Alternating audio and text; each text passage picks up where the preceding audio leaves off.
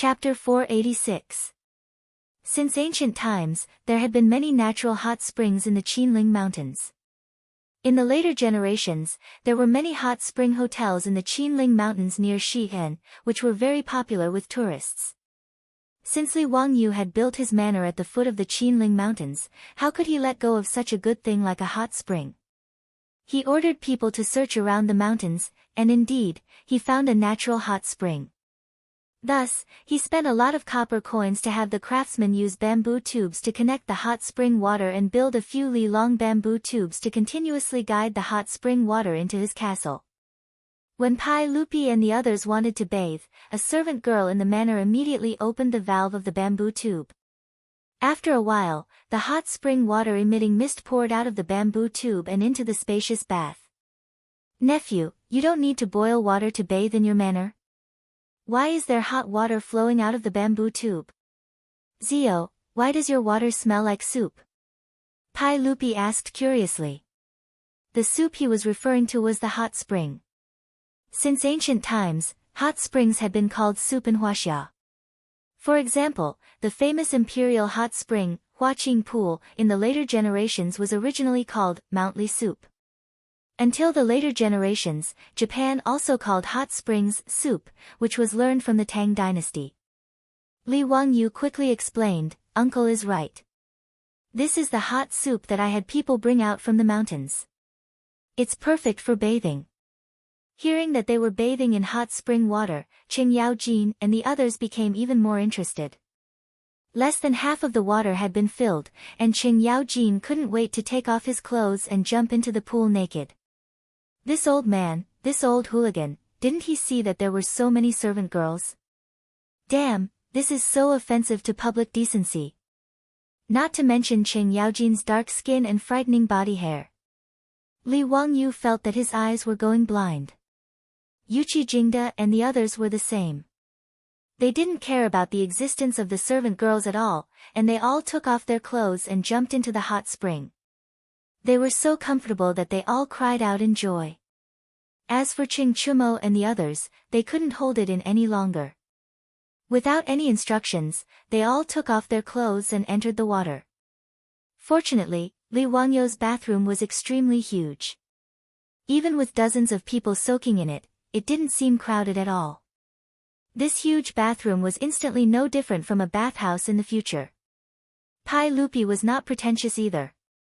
With Mito's help, he simply took off his clothes and soaked himself in the pool, enjoying himself with the officials. After all, he was different from the other emperors.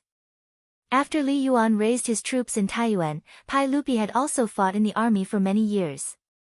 Although he had ascended to the throne, he did not have as many bad habits as other emperors. Bathing naked with Qing Yaojin and the others was not difficult for Pai Lupi. The Tangs liked bathing, especially hot springs. To be able to soak in the hot spring water in Li Wangyu's residence surprised all the officials. Qing Yaojin very shamelessly stretched out his hand to summon a servant girl whose face was already red from embarrassment to rub his back. At the same time, he shouted at Li Wangyu, "Virtuous nephew, quickly have someone bring wine, and also find some dancers to liven things up." "Damn it, stinky bastard." Li Wangyu already had no energy to complain, but he could only obediently do as he was told. He ordered the servant girl to bring wine, and then summoned the newly bought dancers. He was not short of money now, and the old housekeeper Li Heng would not help him save money in this area. Originally, there were no dancers in the residence. Every time there were guests, there was no one to play music or dance to accompany them. This already made Li Heng feel very embarrassed. Now that the new residence was completed, Li Heng naturally did not want his Langjun to be looked down upon by others. This time, when the residence was completed, the old man bought 10 servants in the market, including the expensive dancers. He was so capricious when he was rich. This was the custom among the nobles in the Tang dynasty.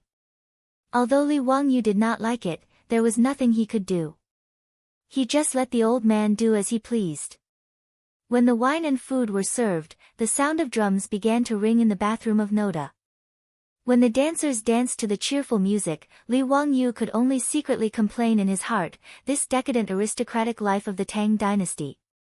Indeed, it should be criticized. Pai Lupi felt very comfortable soaking in the hot spring water. With the smooth little hands of the hot servant girl rubbing his back, he was very satisfied. When he looked up and saw Li Wangyu still waiting on the side, he waved at him. "Zio, why don't you come down and soak with us?" Li Wangyu was about to cry. Dozens of naked men were crowded in the pool. Did he have to go down? Although he was not obsessed with cleanliness, he did not find this comfortable. It was more likely that it was a beautiful woman or Aphrodite in the hot spring pool, he began to regret now. Why did he build such a huge bathroom? At this moment, in the bathroom, there were more than 20 maids serving everyone. Including the dancers, there were more than 20 people. Li Wangyu really did not have the habit of being stared at by so many young and beautiful girls and being asked to strip naked. However, Pai Lupi had already spoken, so what could he do? F***ck, let them look. I'm a man, what's there to be afraid of? Li Wangyu gritted his teeth, quickly took off his clothes, and jumped into the pool. It was his first time soaking in this hot spring water. The hot spring water, which he had spent a lot of money to get from the hot springs on the mountain, was indeed very comfortable. Li Wangyu silently gave himself a thumbs up. Comfortable. Qing Yaojin also noticed that there was a wooden hut in the bathroom. "Nephew, what's the use of that wooden hut?" "Uncle Qing, that's a sauna. It's used for a sauna." What's a sauna? Why do you have such strange names?" Li Wangyu was speechless. He was just used to it. The word sauna was indeed a transliteration. The original meaning seemed to be, a small wooden hut with no windows. When he thought about it this way, it was indeed not a fancy name. "Uncle Cheng, it's a steam house. There are heated stones in the wooden hut. Pouring water on the stones with a ladle will generate a lot of steam, raising the temperature in the wooden hut very high. After a while, you come out and soak in the cold pool. It's quite comfortable." Li Wangyu saw that everyone was curious, so he explained in detail. "Wahahaha, it sounds quite interesting. Your Majesty, why don't we go to that sauna and have a steam bath?" Pai Lupi nodded. "Sure." Therefore, a group of big shots climbed out of the bathtub naked and rushed into the sauna room. Li Wangyu could only shake his head with a wry smile. He asked the maid to bring him a bath towel to wrap around his lower body and followed in. Knowing that the big shots were going to take a bath, the mansion's maids had already heated up the stones in the sauna. As soon as Qing Yaojin came in, he picked up a ladle and poured water on the stones. With a sizzling sound, the water vapor rose, and the sauna room was instantly filled with smoke. The people who were going to a sauna for the first time were so happy that they made a big fuss. The foppish lords even fought over the ladle and poured water on the stones. They were having a lot of fun. Li Wangyu was already speechless. This group of country bumpkins. How could they have the nerve to call themselves the nobles of the Tang dynasty? After steaming for more than 10 minutes, the group of dukes finally couldn't stand the heat anymore. Even Qing Yaojin and Yuqi Jingda's dark skin had turned red and black, looking like steamed crabs. Li Wangyu hurriedly led everyone out of the sauna and took the lead to jump into another cold pool. The stimulation of the hot and cold made Qing Yaojin burst out with vulgarities. "Bastard, so addictive, so King addictive. This cold and hot, I actually feel all the bones in my body go soft. Nephew, you King know how to enjoy yourself. What kind of sauna is this? Later, I'll ask someone to build one for my mansion." Li Wangyu had no reason to refuse and quickly nodded. Yuqi Jingda and the others also spoke up and asked Li Wangyu to build one for them in their mansions. Even Pai Lupi was the same. Taiji Palace didn't have such a comfortable bath. Li Wangyu looked at Pai Lupi and then at the sauna. He suddenly thought of something. Chapter 487. Li Wangyu remembered that Pai Lupi's family seemed to have some cardiovascular, cerebrovascular, and respiratory diseases. Empress Zhangsun passed away at the age of 36. Historians researched that she died of qi disease, which was respiratory diseases like asthma and bronchitis. And the children she had with Pai Lupi didn't seem to live long. Li Qingxian lived for 26 years, Li Tai was 32, and Princess Royal Li Lizzie only lived for 23 years. Princess Jinyang died of illness at a young age, and Princess Xincheng only lived for 30 years. Only Pai Lupi lived for 52 years, and Li Ji lived for 55 years. They could be considered the oldest people in the family. Later historians analyzed that Empress Zhangsuan's qi disease might have been passed down to her children, so the family didn't live long. Thinking of the sauna and the inherited diseases of Pai Lupi's family, Li Wangyu felt that he should persuade Pai Lupi to use the sauna more to prevent diseases. Everyone knew that the sauna could increase blood circulation and prevent hardening of the blood vessels. It had a certain effect on asthma and bronchitis. Li Wangyu now didn't want Empress Zhangsun and his disciples to have short lives. He also had feelings for this family. "Uncle, this sauna is very good for qi disease. Why don't you let me build one for you and Aunt in Taiji Palace? Normally, you, Aunt, Qingqian, Qingke, and the others can all use the sauna. It's very good for your health." Pai Lupi originally liked his sauna very much. Hearing him say this, how could he not refuse? Since Zio is so filial, I thank you on behalf of Maid Guanyin. It would be impolite of me to refuse this sauna. Everyone went to the sauna a few more times. Their bones were all limp. Only then did they feel comfortable and soak in the hot spring water again. Pai Lupi took a sip of wine from the maidservant and asked Li Wangyu, "Zio, you can tell me about the special forces now." Qing Yaojin and the others also came over when they heard this. They were naturally very interested in these big shots in the military and the special forces. The reason why Li Wangyu invited everyone to his residence was to stall for time and think about how to answer. Along the way, he racked his brains and finally came up with an answer. "Uncle, the special forces, as the name suggests, are naturally soldiers of the special forces." Li Wangyu also took a cup of wine with ice cubes in it. After taking a sip, he continued, "In little nephew's vision, our Tang dynasty can select 1 in 10,000 elite soldiers from the government troops and the imperial army, and train them strictly. These soldiers must have superhuman physical strength and courage, and they must be able to survive alone and complete the mission. Moreover, they must be able to survive in extremely harsh conditions, such as the snowy highlands, the Gobi Desert, or the deep mountains and forests. They must learn how to survive without supplies."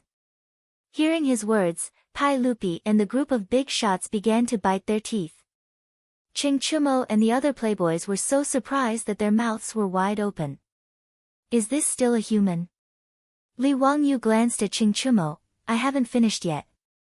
These special forces soldiers must be proficient in all kinds of fighting skills and can kill with one blow. They must have outstanding intelligence and be proficient in many combat skills. They must know how to camouflage, lurk, swim, and climb walls.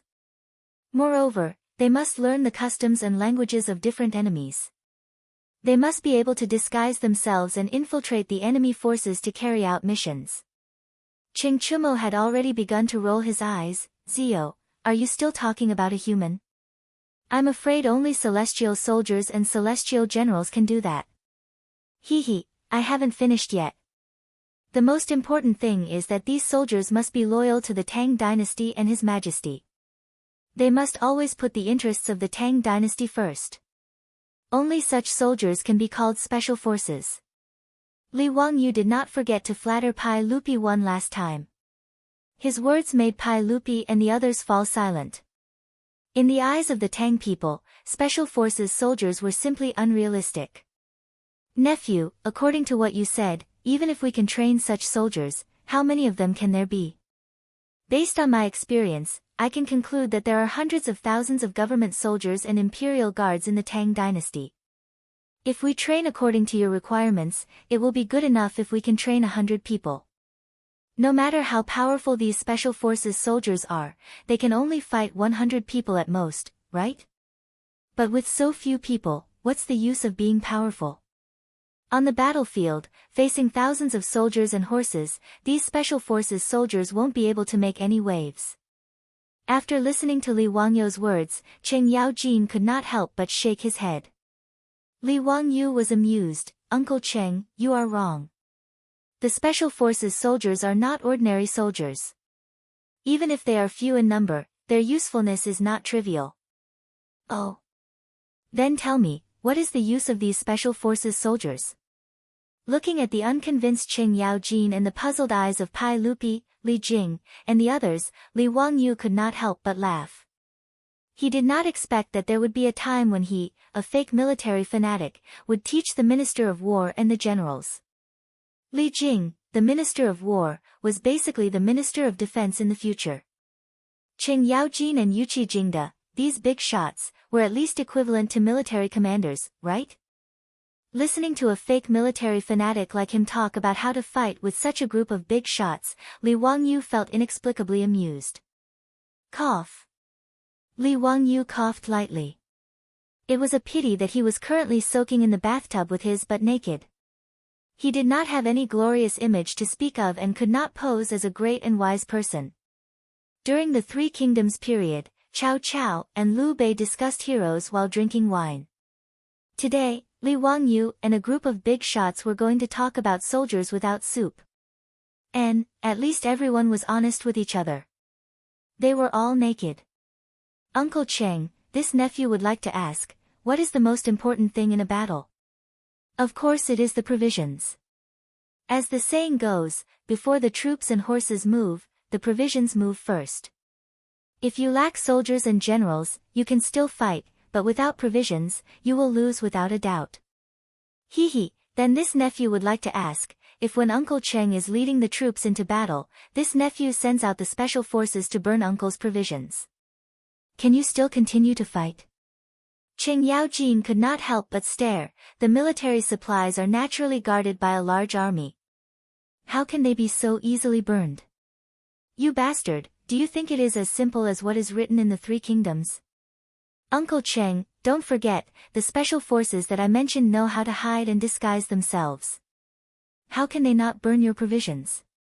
If they wear evasive uniforms and sneak into the camp at night, can Uncle Cheng's soldiers find out? Or if they disguise themselves as soldiers in your camp and sneak into the main camp, can Uncle Cheng really defend against them? This. Cheng Yaojin thought about how everyone had gone to search the small mountain today, but they still couldn't find the Niu brothers. If there was really a sneak attack by the special forces that Li Wangyu mentioned, he really might not be able to do anything. Uncle Cheng, the special forces can also continuously harass your army when it is marching, assassinate the generals, poison, set fires, and do anything. And every move of your army is under the eyes of these special forces hiding in the dark. They will report to the rear army at any time. Uncle Cheng, do you think that you still have a chance of winning against such an opponent?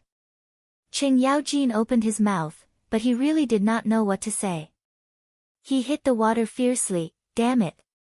If there is such an enemy, I am afraid that I will have to sleep with one eye open.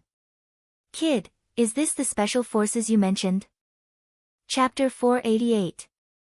Li Wangyu's words seemed to have opened a window to a whole new world for Pai Lupi, Cheng Yaojin, and the others.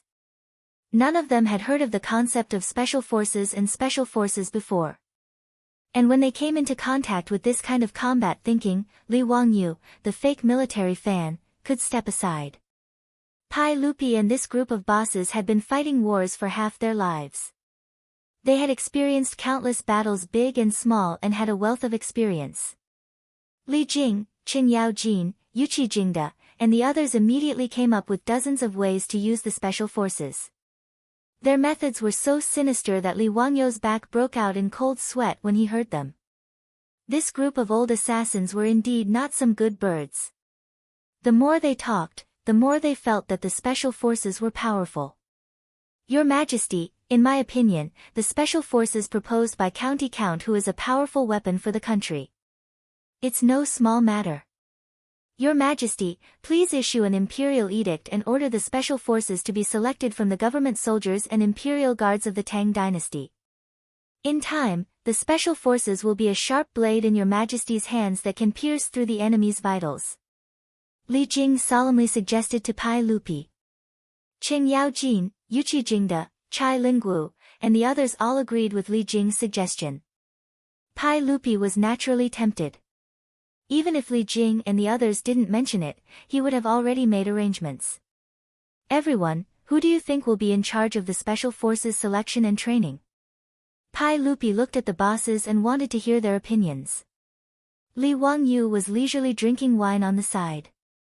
He felt that this matter had nothing to do with him. However, when he noticed that everyone, including the group of rich kids, was looking at him, he was so scared that he almost knocked over the wine glass in his hand. Duke Wei, Uncle Cheng, Uncle Yuqi, everyone, why are you looking at me? Li Jing twirled his beard and smiled. County Count Hu, I'm afraid that no one in the world knows the special forces better than you. Since you proposed this, why don't you build this army? What the hell do I know? Li Wangyu felt wronged in his heart. He was just a fan of the military. Other than watching movies, participating in military training, and standing in a military posture, he knew nothing about the military. Not to mention the special forces, he didn't even know how to train a normal army. What he had said just now was purely based on the movies he had seen and the military forums he had browsed in his previous life. He knew the facts, but he didn't know the reasons. He was absolutely unwilling to take over this kind of thing. Li Wangyu rolled his eyes, and the same old excuse came out of his mouth, "Hee, thank you for your kindness, Duke Wei. However, I am still in the middle of cutting off my late father's decline, and I am truly unable to help." Well, the Tang dynasty ruled the world by filial piety. Li Wangyu had to observe mourning for his father for 3 years. During this period, he could not get married, nor could he enter the imperial court as an official. Therefore, when he used this excuse, Pai Lupi and the others were at their wits' end. Zio, you were the one who proposed this. At the very least, you should give us some details on how to operate it. Pai Lupi glared at him with dissatisfaction and settled for the next best thing. Li Wangyu didn't have any objections to this. Wasn't it just writing a standard for the selection and training of the special forces? He could just make it up and exaggerate it as much as he could. As for whether Qing Yaojin and the others could do it or not, it had nothing to do with him. After soaking in the hot spring for almost 2 hours, Li Wangyu felt that his bones were soft. Pai Lupi and the other bosses, as well as the rich kids, finally climbed out of the hot spring in satisfaction. With the help of the Lai hot maids, everyone changed their clothes and went to the dining hall to eat. Without a doubt, Qing Yaojin and the other bosses drank until they were drunk again. Fortunately, Li Wangyu had the foresight and ordered the servants and maids to put away all the decorations in the dining hall. In addition, there were many troops and guards in the residence, so the group of old ruffians who caused trouble after drinking didn't suffer any losses. Li Wangyu ordered the servant girls in the mansion to send these big shots and foppish sons to the guest rooms to rest and serve them well. Then, he rode on the horse dizzily, leading Niu Yong and Niu Wu back to the old mansion. When he returned to the residence, it was already late at night. His beautiful superior was still awake and was waiting for him in the central room. However, when Li Wangyu saw his beautiful superior's cold face, he knew that something was wrong. He prepared to pretend to be drunk and sneak away. If there was anything, he could talk about it tomorrow. Perhaps his beautiful superior's anger would dissipate then. Changqing, you haven't slept yet. I'm very sleepy, I'm going to sleep first. Li Wangyu's words were slurred. He greeted his beautiful superior and prepared to sneak away. Stop! His beautiful superior's voice was cold. Don't think about pretending to be drunk to get away. Why did you agree to let the Niu brothers fight with Ho Junji's troops? As expected, it was because of this matter. Li Wangyu couldn't help but bitterly smile. He stopped pretending to be drunk and sighed deeply. Sitting beside his beautiful superior, he picked up the cold tea on the table and gulped down a few mouthfuls. "Ai, Changqing, it's not that I want them to fight, but I have no other choice." Li Wangyu didn't hide anything from her and honestly recounted what had happened in front of the Jade Star Palace. When the beautiful superior heard that Hou Junji, Wang Renyu, and Zheng Yuanshou had forced the Niu brothers to fight to the death, she was so angry that her eyebrows furrowed. How can they do this? This was a living human life. Are human lives so worthless in their eyes? The beautiful superior said angrily. Li Wangyu gently put his arm around her shoulder and comforted her softly. "Changqing, this is the Tang dynasty." The beautiful superior silently closed her eyes and leaned her head on Li Wangyu's shoulder. "Wangyu, I'm so scared. I'm scared that one day, someone will force you to kill people. I'm scared that someone will force us to do things we don't want to do." Today, when she heard about the bloody massacre, the beautiful superior, who had always been strong, was scared. The Tang dynasty was too different from the world she was familiar with. "Don't worry, I'm here. I'll protect you." Li Wangyu could only comfort her in this way. The beautiful woman in his arms suddenly trembled and began to cry. Li Wangyu hurriedly wiped away the tears on her face. "What's wrong? Why are you crying?" "Changqing, don't scare me. I miss home. I want to go back." The beautiful superior cried like a pear blossom in the rain. Li Wangyu felt distressed when he saw this, but he didn't know how to comfort her. "Go back. I'm afraid I won't be able to go back to my home in the future." Suddenly, Li Wangyu's eyes became a little red. He hugged the beautiful superior who was crying silently and softly hummed a song with a hoarse voice. "It's not only the wine that made me cry last night. It's not only your gentleness that made me reluctant to part.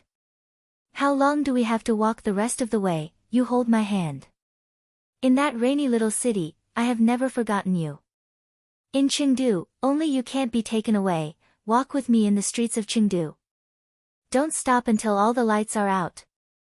Li Wangyu studied in Chengdu University in the future. He had friends and memories there. It was his favorite city, and Zhao Lei's Chengdu had also become his favorite song. The home he couldn't go back to, the city he couldn't go back to.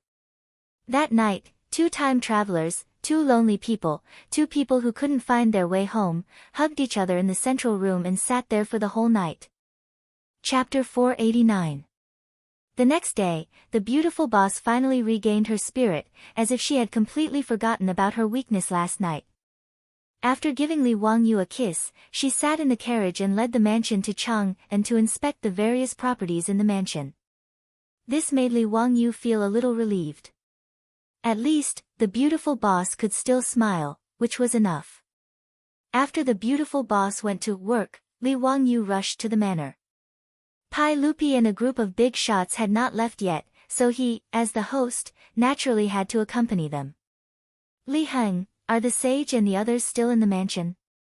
Last night, the old housekeeper Li Heng was left in the manor by Li Wangyu to serve Pai Lupi and the others. Li Wangyu walked around the manor, but did not see Pai Lupi and the others. He was curious and asked Li Heng.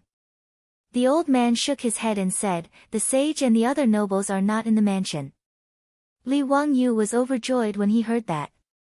Well, Pai Lupi and the others were quite self-aware.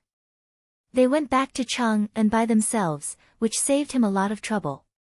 He nodded and turned to leave, but was stopped by the old man again. "Lang Jun, the sage and the nobles have not returned to Chang'an. They feel very comfortable living in the mansion and plan to stay here for a few days. Now the sage and the others are just hunting in the mountains." "What? They want to stay for a few days?" Li Wangyu suddenly felt frustrated as if he had let a wolf into the house. Were these people addicted to living here? He didn't know that Li Er and the others were extremely satisfied with Li Wangyu's mansion, except for the stone castle, which they didn't like. This morning, before dawn, Pai Lupi sent people back to Chang'an. He informed Fang Xianling and the others that the court would be suspended for the next few days. If there was anything, they could send it to the county magistrate's manor of Dingzhou village. He would be resting here for a few days. At this time, Pai Lupi, Qing Yaojin, Yuqi Jingda, Qin Xiong, and the others had already led a large group of people to the Qinling Mountains to hunt. After Li Wangyu figured it out, he couldn't help but look up at the sky and sigh. *CK, the mansion that his master had never lived in had actually become Pai Lupi's temporary residence. The Jade Star Palace was not far away. Why didn't Pai Lupi go to his palace? Although he was cursing in his heart, he still had to continue receiving Pai Lupi and the others. Everyone in the mansion, including the old housekeeper Li Heng, was extremely excited. Even the newly bought maids in the residence had proud looks on their faces. What kind of honor was it to be able to serve a saint? Li Wangyu could only shake his head. He took a fishing rod and went fishing in the lake in the mansion to pass the time and wait for Pai Lupi and the others to come back. After noon, Pai Lupi, Qing Yaojin, and the others finally returned from the mountains, bringing back a lot of big and small prey. Wahaha, virtuous nephew, quickly tell the cook in your residence to clean up the game. We'll be eating this tonight. Nephew, you really chose a good place for your mansion. Not bad at all. Qing Yaojin laughed. He was obviously very satisfied with the manner. Li Wangyu could only squeeze out a smile. If Uncle Qing likes it, you can stay in my mansion for a few more days. Wahaha, well, since nephew said so, I will stay for a few more days. Qing Yaojin's words made Li Wangyu almost cry.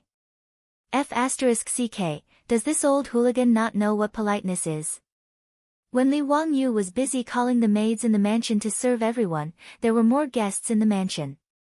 Looking at Feng Xianling, Du Ruhui, Zhang Sun Wuji, and the others who dismounted from their horses, Li Wangyu was about to cry.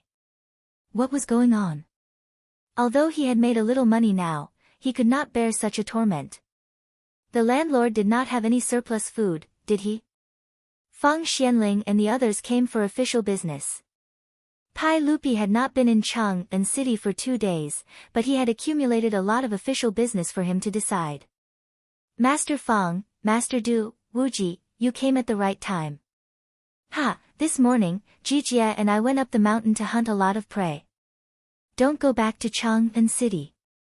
Zio's mansion is very comfortable. You can stay here with me for a few days. Pai Lupi completely regarded himself as the master. Li Wangyu could only look at the sky silently and draw circles in his heart. I'm sweaty from hunting today. I don't feel good. Your Majesty, why don't we take a bath and have a sauna? Qing Yaojin turned to look at Pai Lupi. Pai Lupi immediately nodded. Okay. Then, the group of men rushed to the huge bathroom in Li Wangyu's mansion. Feng Xianling and the others were confused. Why would they take a bath in broad daylight? Then what was the meaning of a sauna? Seeing that they were confused, Qing Yaojin and the others showed off for a while. They looked like bathhouse experts. After Feng Xianling, Du Ruhui, Zhang Sun Wuji, and the others tried the hot spring and sauna in Lai Hot, they were full of praise. After the excitement, everyone comfortably soaked in the hot spring. Pai Lupi turned to look at Feng Xianling. Master Feng, is there any official business that requires you, Master Du and Wuji to come to Hu County? Yes, Your Majesty. This year, there was a locust plague. Although Your Majesty gave an edict to exterminate the locusts and save the people, there will be a decrease in grain production. It is now the end of the 8th lunar month. There will be a shortage of food and resources everywhere. The people lack grain and the farmers live in poverty. I'm afraid it will be difficult for them to survive. After discussing with Prime Minister Du and Master Dai, we feel that the local government should release grain to help the people. Therefore, Your Majesty, please make a decision. Feng Xuanling's words made Pai Lupi silent. After a while, he slowly nodded. Okay. In the 2nd year of the locust plague, although the locusts were exterminated in time and the people didn't sell their children, the lack of grain production this year was certain. The people had a difficult life. Pai Lupi was discussing with Fang Xianling and the others how to release grain when Li Wangyu suddenly said, "Uncle, in Guanzhong Road, especially around Chang'an, we can encourage the planting of rice. The maturity period of rice is shorter than that of wheat. Moreover, I estimate that with the current weather, it is possible to plant 2 crops of rice a year in Guanzhong Road. It is now the end of the 8th lunar month. Those lands where wheat production is seriously low can urgently plant a season of rice. In this way, the harvest can be harvested at the end of the year. Food will not be a problem." After he finished speaking, Li Er, Fang Xianling, and the others were stunned. After a while, they suddenly burst into laughter. Qing Yaojin laughed so hard that tears came out of his eyes. He pointed at Li Wangyu and laughed, "Wahahaha, nephew, I really thought that you knew everything from the heavens to the earth, but I didn't expect that you would also talk nonsense. Since ancient times, wheat has been cultivated in Guanzhong Road. How can we change it to rice? Moreover, in the Tang dynasty, except for a few provinces, other places ripen only once a year. How can we plant 2 crops of rice a year? How can we change the wheat fields to rice fields? Nephew, don't be ridiculous." Although Fang Xianling and the others didn't speak, the smile on their faces was undoubtedly the same attitude as Qing Yaojin. Pai Lupi couldn't help laughing. He coughed softly and helped Li Wangyu out. "Well, Zio is still young. It's normal that he doesn't know about farming." Li Wangyu was speechless. He was a child who grew up in the countryside. How could he not know about farming? Are you kidding? And what he said was not nonsense. Naturally, there was a reason behind it. Chapter 490. In the future, Guanzhong Road was the Guanzhong area with Xi'an as the center. Even after thousands of years, soil erosion and vegetation destruction, the Zhouzhi and Lantian counties near Xi'an could still grow rice in large quantities. But now, the Guanzhong Road of the Tang dynasty had better conditions for growing rice. First of all, it had abundant water sources. Unlike the yellow hills of northern Shaanxi, which gave people the impression of drought, the Guanzhong Road of the Tang dynasty had abundant water sources. Since the Han dynasty, there was a saying that Chang'an was surrounded by 8 rivers. The 8 rivers, Wei, Jing, Feng, Watershed, Bai, and Mu, flowed around Chang'an city. The 8 rivers diverged into different directions, opposite each other. With abundant water sources and Li Wangyu's water wheel, rice could naturally be grown in large quantities. Now, the Tang dynasty was in a warm period. Even in the Guanzhong Road north of the Yangtze River, the temperature was not inferior to the areas in the future where rice could be grown 2 crops a year. At least, Li Wangyu felt that Chang'an was much hotter than Chengdu in the future. If Chengdu could grow 2 crops a year, why couldn't the Guanzhong Road? Switching to rice was much better than wheat. High yield and short maturity period. Other than needing a lot of water and not being able to withstand the cold, there were no other shortcomings. And these 2 points were not a problem in the present Guanzhong Road. It was now the end of August. They could still plant rice to recover the losses caused by the locust plague. Li Wangyu just thought of this.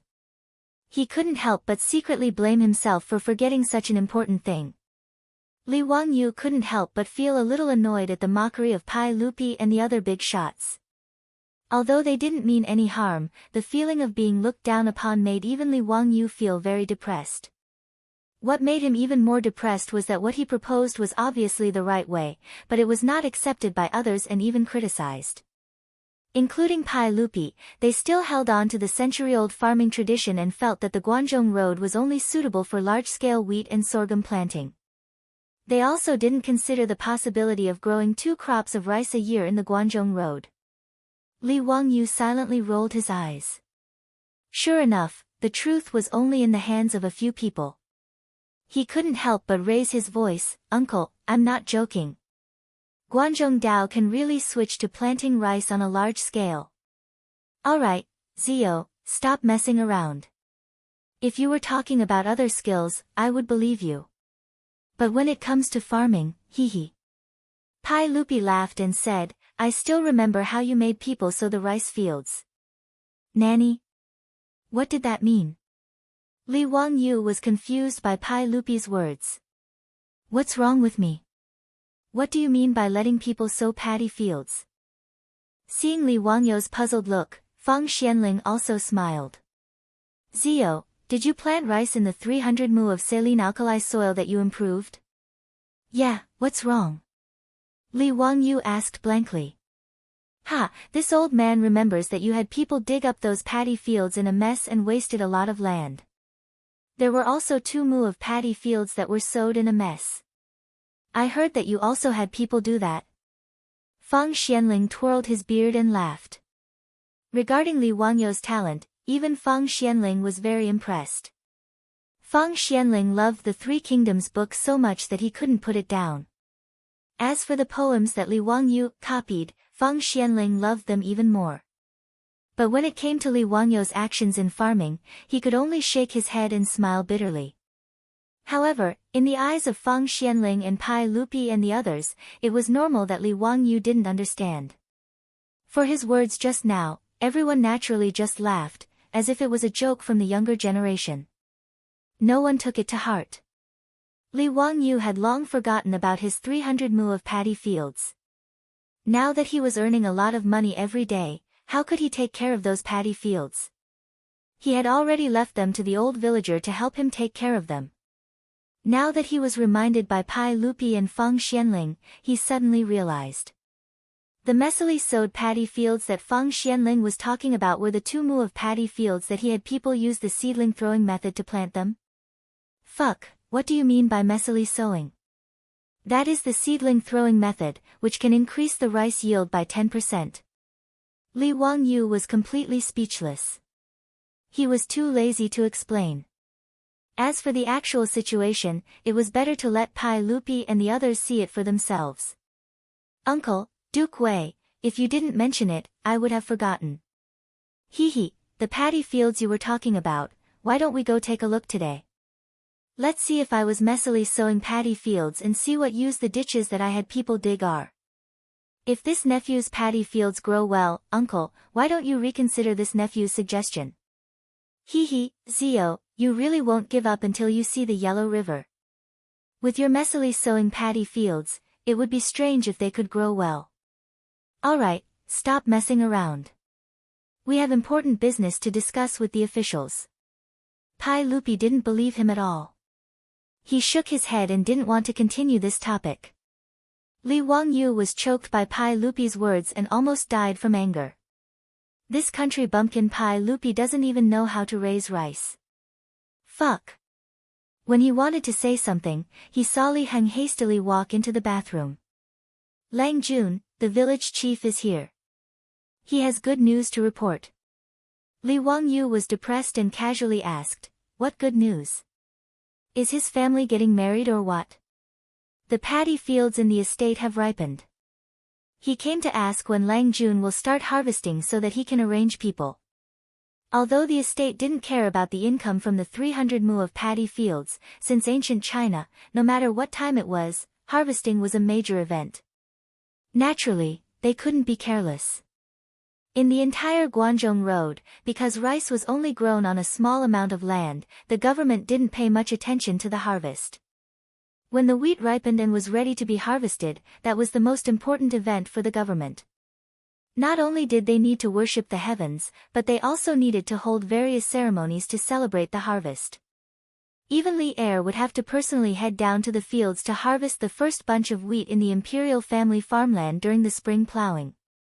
This was an important ceremony that wasn't inferior to the imperial family's plowing ceremony. Not only did Pai Lupi have to personally go to the fields to harvest, but Empress Zhangsun and the crown prince also had to follow behind to pick up the wheat. After harvesting, they had to worship the heavens to show their gratitude for the gift. Therefore, in the old village chief's opinion, his lord's paddy fields ripening was naturally a major event, so he hurriedly came to report. When Li Wangyu heard this, he couldn't help but raise his head and laugh. This was really like someone giving him a pillow when he was sleepy. He was depressed about how to convince Pai Lupi and the others. Now was the perfect time to let them see with their own eyes whether or not he knew anything about farming. Li Heng, go tell the old village chief to immediately prepare for the harvest. Arrange for people to start harvesting today. I'll go to the paddy fields in a bit and preside over the harvest. Yes. After Li Heng left, Li Wangyu turned to look at Pai Lupi and the others. Uncle, the village chief just came to report that the 300 mu of paddy fields have ripened and are ready to be harvested today. I wonder if Uncle is interested in seeing how my paddy fields are doing. When Pai Lupi heard him mention the paddy fields again, he couldn't help but shake his head. Ha, Zio, you are really stubborn. Do you really want me to see your paddy fields?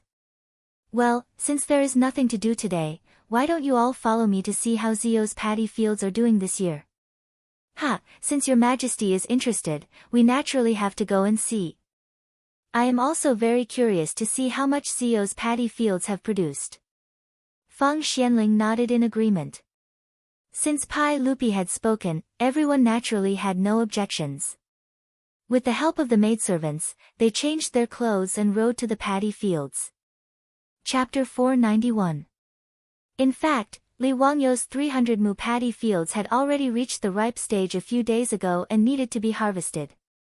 During the ripe stage, the husks of the rice would turn yellow and the water content of the rice grains would decrease and harden. This was the best time to harvest rice. If this time was missed, the rice would enter the dry stage. Not only would the yield decrease, but the quality of the rice would also deteriorate. However, in the Tang dynasty, spring wheat was planted in Guangdong province. Every year, spring wheat would be sown in March and April. The growing period would last for more than 200 days and would only be harvested in the golden autumn of October. If winter wheat was planted in Shaanxi province in the future, the growing period would be even longer than 300 days. Every year, it would be planted from August to December and harvested from May to July. The old villager had never planted rice before. He didn't expect that it would only take about 5 months to mature, which was 150 days. If he didn't go to Li Wangyu's 300 mu paddy fields every few days, he would have missed the best time to harvest rice.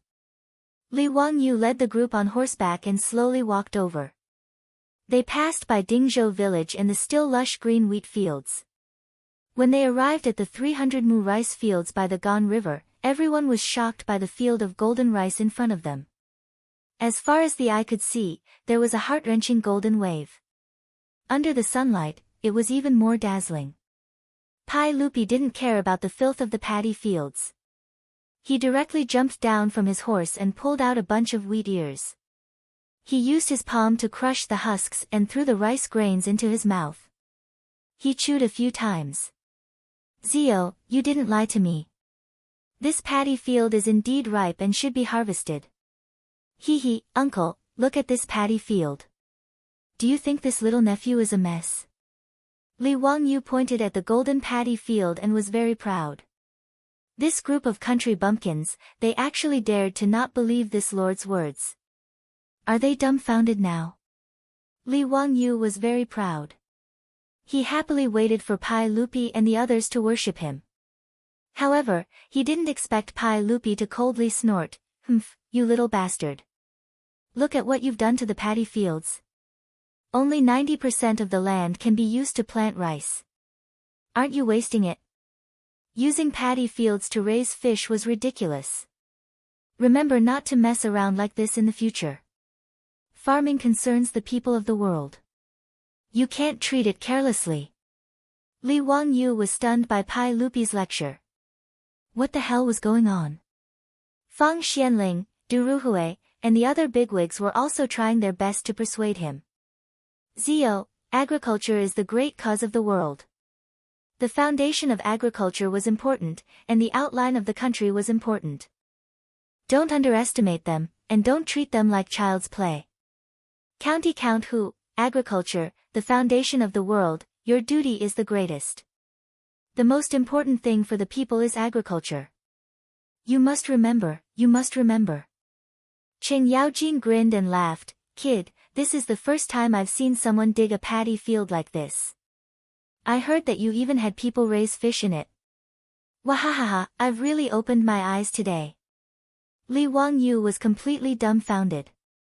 Who were these people? He was too lazy to continue talking nonsense. It was better to speak with facts and let Pai Lupi and the others know what the law of good smell was. Old village chief, get people to prepare a fishing net. First, dig the ditch of this few mu of land. I want to collect fish. By the way, bring me a big scale. Later, I'll measure how many fish can be produced in 1 mu of land. The old village chief immediately responded. He found the farmers and laid the fishing net at the drainage of the paddy field canal according to Li Wangyu's instructions. Then, they dug the canal to release the water. Pai Lupi was too lazy to continue teaching Li Wangyu a lesson. In his opinion, a young man would be fine after a little setback. When he knew that he couldn't raise fish in the paddy field, he naturally wouldn't do it in the future. When Li Wangyu ordered people to dig the canal to release the fish, he, Fang Xianling, and the others stood aside and watched. Everyone was talking and laughing, waiting to see Li Wangyu make a fool of himself. Even Pai Lupi thought about how to educate this kid later and let him know that farming was not something to mess around with. After the canal was dug, the water in the canal immediately spewed out of the gap and into the Gan River. Qing Yaojin stood beside the drainage hole and talked and laughed with Qin Xiong about Li Wangyu's whimsical ideas. Suddenly, he saw a school of fish swimming out of the water and was suddenly shocked. Fish, fish, so many fish. With Qing Yaojin's shout, the drainage hole of the canal was immediately surrounded by Pai Lupi and a group of dukes.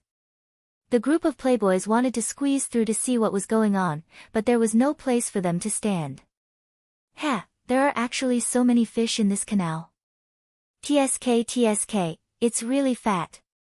Are my eyes playing tricks on me? Such a big fish, I'm afraid it's 3 or 4 gene. There are really fish. This fish can be raised like this. As the water in the canal continued to be discharged from the rice field, more and more fish were caught in the fishing net. Catfish, spotted silver carp, white carp, cushion carp, carp. There were all kinds of fish, and they were all quite big. They were constantly jumping and struggling in the fishing net. The old villager has long been shocked by the catch of fish. He has never seen so many fish caught in a net at one time. The old housekeeper Li Heng was even more anxious and kept shouting at the villagers who were holding the fishing net, "Be careful, pull it. Don't let the fish escape." Li Wangyu saw that there were too many fish in the fishing net. He was afraid that the villagers couldn't hold the net, so he quickly called the troops behind him to help. With the help of everyone, after a quarter of an hour, the water in the canal was finally discharged, and the fishing net was full of fish. Pai Lupi has been shocked by the scene in front of him. In the Tang dynasty, when artificial fish farming was not popularized, who had seen so many fish caught at one time? Fang Xianling didn't care about what he had said before, and repeatedly urged everyone to carry the fishing net and weigh it. He couldn't wait to know how many fish were raised in this 1 mu of rice field. The old villager hurriedly asked the villagers to bring bamboo baskets to load the fish. The big bamboo baskets were actually filled with 4 baskets. The result of the weighing made Pai Lupi, Fang Xianling, and others' jaws drop. A total of more than 300 jin of fish. And this was only the harvest of 1 mu of rice field. Pai Lupi, Fang Xianling, and others couldn't help but blush at this time. Just now, they had been teaching Li Wangyu a lesson, saying that he didn't know farming, digging ditches in the rice field to raise fish, and was fooling around. They didn't expect that a moment later, they would be slapped in the face by the fish catch of more than 300 jin. Only 10% of the field could be exchanged for more than 300 jin of fish. What kind of concept was this? In today's Tang dynasty, the harvest of rice fields was only about 300 jin per mu. And those fields that were planted with wheat had even lower harvests. Later historians inferred from the history books that in the Tang dynasty, the yield of rice per mu was 1.5 dan, and the yield of wheat was 1 dan. In the Tang dynasty, 1 dan weighed about 50 kilograms, which was 100 jin. In this way, the harvest of fish raised in 1 mu of rice field was about 3 dan. Twice the yield of rice, 3 times the yield of wheat, how amazing this was. When everyone's jaws dropped, Li Wangyu was a little disappointed. He remembered that in the later generations, the harvest of fish raised in rice fields was more than 700 jin. His harvest of fish was less than half of that of the later generations, which was really not good. He didn't think about how advanced the agricultural breeding technology of the later generations was. The yield of the super hybrid rice had reached 1,149 kilograms per mu. That was 10 times the yield of rice in the Tang dynasty. How could this be compared? After the surprise, Pai Lupi didn't care about anything else, and quickly shouted, "Quick, dig another mu. I don't believe that there can be so many fish in 1 mu of rice field." Chapter 492. Pai Lupi, Feng Xianling, and the others successively ordered people to dig 3 rice paddies and canals in different locations. As for the fish they got, there wasn't much difference between them. They were all about 300 catties. This result finally made Pai Lupi and the other officials speechless. They looked at each other and felt very embarrassed.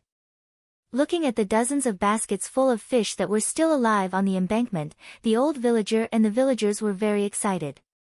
Li Wangyu waved his hand and shouted to the old villager, "Old villager, take all these fish to the village and distribute them to each family. Today, I'll treat everyone to fish." Ha ha ha ha. He was so excited that he started to howl like Qing Yaojin. The old villager and the villagers were so happy that they couldn't close their mouths. They bowed to Li Wangyu again and again to express their gratitude. Qing Yaojin was so thick-skinned that he pretended that he hadn't said anything before. He went to the bamboo baskets, picked out a few of the fattest carps, and threw them to the Lai Hot's troops. Quickly send them back to your house and ask the cook to raise them in a basin. Later, I'll use these fish to eat fish slices. Ha ha ha, delicious, very delicious. Fish slices were sashimi. Fresh fish was cut into thin slices and dipped in seasoning. It was the favorite dish of the Tang people. However, there was no artificial fish farming in the Tang dynasty. It was all fishermen who caught the fish on the river. Such fresh carps were rare. Even a big shot like Qing Yaojin couldn't eat them at any time. Qing Yaojin's action relieved the embarrassment of Pai Lupi and the officials. They began to talk about how to make the fish more delicious. They didn't mention that Li Wangyu didn't know anything about farming. Li Wangyu didn't expose them. He wasn't stupid. He didn't want to provoke Pai Lupi. After digging the canals of 4 acres of rice paddies, Li Wangyu didn't ask people to continue fishing. Now that there was no refrigerator, it would be difficult to deal with too many fish. What's more, there were 300 mu of paddy fields. If 1 mu could produce 300 catties of fish, that would be 90,000 catties of fish. With so many fish, it would be impossible to digest them all at once. If the fish died, they wouldn't be delicious anymore. Fortunately, the aqueduct in the rice field was more than a meter deep. Therefore, even though the rice paddies had long been drained dry for the purpose of harvesting, it did not affect the aqueducts in the slightest. This was the benefit of 3-dimensional rice farming. Li Wangyu did not intend to sell these fish. He was not short of money now, and he no longer had the thought of raising fish to sell for money. Although this fish was not for sale, it could be used as a gift. Li Wangyu pondered for a moment, then called the old housekeeper, Li Heng, and the old village chief, and ordered them to arrange for people to dig a mu of water channel every day to catch fish. The fishes that were caught were all filled with water in wooden buckets to ensure that the fishes were fresh. After that, he asked the farmers to send it to Chang, and in 4-wheeled carriages. He would send it to the palace, as well as the various noble residences, and invite the big shots to try it. His words made Qing Yaojin and the others beam with joy, and they all praised Li Wangyu for his generosity. Even Pai Lupi had a satisfied expression, and he accepted Li Wangyu's gift without any hesitation. In fact, if these 300 catties of fish were distributed to the various residences, each family would only get 1 tael. However, to be able to taste fish every day, no one would complain about it being too little. After arranging the fish, it was time to harvest the rice paddies. Li Wangyu looked at the 300 mu of rice paddies, and suddenly asked, "Uncle, do you know what the yield of rice paddies in the Tang dynasty is?" "Ha, Zio, do you still want to test me?" "I naturally know that the rice paddies in the south yield about 1 stone and 5 caddies per mu." Li Wangyu chuckled. "Uncle, you said before that this nephew dug out 10% of the rice paddies, reducing the cultivated area of the rice paddies. This nephew wants to make a bet with Uncle. I wonder if Uncle is interested." "Bet on what?" "I don't have money." Pai Lupi immediately became vigilant when he heard Li Wangyu mention a bet again. After these few bets, Pai Lupi suddenly realized that this brat had never lost a bet before. Even if everyone thought that victory was in their hands, it was laughable that the final winner would always be this brat. With the example of Taiyuan Wang clan and Ho Junji as an example, how could Pai Lupi make a bet with him? "Ha, Uncle, I'm not betting. What this nephew means is that if the harvest of my 300 mu of rice paddies is good, I hope that Uncle and the other officials will consider this nephew's proposal. It's already the end of the 8th month, and it will be too late if we don't start planting rice paddies now." Li Wangyu put away his smile and solemnly bowed to Pai Lupi. This subject is speaking from the bottom of his heart, and is not joking. "Your Majesty, please understand." His words caused Pai Lupi, Feng Xianling, and the others to fall silent. It was already the end of the 8th month and the beginning of the 9th month. Sowing seedlings and fighting over rice paddies was unheard of. Of course, they didn't believe Li Wangyu's words and only treated it as a joke. But wasn't it also unheard of to raise fish in rice paddies? But those 300 jin of fish were still alive and kicking in front of their eyes, so they had no choice but to believe it. In truth, Li Wangyu wasn't very confident when he brought up this matter. After all, although his hometown in the past had 2 seasons of rice paddies, it was usually 1 season of rice and 1 season of rape. There had never been 2 seasons of rice paddies. And according to what he knew, the 2 seasons of rice paddies in the past would be harvested around the 7th month. Then, they would immediately rush to plant the late rice paddies and harvest the late rice paddies in the 10th or 11th month. But now, it was already the end of the 8th month. By the time the rice was ready to be planted, it would be at the end of the 9th month. Thus, it would be December or January of the following year before it could be harvested. Whether this kind of rice paddies could survive the winter was a fatal problem. If the winter this year was too cold, the seedlings would all freeze to death in the field before they could mature. It would be a waste of effort. He was gambling. He was gambling that the temperature in the Tang dynasty would still be hot and it would be a warm winter. Li Wangyu remembered that during the Tang dynasty, the earth was in a warm period and the temperature was unusually high. Chang'an and Luoyang had no snow all year round. Because of the high temperature, even Sichuan could grow lychees. It wasn't until the end of the Tang dynasty and the beginning of the 5 dynasties that the climate began to become cold. In Chang'an and Luoyang, it often snowed heavily in winter. If the temperature was high enough in the 2nd year of Zhengguan, it wasn't impossible to harvest the rice paddies at the end of the year. In response to Li Wangyu's words, Pai Lupi was silent for a long time before he said, "Ziyu, arrange for people to harvest the rice paddies first. We'll discuss this matter later." In response to Pai Lupi's reply, Li Wangyu was helpless. He couldn't come up with any more words to persuade Pai Lupi and the officials. He could only give up and order the old village chief to start harvesting the rice paddies. After the old village chief received the order from the old housekeeper Li Heng, he had already started to arrange for people to harvest the rice paddies. However, most of the farmers in Dingzhou village were now working as drivers for the 4-wheeled carriage in Chang'an City. They couldn't find enough young men in such a short time. Pai Lupi saw that there weren't many farmers harvesting the rice paddies, so he ordered the accompanying Jinwu guards to take off their armor and weapons and go to the fields to help harvest the rice paddies. These imperial army soldiers were all mansion soldiers. They were used to farming, so they naturally didn't slack off when it came to farm work. As the saying goes, there is strength in numbers. With the help of a few hundred imperial army soldiers, they finished harvesting 2 to 3 mu of rice paddies in less than half an hour. The rice paddies were piled up in bundles on the ridges of the fields, looking very pleasing. Fang Xianling immediately summoned a few soldiers and asked them to bring bamboo mats and wooden sticks.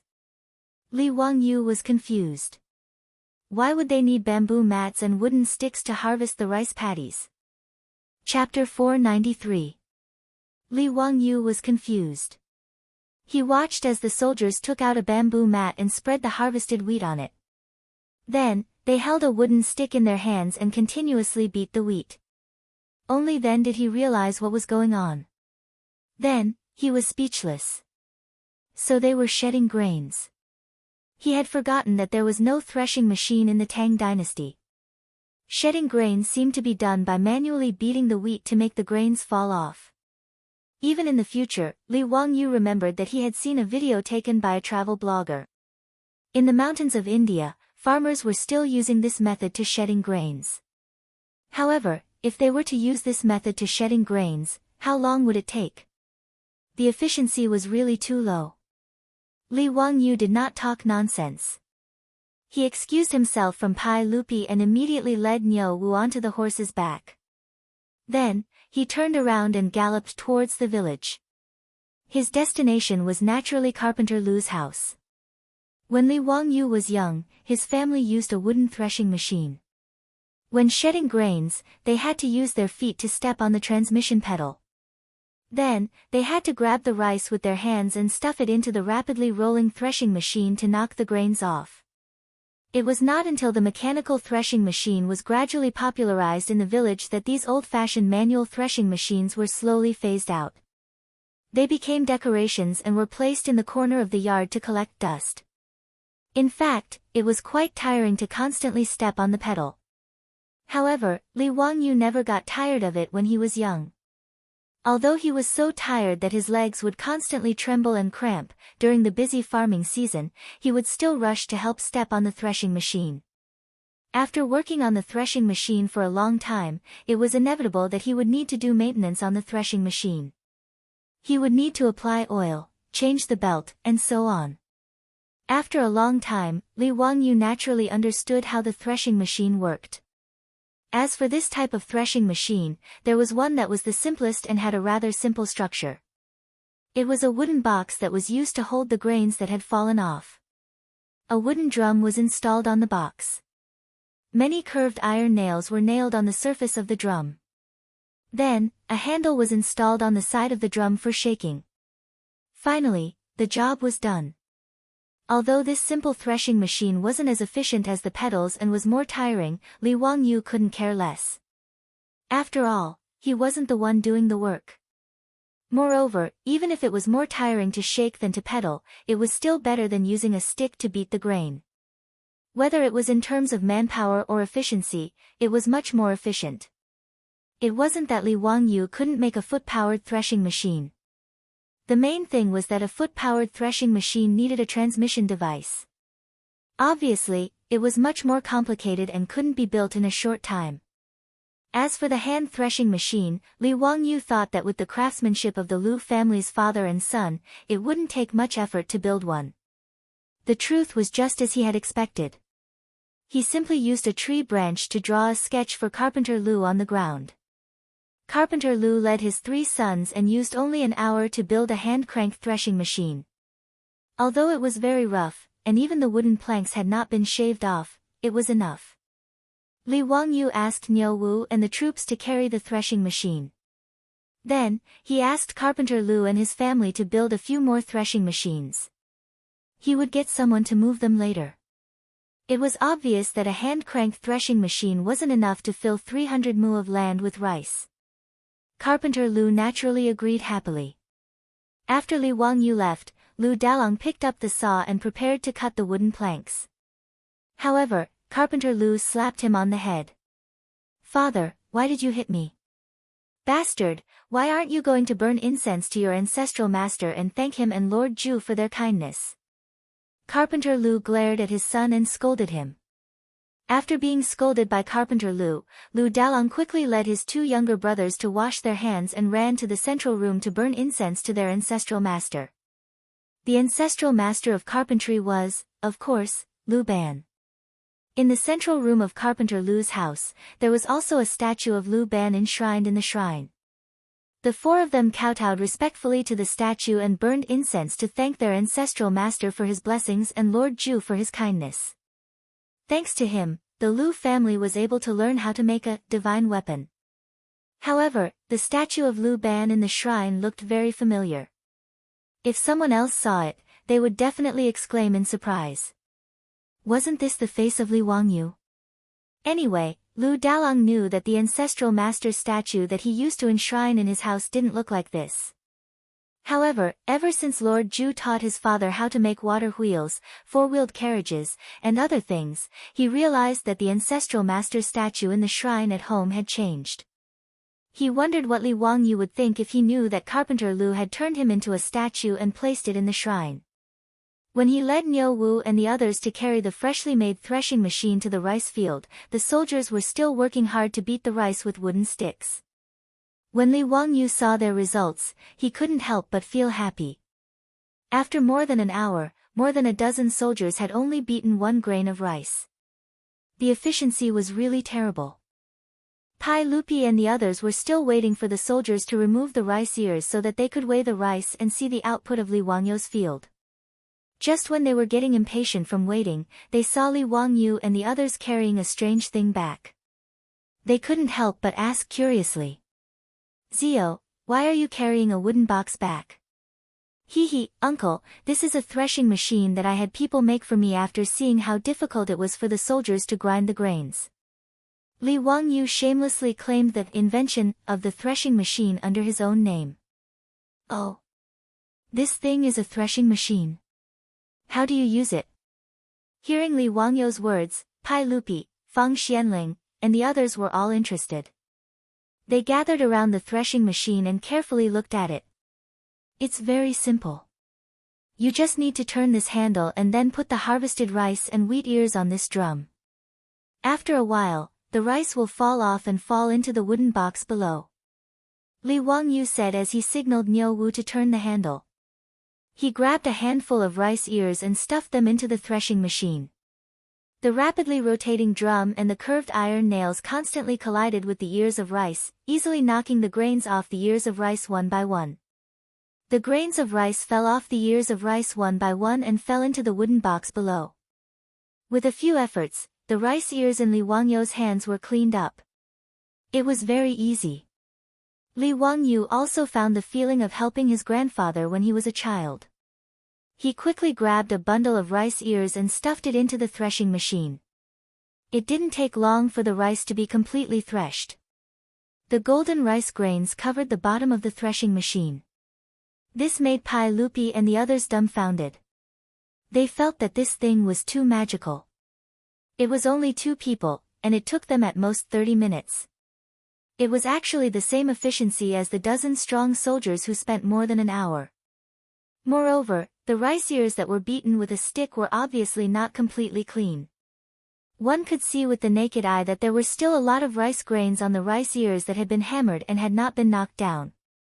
On Li Wangyu's side, Pai Lupi casually grabbed a handful of beaten rice ears. It was clean, and not a single grain of rice could be seen. Ha, good. Zio, your threshing machine is really amazing. The strength of 2 people is actually lower than that of dozens of people. What's more, this thing is so simple that it can be promoted everywhere in the Tang dynasty. Fang Xianling also stroked his beard and praised, Your Majesty, Confucius said, if a worker wants to do his work well, he must first sharpen his tools. Sure enough, this threshing machine can save a lot of manpower. It must be promoted immediately. This is a magical weapon. Du Ruhui, Zhangsun Wuji, Dai Zhou, and the other big shots also praised it, especially Li Wangyu. They were almost praising him to the heavens. Ha, that's right. Someone, send an order to the Ministry of Works. Order the Ministry of Works to immediately copy this threshing machine and send it to all provinces and counties. Order the local people to start promoting it. I think this threshing machine will be called Wangyu Threshing Machine. What do you all think? Great. The big shots applauded and stamped their feet. Only Li Wangyou's face was full of black lines. Damn, have I really become the mascot of the Tang dynasty? Even the threshing machine has to be named. Chapter 494. Li Wangyou continued with, Wangyou elbow, Wangyou window, Wangyou lottery, Wangyou boiled water vending machine, and Wangyou elbow, Wangyou window, Wangyou lottery, and Wangyou boiled water vending machine. In his mind, he couldn't help but think of a paragraph, Wangyou threshing machine will be famous all over the world. In the near future, it will rush out of Asia and go to the world. It will be a household name, known to women and children, and a necessity for everyone. Wangyou threshing machine will become the first of the 3 essentials of life in the Tang dynasty. If you don't use Wangyou threshing machine, there will be no happy family. If you don't use Wangyou threshing machine, you won't be able to get a girlfriend. If you don't use Wangyou threshing machine, you won't be able to get into college. If you don't use Wangyou threshing machine. I seem to have mixed up the words. That's the Cosmos brand cigarette. Li Wangyou shook his head, not wanting to think about these messy things anymore. He can call Pai Lupi whatever he wants. He is more concerned about the yield of his rice field now. With the hand-operated threshing machine, the efficiency of threshing rice was significantly improved. Soon, all the rice in the first mu of rice field was threshed, and it was time to weigh the harvest. The hopper and shingzi used to weigh grain had already been moved to the rice field. In the Tang dynasty, 10 liters was 1 hopper, 10 hoppers was 1 stone, and 1 liter of rice was 1.25 caddies. The weighing machine used to weigh grain was the hopper and shingzi. The farmers continuously poured the harvested grains from the paddy fields into the rice hopper. Above the hopper, there was a beam that was at the same level as the hopper. When weighing, a ruler was used to scrape the high pile of grain on the hopper along the beam to ensure the accuracy of the weighing. A full hopper of rice was a hopper. The weighed rice was immediately poured into the sack, emptied, and then continued to be weighed. The old villager was holding the account book and counting, but this old man didn't know how to write at all, so it was painful for him to write. Fang Xianling simply snatched the account book from the old village head's hand, held a pen, and squatted on the side without caring about his image, acting as an accountant. Every time he weighed out a bucket of rice, he would record it in his account book. Pai Lupi asked Du Ruhui, Old man Du, what do you think Zio's paddy field can produce? Your Majesty, an ordinary paddy field can yield about 1 stone and 5 caddies. However, Count Huxian's land was dug up to raise fish. In addition, there was a locust plague this year. This subject estimates that the yield should be around 1 dan. But it was worth it. Just the 300 caddies of fresh fish was beyond my imagination. County Count Hu is truly amazing. Zhang Sun Wuji chimed in, that's right, Your Majesty. Your subject has never heard of rearing fish in paddy fields, nor did I expect that there would be so many fish. This is equivalent to doing 2 things in 1 mu of paddy field. That's right. Even if County Count Hu's rice field yields less than 1 dan of rice, I still think it's worth it. Pai Lupi nodded, that's true. Zio's actions were indeed beyond my expectations. Previously, I even laughed at him for not knowing anything about farming, but in the end, I was taught a lesson by this brat. This is truly embarrassing. Ha, Your Majesty, aren't we the same? However, I do hope that this kind of embarrassment can happen a few more times. Du Ruhui laughed. Pai Lupi also laughed, ha, old man Du is right. I do hope that this kind of embarrassment can happen a few more times. Zio's method of rearing fish in paddy fields is indeed worth spreading. This way, the lives of the people of the Tang dynasty will be much better. While Pai Lupi and the others were talking, the first mu of paddy field was finally finished. Fang Xianling held the account book in his hands, as if he had read it a few times. He seemed to be wondering if he had added the wrong number. Old man Fang, how is it? How much does Zio's paddy field yield per mu? Pai Lupi asked. Fang Xianling raised his head and murmured after a long time, Your Majesty, Zio's paddy field yields 1 dan of rice and 7 dan of rice per mu. Ha, that's not bad. After all, it produces so many fish. Wait, old man Fong, what did you just say? How much does Zio's paddy field yield per mu? Pai Lupi laughed casually, but halfway through, he felt that something was wrong. Just now, Feng Xianling said how much does Li Wangyo's paddy field yield per mu? 1 dan of rice and 7 dan of rice? How is this possible? Feng Xianling also showed a helpless expression. Your Majesty, you didn't hear wrong. It is indeed 1 dan of rice and 7 dan of rice. To be precise, it is 1 dan of rice and 7 dan of rice for 3 liters. After hearing Feng Xianling confirm the yield per mu again, not only Pai Lupi was stunned, but Du Ruhui, Zhang Sun Wuji, and the others were also stunned. In that 1 mu of paddy field, at least a portion of the ditch for fish farming was dug out. How could the remaining paddy field yield so much? It must be known that the best paddy field in the Tang dynasty, even with good weather and a good harvest, could only yield so much rice. This year, due to the impact of the locust plague at the beginning of the year, the local government reported that the paddy field would definitely be reduced. All the big shots in the imperial court had a headache because of this, so today, they rushed to Dingzhou village to discuss with Pai Lupi the matter of releasing grain for disaster relief. Li Wangyo's 300 mu of paddy field was originally just improved from useless saline alkali soil. It was already a miracle that paddy field could grow. But now, not only did it produce rice, but the yield was also too high. Old man Fong, this is not a joke.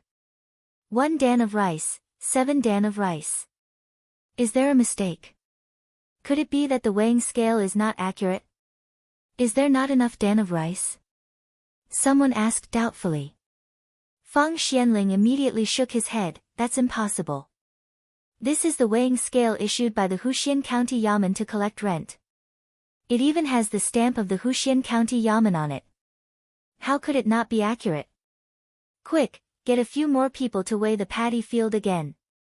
Pai Lupi turned his head and ordered the soldiers of the Jinwu guards.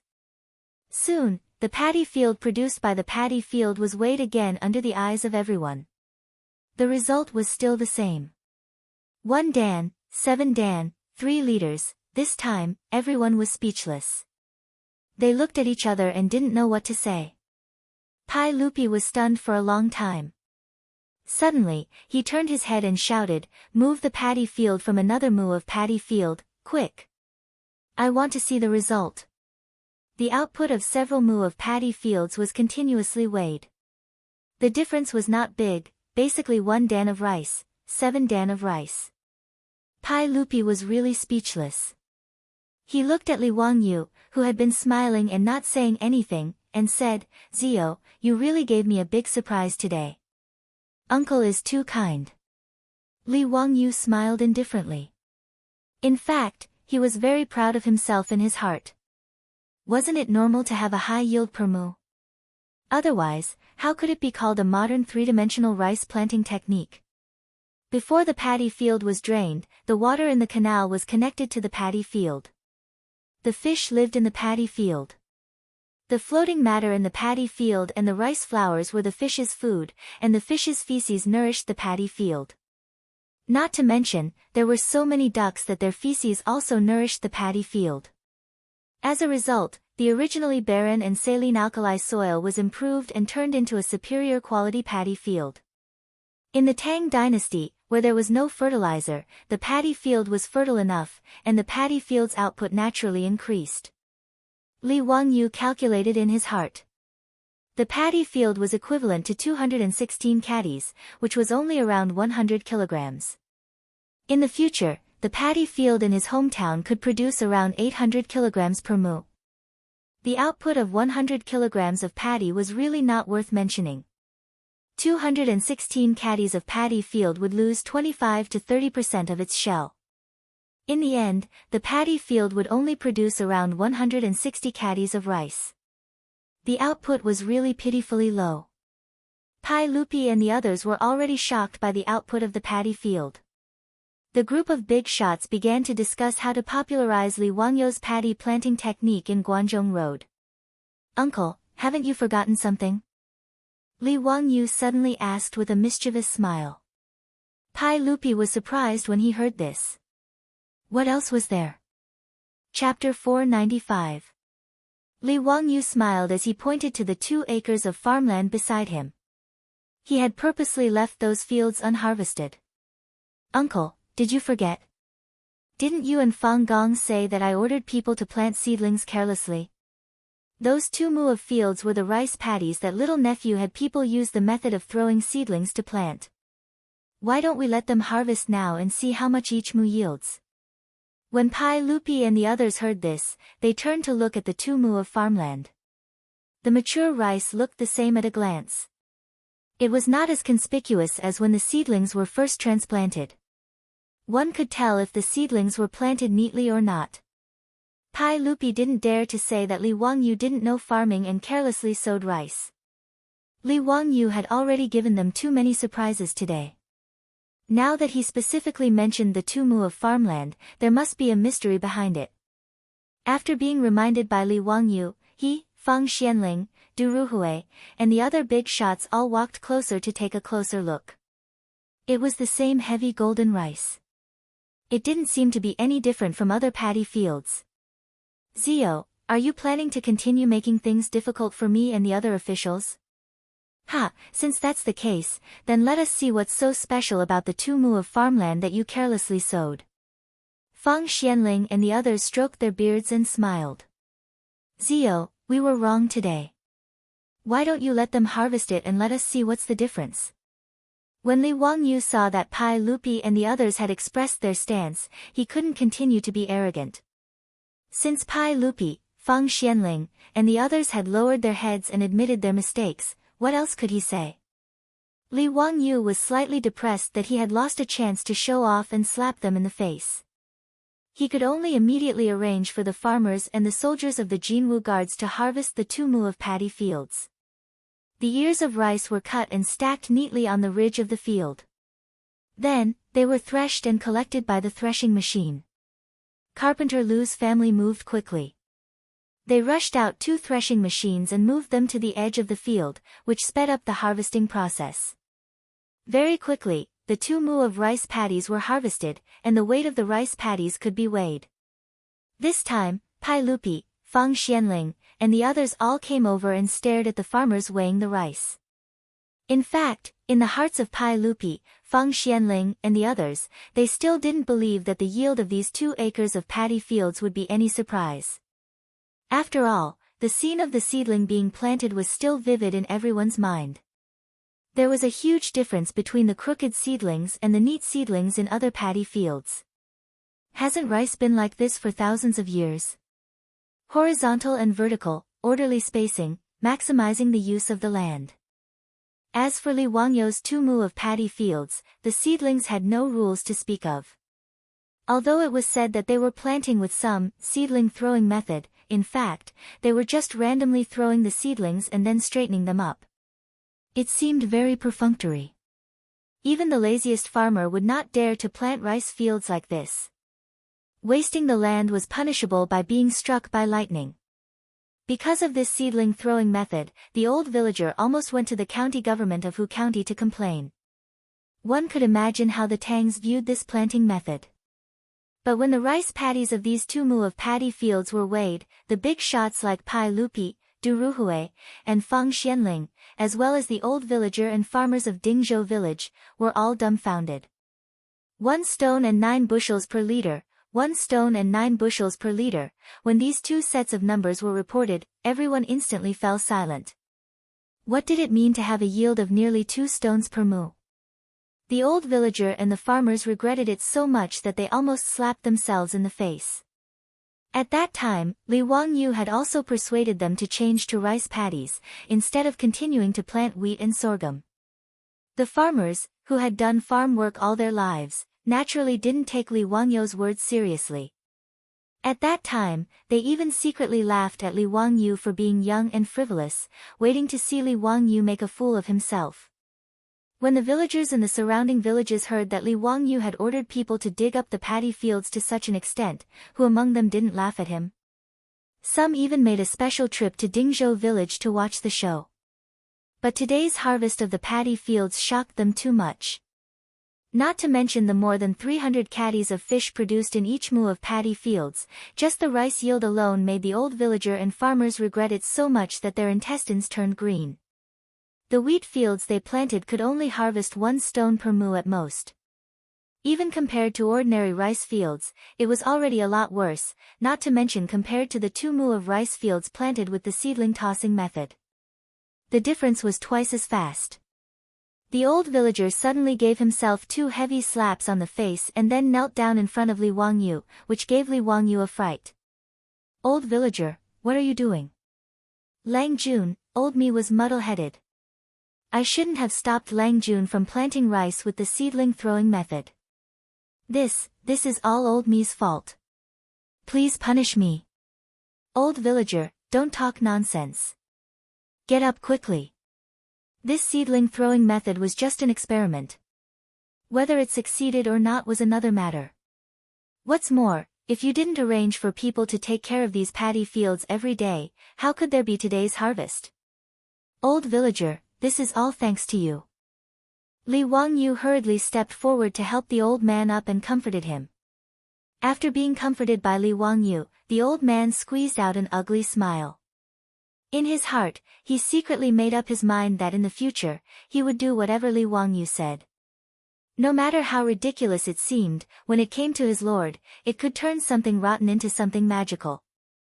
In any case, when spring came next year, the whole village would definitely switch to paddy fields. The old villager was even certain that if news of the paddy fields' yield spread, many people in the surrounding villages would follow suit and switch to paddy fields. Pai Lupi grabbed a handful of rice and allowed the golden rice to flow through the gaps between his fingers. "Zio, tell Zhen and the other officials. Why is the yield of your paddy fields so astonishing?" Even now, Zhen still doesn't understand. Why is it that the seedlings that were carelessly thrown out can increase the yield by 10%? In response to Pai Lupi's question, Li Wangyu scratched his head. He knew that the seedling throwing method could increase the yield by 10%, but how could he understand why? Uncle, the other officials, the yield of my paddy fields is higher, but it's mainly because of the fertility of the land. The fish and ducks that I raise in the paddy fields can all provide fertility for the paddy fields, so it's normal that the yield of my paddy fields is higher. As for the seedling throwing method, well, it's mainly because it doesn't harm the roots of the seedlings and has a high success rate, so the yield is slightly higher. Li Wangyu racked his brains to come up with this explanation, which was filled with guesses and wild guesses. Everyone nodded their heads in agreement. After all, although Pai Lupi, Fang Xianling, and the others attached great importance to farming, they were not agricultural scholars after all. It was enough for them to know the general idea. Fang Gonggang, Du Gonggang, Zhen wants to order the Agriculture Bureau to come to Dingzhou village and learn from Zhio about the farming method. What do you think? If the fields of the Tang dynasty can be farmed like this, it will be a blessing. Your Majesty's words are reasonable. If the yield of the paddy fields of the Tang dynasty can increase by 10%, it will be amazing. Fang Xianling and the others naturally had no reason to object. Today's trip to Dingzhou village was an eye-opener for them. No one had ever thought that rice could be grown like this. Uncle, as I said before, let the wheat fields in Guanzhong Road that have severely reduced their yield change to paddy fields. I don't know what you and the other officials think. Li Wangyu also struck while the iron was hot and mentioned this matter again. Chapter 496. Li Wangyu's words made Pai Lupi, Fang Xianling, and the others silent for a long time. If they had not seen the rice yield today, they would have scoffed at Li Wangyu's words and would not have considered it. But with a living example in front of them, how could they treat Li Wangyu's words as a joke? However, it wasn't easy to make the decision to change the wheat fields that had suffered from severe yield reductions to rice. If the rice could not mature in winter, it would be equivalent to no harvest, and the result would be worse than the locust plague. Zio, how sure are you that you can plant a season of rice at this time? You know, this is a serious matter, and you can't joke about it. If there is no harvest at the end of the year, have you thought about the consequences? Pai Lupi pondered for a long time and asked. Li Wangyu did not know how to answer his question. It was hard to say how sure he was. It was his idea to let Guanzhong Dao plant rice. He had no confidence at all, and there was no precedent to follow. Guanzhong Dao had always been short of food because of the concentration of people. Especially since the Tang dynasty was founded, the population began to recuperate, causing the population of Guanzhong Dao to soar. Almost all the prefectures in Guanzhong Dao had doubled in population. In the second year of Zhengguan, the population of Chang'an had reached more than 900,000, and there were tens of thousands of floating people, mainly merchants, tributes, and students from other countries. In history, during the Tianbao period, the population of Chang'an had soared to 1.96 million, which was a shocking increase of 1 million people. With such a large population, the amount of food and vegetables needed was naturally astronomical. Pai Lupi, Feng Xianling, and the others attached great importance to farming because of the huge population pressure. Just in Chang'an, there were more than 100,000 families, and the amount of firewood, rice, oil, salt, soy sauce, vinegar, and tea was enormous. Every day, countless merchants shuttled in and out of Chang'an, transporting enough materials for this huge city. The grain yield of Guanzhong Dao would affect the stability of the Tang dynasty, so it could not be careless. At this time, although the wheat fields in Guanzhong circuit were affected by the locust plague and the yield would be severely reduced, it was not to the extent that not a single grain would be harvested. 1 mu would still yield 3 to 5 bushels of grain. However, it was too risky to uproot all these wheat seedlings and use them to cultivate rice. Pai Lupi couldn't take this risk, and neither could Li Wangyu. When Li Wangyu understood this, he also felt that his previous suggestion had been taken for granted. If Pai Lupi did as he said and ordered all the prefectures in the Guanzhong circuit to switch to planting rice and failed, Li Wangyu didn't dare to imagine the consequences. "Uncle, I wasn't completely confident in this matter. I didn't think it through. However, I have an idea, and I hope Uncle will allow it. Tell me about it." Li Wangyu silently calculated in his mind, then seriously stared into Pai Lupi's eyes and said, "If Uncle allows it, I hope to try planting rice in Hu County." "Yes, it can be considered an experimental field. As far as I know, there are more than 27,000 households in Hu County, and more than 108,000 people. If we can't plant rice and the fields don't yield a single grain, I'm willing to use all my wealth to feed these 100,000 people for a year." When Li Wangyu said this, he was also confident. The Tang dynasty practiced an equal field system. Men of middle age and women of middle age were given 100 mu of land. However, in a densely populated area like Guanzhong Dao, the average person was only given about 20 mu of land. Of the 108,000 people, less than half were men of middle age and women of middle age, which was about 50,000 people. In other words, the equal field system of land in Hu County was about 1 million mu of land. Half of it was mulberry fields, and the farmland was no more than 500,000 mu.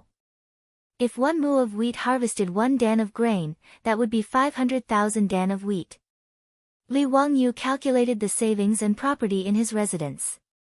He estimated that all the gold in his residence, the income from the property, and the profits from the reforging of his private money would be barely enough to fill this hole. However, his ability was only enough to satisfy the needs of this county.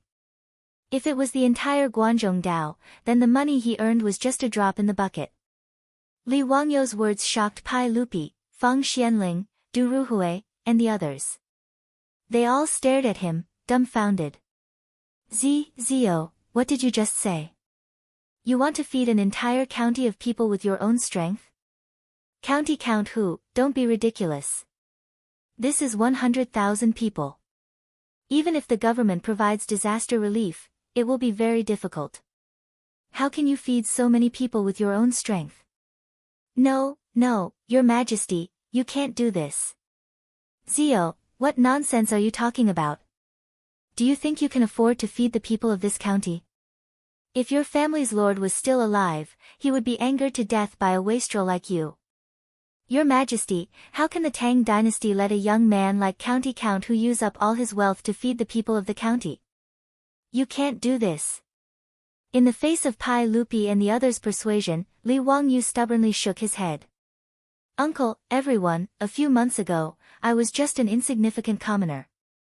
Some of the properties that my lord left behind were forcibly taken away by the clan.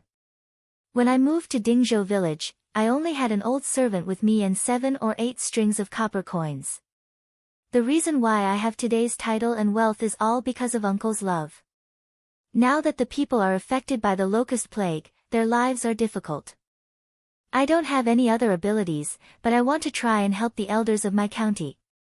If the rice planting is successful, then everyone will be happy. If not, I am willing to use up all my wealth to make up for my mistakes. Uncle, please help me. Zio, why do you want to do this? Pai Lupi frowned. He didn't think that Li Wangyu would have such an idea. He had never heard of such a thing.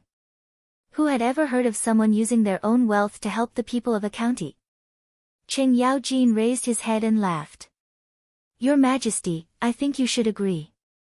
This kid's painstaking effort is very rare. Besides, even if it doesn't work, don't you still have me as your uncles? Can we just watch this kid starve to death? After hearing Li Wangyu's words, Fang Xianling silently nodded. She turned to Pai Lupi and suggested, Your Majesty, county of Hu is also affected by the locust plague. Why don't we cancel the rent for this year?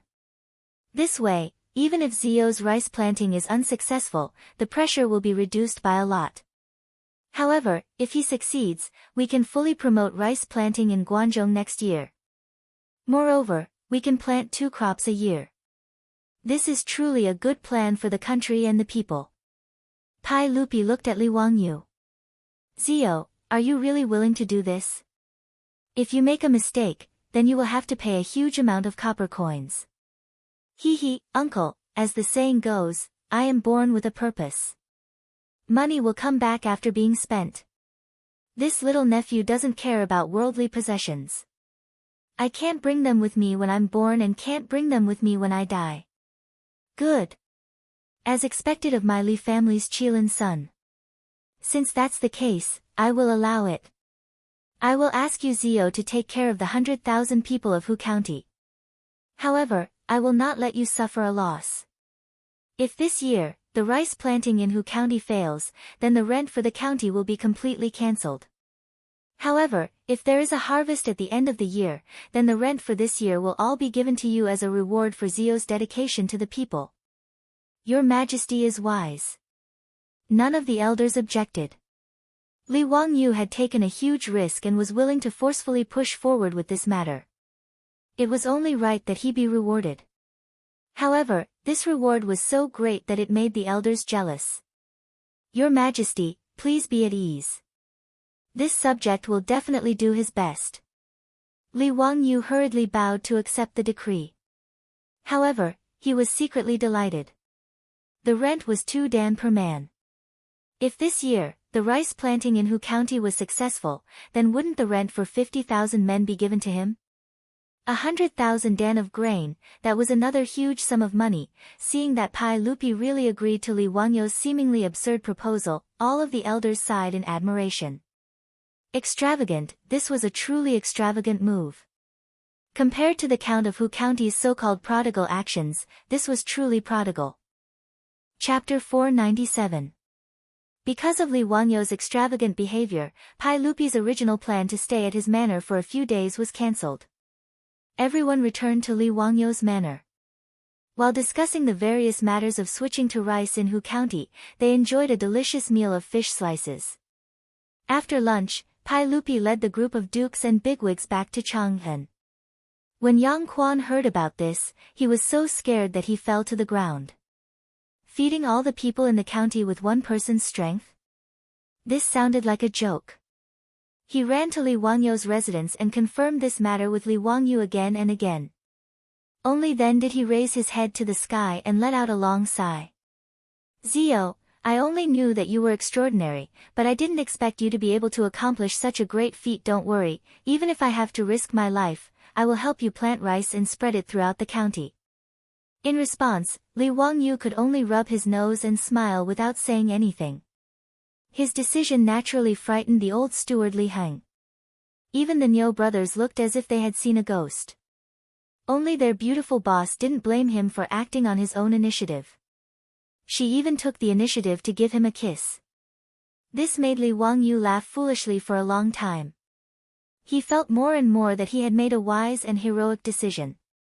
In short, the matter of changing the tack in Hu County was officially settled. The severely damaged wheat fields were replanted with rice. In a few days, Pai Lupi issued an imperial edict, causing an uproar in the imperial court. In the following few days, Yamen runners from the Hu County Yamen galloped into the various villages under Hu County's jurisdiction. They put up notices and beat gongs to gather the people. The villagers didn't know what was going on. Under the guidance of the village chief, they all gathered around the Yamen runners. Listen well, you have all suffered from the plague of locusts this year. There are less than 20% of the wheat seedlings left in the fields.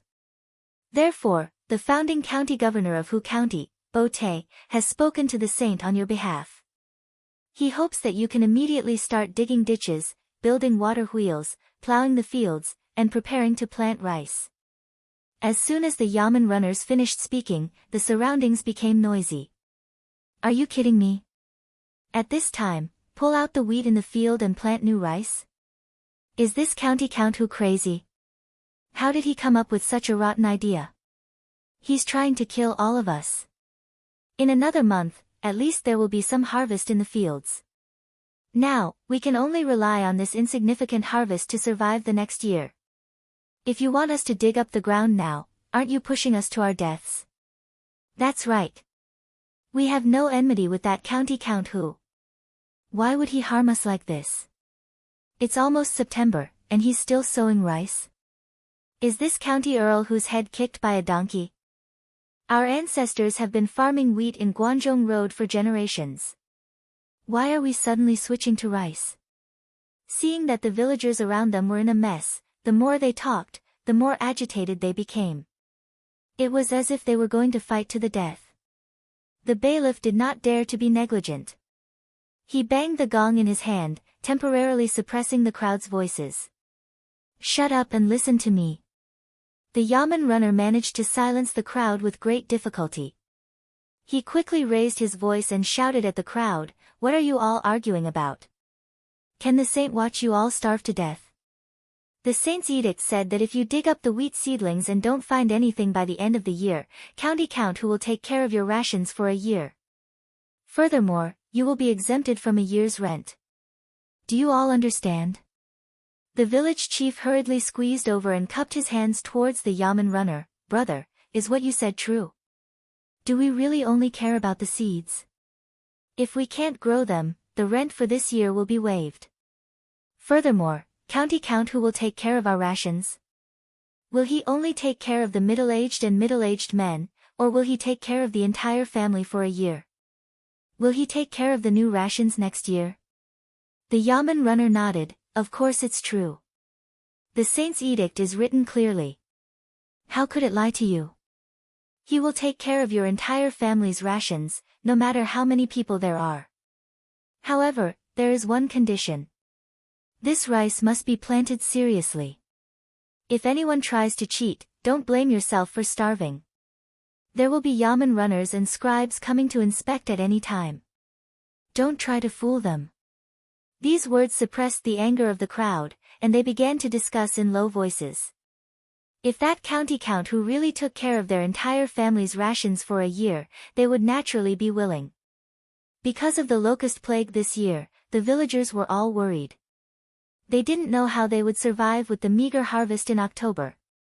Now that someone was willing to take care of their rations, it was only asking them to dig ditches, plow the fields, and plant seedlings. Only a fool wouldn't agree to such a good deal. However, there were still people who voiced their doubts. Does that county count Hu really have mountains of gold and silver at home?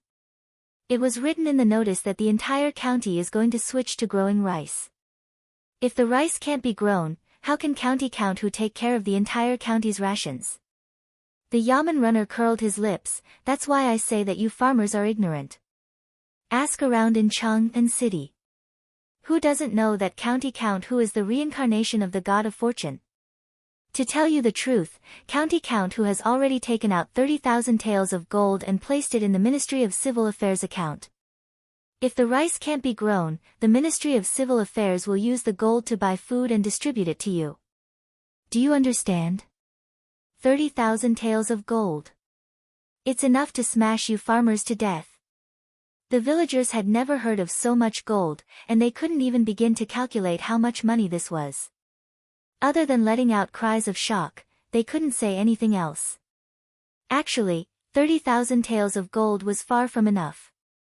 This was just a deposit that Li Wangyu had given to the imperial court. And the source of the gold was naturally from the 3 gambling houses that they had won from selling the rice. The villagers now believed that if the rice couldn't be grown, they would be given rations to survive. However, everyone was still skeptical. No one had ever heard of planting rice in September, so they felt that it wasn't very reliable. Brother Yaman Runner, planting rice seedlings in September, why does this sound so inappropriate? You bunch of farm workers, what the hell do you know? Do you know that a few days ago, the rice fields in County Count whose manor have already been harvested? Do you know how much each moo produced? If I tell you, you'll be scared to death. 2 stones. 1 moo. What? How is that possible? A harvest of 2 shur per moo. Do you think I'd lie to you? The weight measured in front of the sage was not off in the slightest.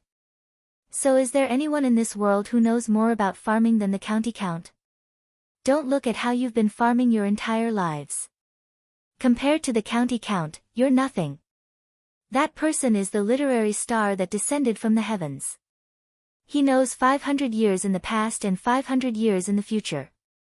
He knows the heavens above and the earth below. Do you understand? In short, just follow the County Count's orders and do your best. You won't be mistreated, the Yaman Runner decisively said. Although the yield per moo of Li Wangyu's rice fields was a bit exaggerated, it wasn't too exaggerated. The villagers once again sucked in a breath of cold air, but they finally accepted this fact and began to discuss the matter of switching to planting rice. Such a scene was playing out in all of the villages under Hu County's jurisdiction. With the Yaman runners and scribes sent by Yang Quan continuously explaining and persuading, the villagers in these villages finally believed the contents of the imperial edict. As a result, the villages in Hu County, which should have been idle time for farming, began to bustle with activity once more. The original wheat fields were dry fields, so there was no need for ditches to divert water. Naturally, they had to dig up new ones. As for the water wheel to divert water, Yang Quan scribes and craftsmen began to work on it. The sparse wheat seedlings in the fields were burned to the ground, and the villagers were extremely reluctant to part with them. Then, they began to plow the fields again. Just as Yang Quan and the other villagers in Hu County were busy in full swing, Li Wangyu was impeached. Chapter 498. This was the 3rd time that Li Wangyu had been impeached, and the reason for his impeachment was naturally because of his decision to plant rice in Hu County. After Pai Lupi issued the edict to burn all the wheat fields in the county and plow the fields to plant rice, it immediately caused a huge commotion in Chang'an. The common people naturally just watched the commotion and treated it as gossip, but the officials in the imperial court reacted even more fiercely. In particular, some of the older officials in the imperial court reacted even more strongly and cursed Li Wangyu. In their eyes, County Count Li Wangyu's actions would bring disaster to the country and the people, and he would be punished by the heavens. It was rare that there were no aristocratic families adding fuel to the fire, so many of the older officials in Chang'an began to gather together to impeach Li Wangyu and get rid of the traitorous officials for the imperial court. During the daily court session, as soon as Pai Lupi sat down on the throne, a dozen or so older officials stood up and bowed. Your Majesty, we wish to impeach the founding County Count of Hu County, Li Wangyu. Pai Lupi didn't understand what was going on. What did Ziyu do now? Why did he have so many older officials impeach him? Come. We wish to impeach the founding County Count of Hu County, Li Wangyu. He has committed 3 crimes. First, harming the farmers.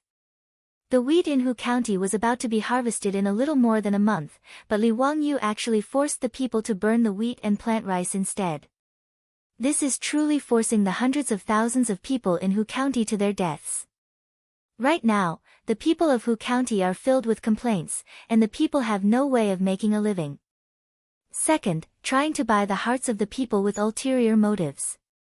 Your Majesty, Li Wangyu actually suggested that he provide for the people of Hu County.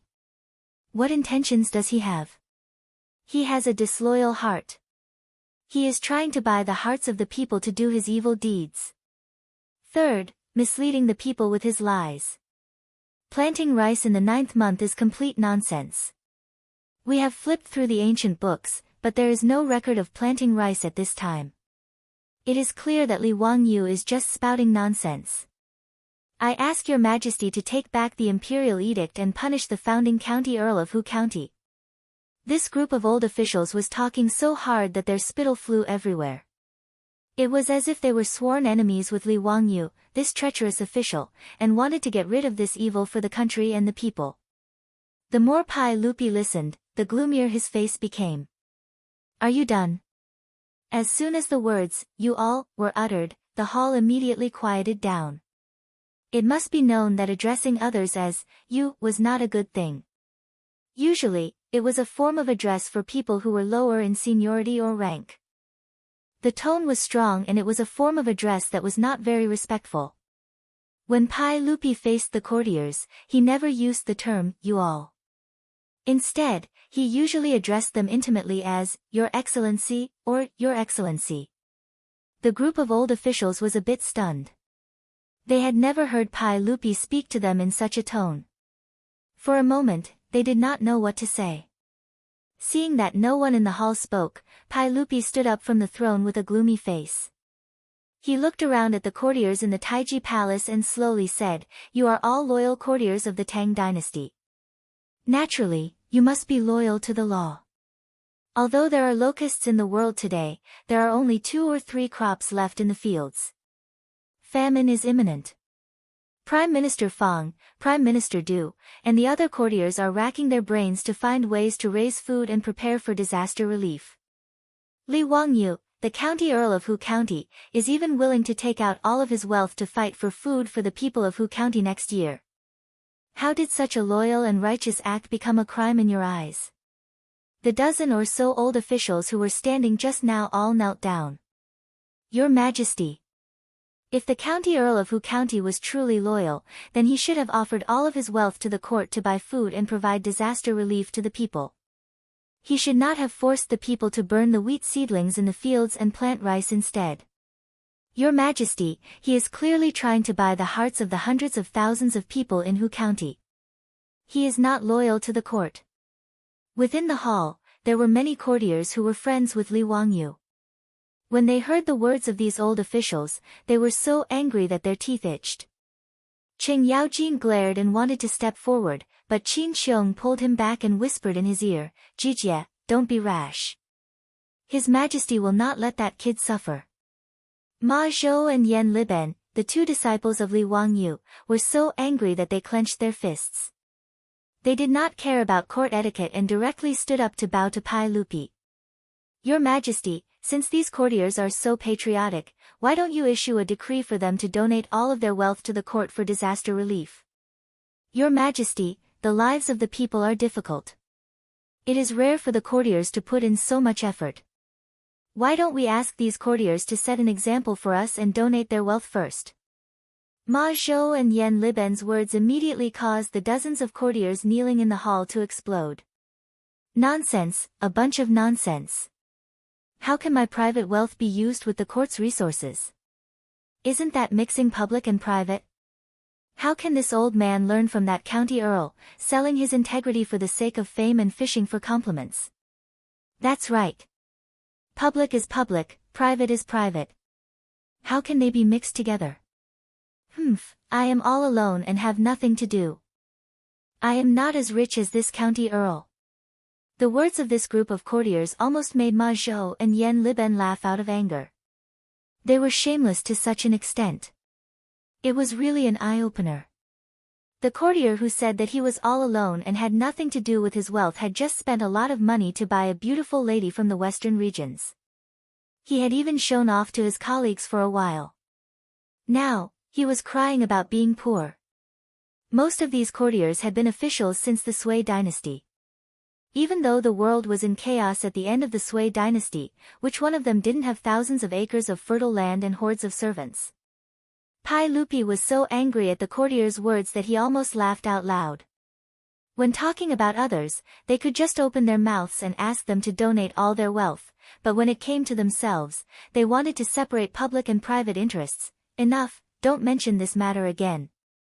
County Earl who is loyal to the country and has a heart full of sincerity. If there is anyone who dares to offend the County Earl again, we will not spare them. Pai Lupi was too lazy to continue arguing with this group of courtiers. He directly spoke up for Li Wangyu. That bullshit impeachment was simply nonsense. Pai Lupi was too lazy to continue paying attention to it. But Pai Lupi didn't expect that after he finished speaking, the courtiers still wouldn't stop chattering. Your Majesty, we are all thinking for the sake of the Tang dynasty. Your Majesty, why do you only listen to those treacherous courtiers? Your Majesty, you can't. You absolutely can't do this. The hundreds of thousands of people in Hu County are innocent. They are going to suffer from this undeserved calamity. Your Majesty, please prioritize the country. Be close to a gentleman, stay away from a lowly person. Your Majesty, if you insist on going against the flow, then you should just beat us to death first. That's right, if your Majesty wants the people of Hu County to die, then beat us to death first. Not only did this group of courtiers not restrain themselves, they even went even further. They actually started crying and making a scene in the main hall, which made Pai Lupi very angry. However, this group of courtiers had white hair and beards. They had been officials in the court for many years, and many of them were famous scholars. Normally, Pai Lupi treated these courtiers with great respect. He didn't expect them to act so shamelessly in Taiji Palace, taking advantage of their seniority and acting shamelessly. Pai Lupi said that he wouldn't let go of this heavy responsibility, but he couldn't hit these courtiers, and scolding them was also useless. This put him in an awkward position. Seeing that these courtiers were about to turn Taiji Palace into a cafeteria, Pai Lupi's expression became more and more unsightly. Then, he heard Qing Yaojin's laughter coming from the main hall. Wahahaha. Chapter 499.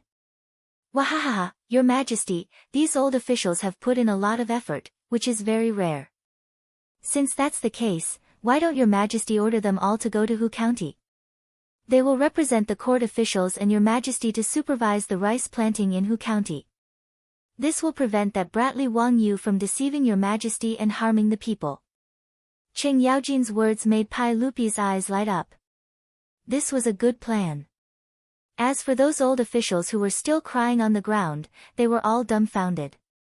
You want them to go to Hu County? How could that be? They stopped crying and crawled up, glaring angrily at Qing Yaojin. Duke Lu, how can you say that? Your Majesty, I am old and weak. How can I endure such exhaustion? Duke Lu, are you trying to force me onto the path of death? Duke Lu, what do you mean by that? How can you give Your Majesty such a ridiculous idea? Pai Lupi didn't care about what these old officials were saying. He was annoyed when he saw them, so it would be best if he could send them far away. Pai Lupi originally respected these scholars and old officials, but in Pai Lupi's eyes, compared to Li Wangyu, they were just a bunch of trash who only knew how to talk. Li Wangyu was willing to gamble all of his family's wealth for the 100,000 Hu County people, but these old officials who were criticizing Li Wangyu were only good at talking. Pai Lupi naturally knew which was more important. Li Er acted as if he didn't hear the cries of the old officials below the imperial stairs. Zhijie's words are reasonable.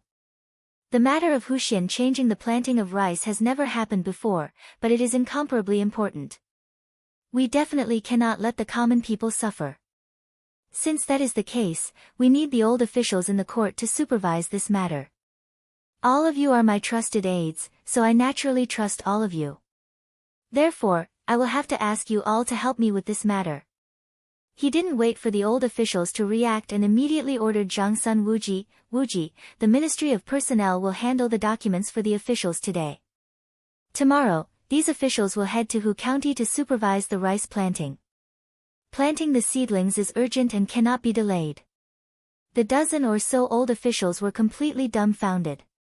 They didn't know what had happened. As the Minister of Personnel, Zhang Sun Wuji naturally wouldn't have any objections. He immediately stood up and said, "Yes, Your Majesty. Although all of you are going to Hu County to supervise the planting of rice, we naturally will not let all of you work for nothing. Grandpa Dai, while the officials are supervising the rice plantation in Hu County, everyone's monthly salary will be increased by 1 grade. Yes, Your Majesty." How could the Minister of Civil Affairs, Dai Zhou, not understand Pai Lupi's intentions? Without hesitation, he nodded and agreed. "That's enough. Everyone, there's no need for you to participate in today's court meeting. Return to your offices and hand over your tasks. Go back to your residence and pack up. Tomorrow you will go to Hu County to take up your post." Pai Lupi cut the Gordian knot and directly drove the dozen or so old officials who wanted to impeach Li Wangyu out of the court. These dozen or so old officials were completely dumbfounded. None of them had expected Pai Lupi to do something like this. Pai Lupi directly drove them out of the court and said that they were going to Hu County to supervise the planting of rice. What kind of task was this? Moreover, Pai Lupi didn't even say what kind of official position they were going to hold in Hu County. In other words, the so-called supervision was just an empty position. The officials of the Tang dynasty couldn't just be judged by their official rank, but also their official position. Take Li Wangyu for example. Although he was a county earl, which was equivalent to a grade 4 official, he didn't hold any official position. However, he did not hold any official position. He only received a salary and had no real power. Although Pai Lupi made it sound nice to have these old officials go to Hu County to supervise the planting of rice, he didn't give them any official positions. In other words, although these old officials didn't lose their official positions, they had already left their posts and became people who didn't need to do any work. Not only did Pai Lupi give them a salary for free, but he also raised their salary by 1 level. If ordinary office workers in the future encountered such a good thing, they would laugh until their teeth fell out. However, these old officials looked as if their parents had died. Their expressions were extremely ugly, as if their parents had died. Did they lack that little bit of salary? To these old officials, losing their official positions was worse than being killed. Speaking of which, the old officials who stood out to impeach Li Wangyu with righteous indignation were basically all high-ranking officials of 4th rank and above. However, according to what Pai Lupi said, after they were sent to Hu County, they wouldn't be able to command Yang Quan, the county magistrate. Even if the yamen runners and scribes listened to them, it would depend on their mood. A group of grade 3 and grade 4 officials sounded nice, but if they didn't have any official positions, the yamen runners and scribes might not listen to them. This was why it was said that a county magistrate was not as good as a person in charge. Supervising the planting of rice was just an excuse to drive them out of Chang'an. "Your Majesty, these old officials," the group of old officials knelt down again. This time, they were really crying.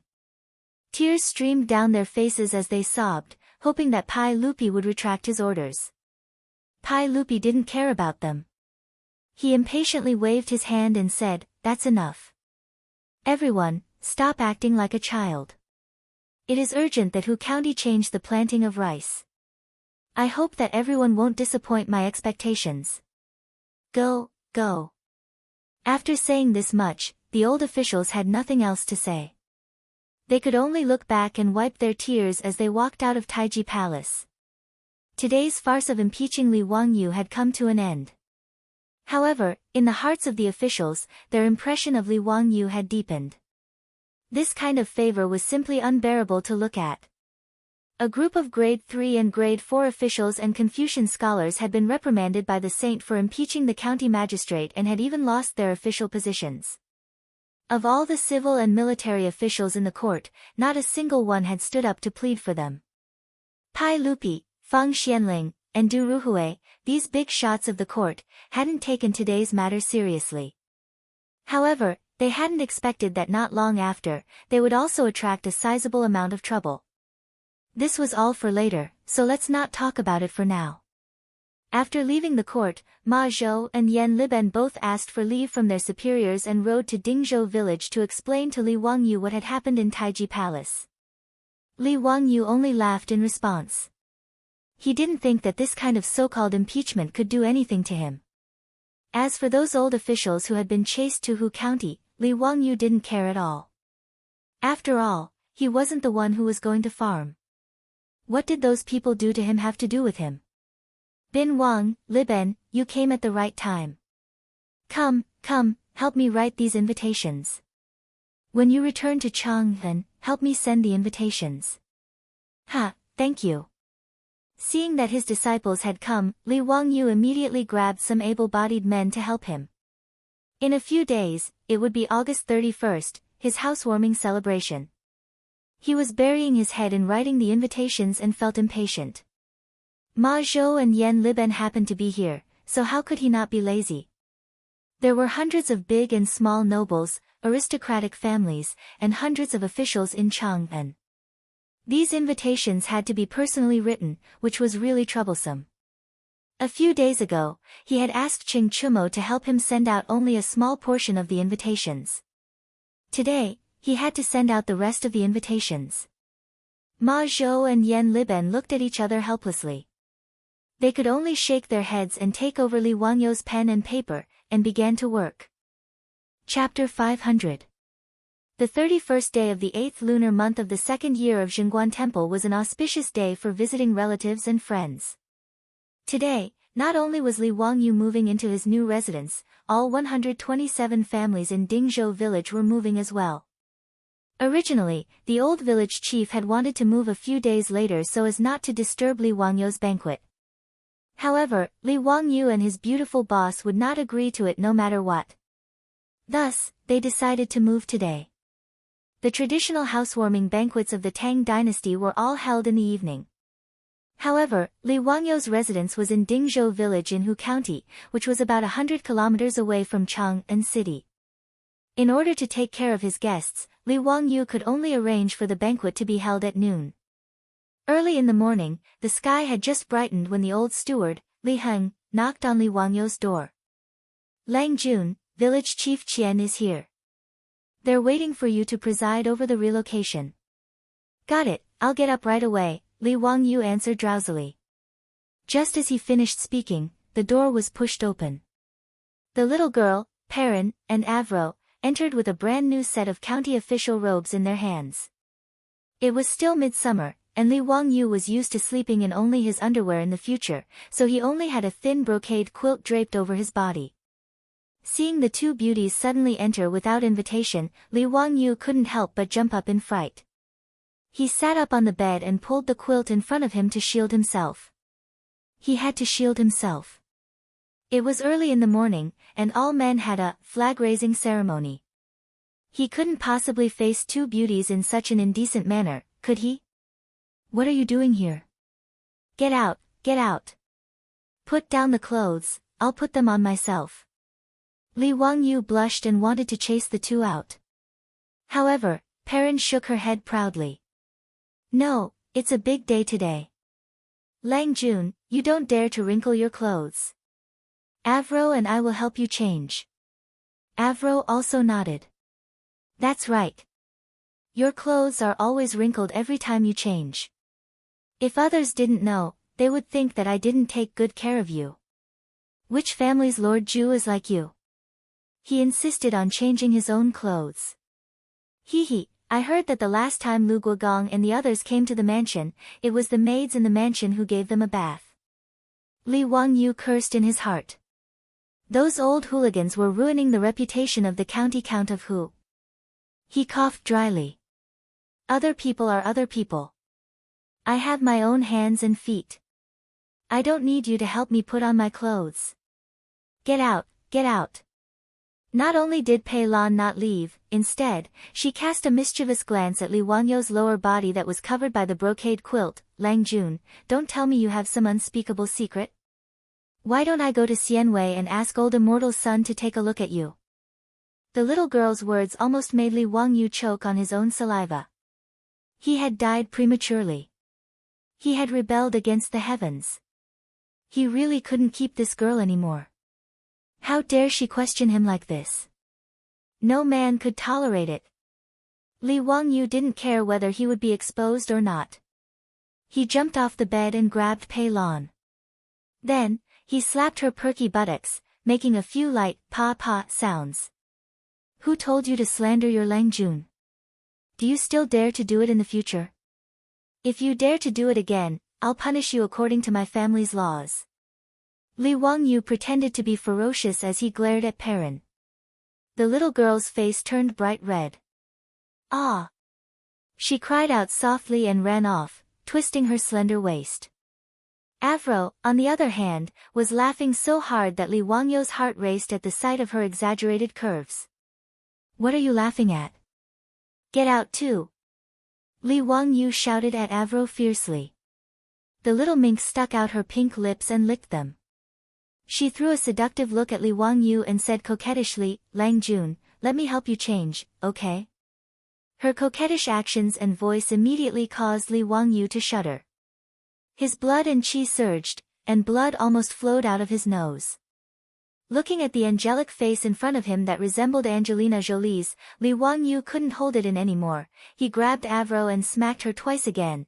If you don't leave, I'll punish you according to my family's laws. Li Wangyou pinched his thigh hard to keep his cool. He didn't want to turn into a wolf and pretend to be ferocious as he roared. After Avro also ran off shyly with her face covered, Li Wangyou finally heaved a sigh of relief and slumped onto the bed. Did it have to be so exciting early in the morning? These two little minks were really too much. But it felt really good to touch just now. Was he the kind of person who wouldn't be tempted? It was obviously because he couldn't handle his beautiful boss. But which man didn't have a playboy heart? Besides, there were so many fresh flowers at home for him to pick. After all, he and his beautiful boss were soul mates. A minx like Avro, at least for now, could only be regarded as a physical attraction to Li Wangyou.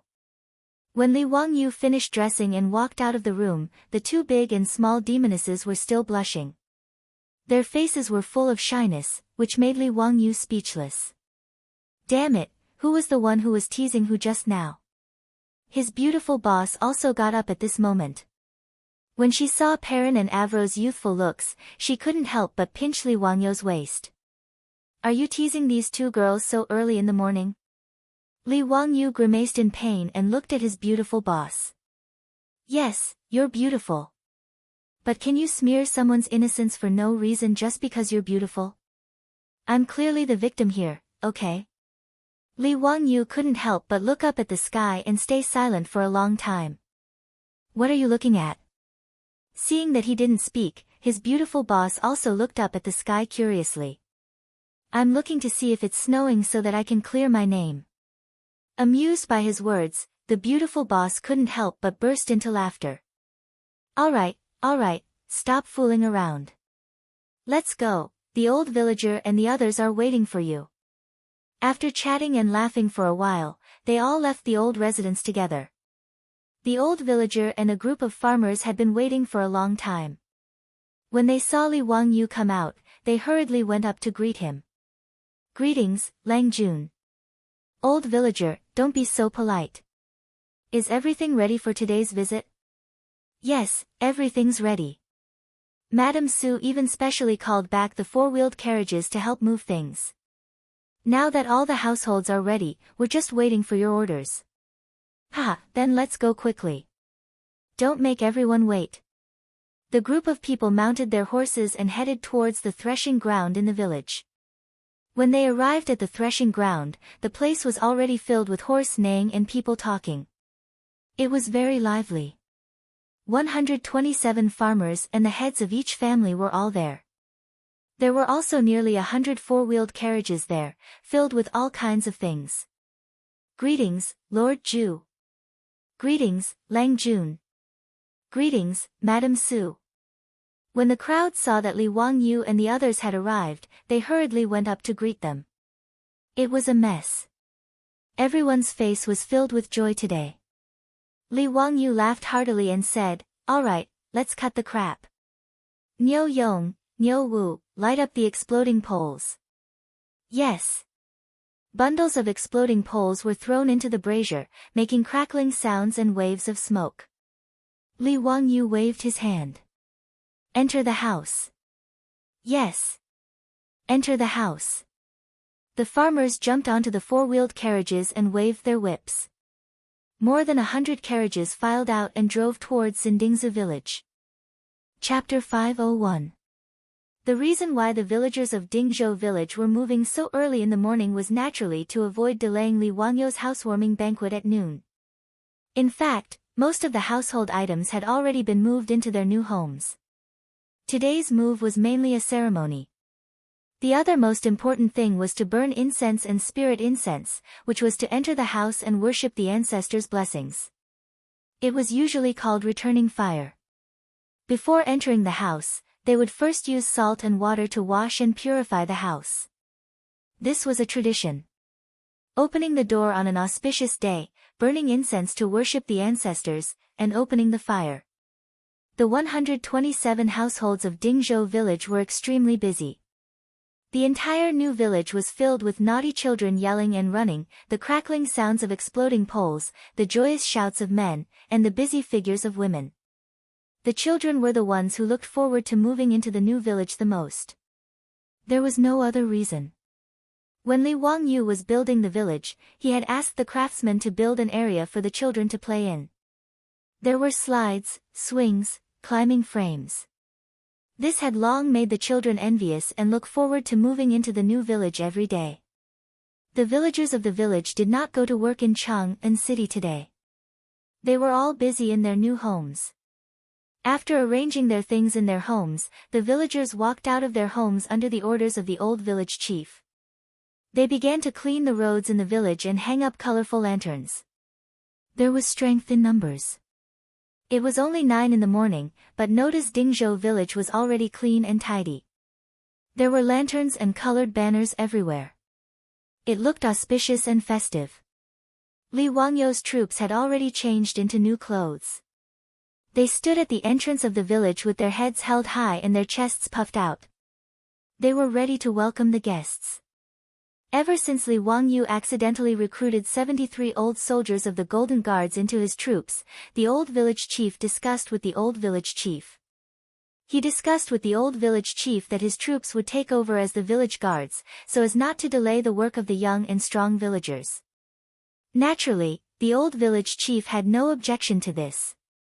Now, the troops of Lai Hot patrolled the village on horseback every day. They had already become familiar with the villagers in Li Wangyu's manner. Before noon, there were already guests riding horses and carriages from Chang'an City to Dingzhou village. All the guests who came to Dingzhou village for the first time were shocked when they entered the new village. No one had ever seen such a beautiful village. Even in Chang'an, it was much better than most of the other villages. The village road was paved with beautiful cobblestones, the canals with flowing spring water, the water wheel that was constantly turning, the lush trees and delicate flowers, and the brand new farmhouse with blue tiles and white walls. The scenery of the farmhouse with a small bridge and flowing water stunned countless guests. "Grandpa Yu, this county earl is too generous.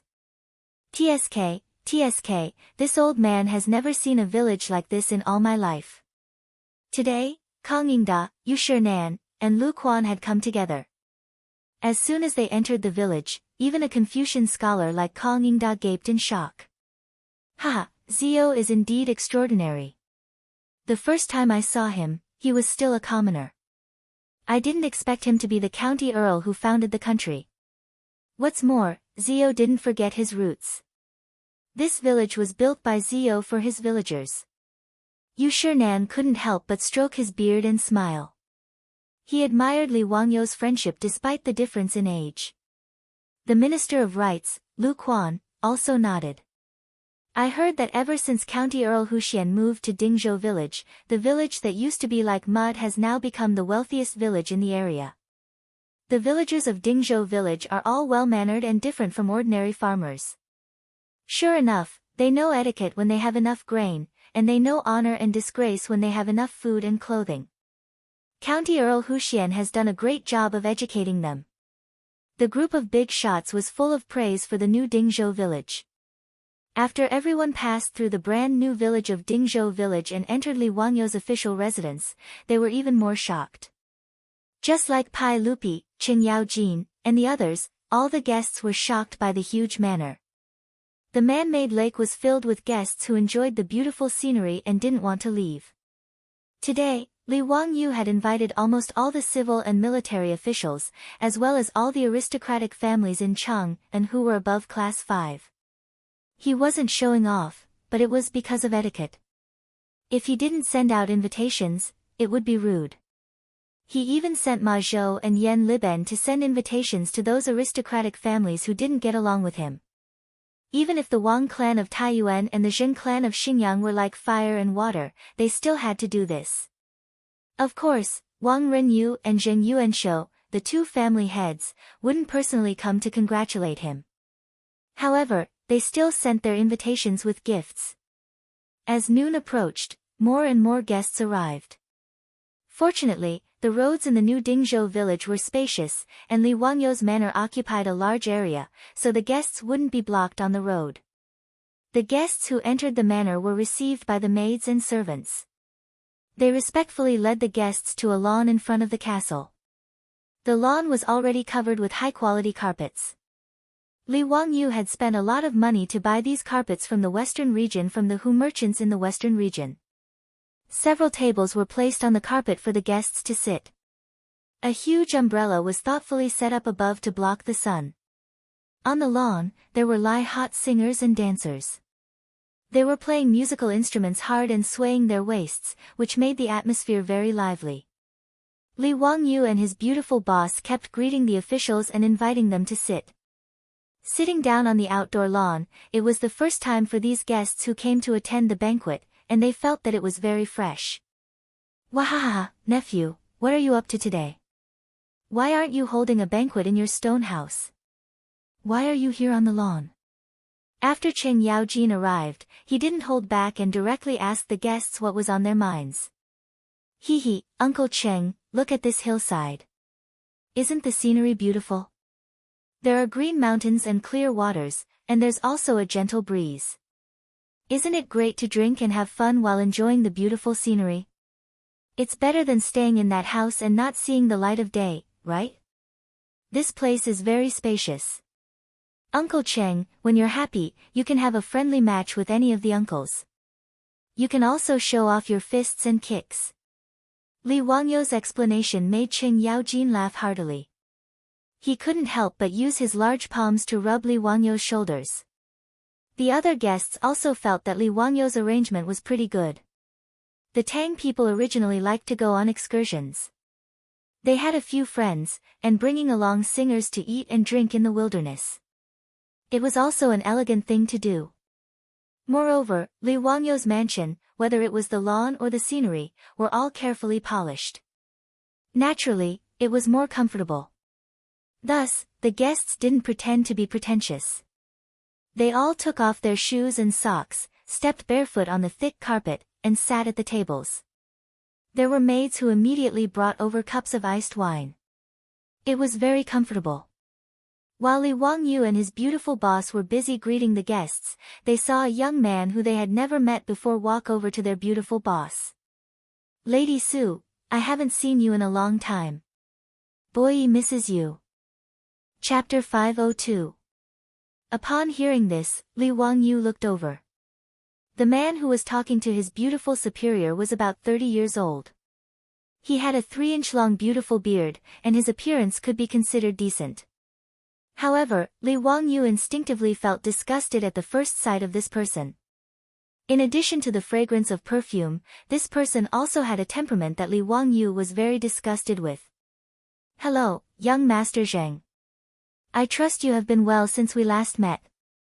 When the beautiful superior saw the man, she smiled and curtsied to the man. Lady Su, I wonder if it's convenient for you to take a tour of this county magistrate's mansion with me.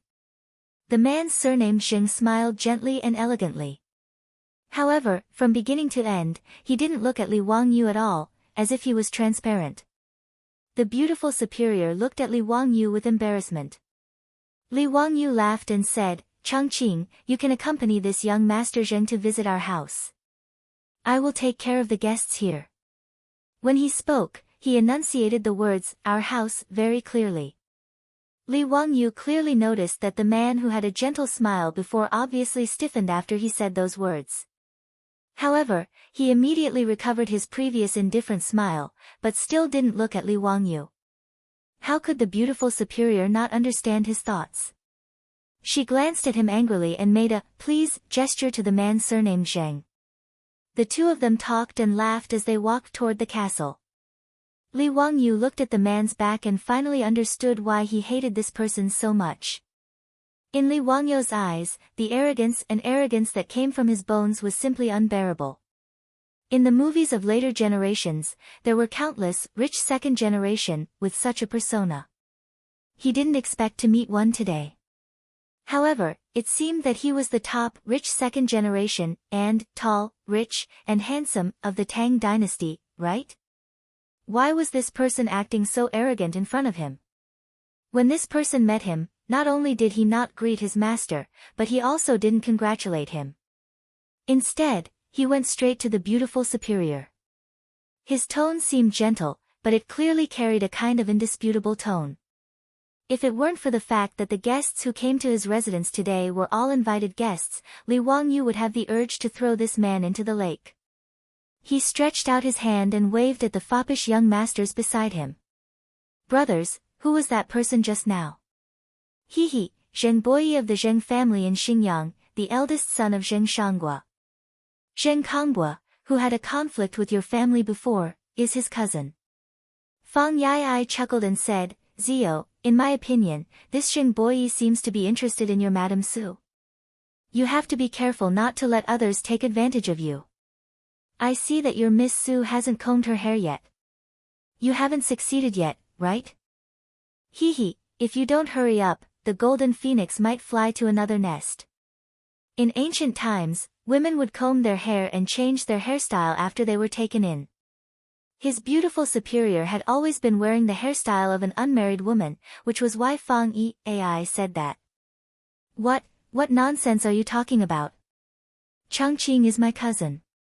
Li Wangyu still wanted to argue that the relationship between the two of them was pure. Bah! Do you think your brothers are blind?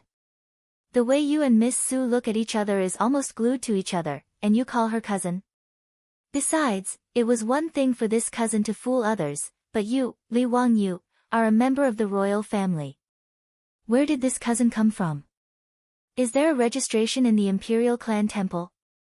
Li Wangyu's words were immediately mercilessly mocked by the foppish young masters, which made him speechless and touched his nose. Alright, although he knew that this matter couldn't be hidden from everyone, it was still a bit embarrassing to be exposed like this. Zio, how did your Miss Su get to know Zheng Boyi? Didn't she and the Zheng family in Xingyang have that incident with Zheng Kongbua? Chai Lingguo asked in a gossipy manner. Li Wangyu shrugged his shoulders. How would I know? Zio, you have to be careful. I'm afraid you don't know. Your Madam Su is quite famous in Chang'an City. The lingerie shop and the four-wheeled carriage company are thriving under her management. Now, many noble madams in Chang'an City have a close relationship with Miss Su. I heard that many people are planning to be matchmakers for Miss Su. That's true. My mother is now a customer of the lingerie shop. After she got to know Miss Su, she asked my father if there were any suitable young talents in the family to be matchmakers for Miss Su, but she was scolded by my father. He said this with a smirk, which made Li Wangyu roll his eyes. This Madame Du was too boring. Fortunately, Du Ruhue gave him face and didn't blindly interfere. Yes, Zio, your relationship with Miss Su is unclear. It's not a big deal. Miss Su is good at everything, but she's a bit old. But if you have the heart, don't keep delaying it. Fang Yai persuaded Li Wangyu with the appearance of an experienced person. Li Wangyu waved his hand. Little brother, aren't I still in cutting decline? It's not urgent. Hee, let's talk about it in 2 years. You're not in a hurry, but someone else is. I heard that Jing Boyi is still unmarried. Aren't you afraid that Miss Su will be taken away by him? Li Wangyu curled his lips. Him? I'm not bragging, but I really don't care about this kind of person, let alone coax Changqing. Qing Chumo smiled. Although Zheng Kongbua is a good-for-nothing with a bad reputation, you shouldn't underestimate this Jing Boyi. This person is 28 years old this year, but he's already a scholar in the Hongwen school. He's famous for his talent. Fang Yai nodded. Even my master praised him, saying that he's overflowing with talent and will have great achievements in the future. Yes, I've also heard of this Zheng Kongbua. He's very good at poetry and songs. Many great scholars in the imperial court praise him. Li Wangyu secretly curled his lips. He had never heard of this person in history. How good could he be? What kind of poems and articles could be better than the works of great gods that he plagiarized? Speaking of which, Zheng Kongbua is very arrogant and always looks down on everyone. He's even somewhat ignorant of the ways of the world. However, he can be considered a young talent. Moreover, don't you think that Madame Su is a perfect match for him? Hee, she's much more compatible than you, Zio. The age difference between you and Miss Su is too big. Ha, my beloved's words are reasonable. The group of fops nodded their heads and laughed. It was needless to say how despicable they were. Li Wangyu angrily raised his middle finger at the group of fops. What kind of people were they? They actually dared to say that their girl was compatible with others. They really deserved a beating. The newly made sunglasses would not be given to this group of bastards. Li Wangyu looked at Zheng Boyi's back again. Hee, did he also have a love rival? Wasn't he from the Zheng family of Xingyang? Acting so arrogant. Why don't you go to heaven? Even if it was Zheng Yuanshou, the head of the Zheng family of Xingyang, Li Wangyu still had to scold him. This Zheng Boyi, did he really think of himself as a dish? He came to attend his housewarming banquet and didn't even greet him. Did he really think that the Zheng family of Xingyang was some bullsh** T-thousand-year-old family? Li Wangyu spat on the ground bitterly. He was too lazy to pay attention to this kind of person who thought too highly of himself. As for his beautiful boss being abducted by others, he didn't even think about this kind of thing. Did they know what a soulmate was? On the other side, Zheng Boyi, accompanied by his beautiful boss, toured the castle. However, just as the fops had guessed, he looked at the beautiful woman in his eyes and had thoughts in his heart. Chapter 503. Zheng Boyi looked at his beautiful superior beside him, but his heart felt like it was being scratched by a cat. He couldn't wait to bring this beautiful woman back to his residence today. He had no interest in Li Wangyu's castle.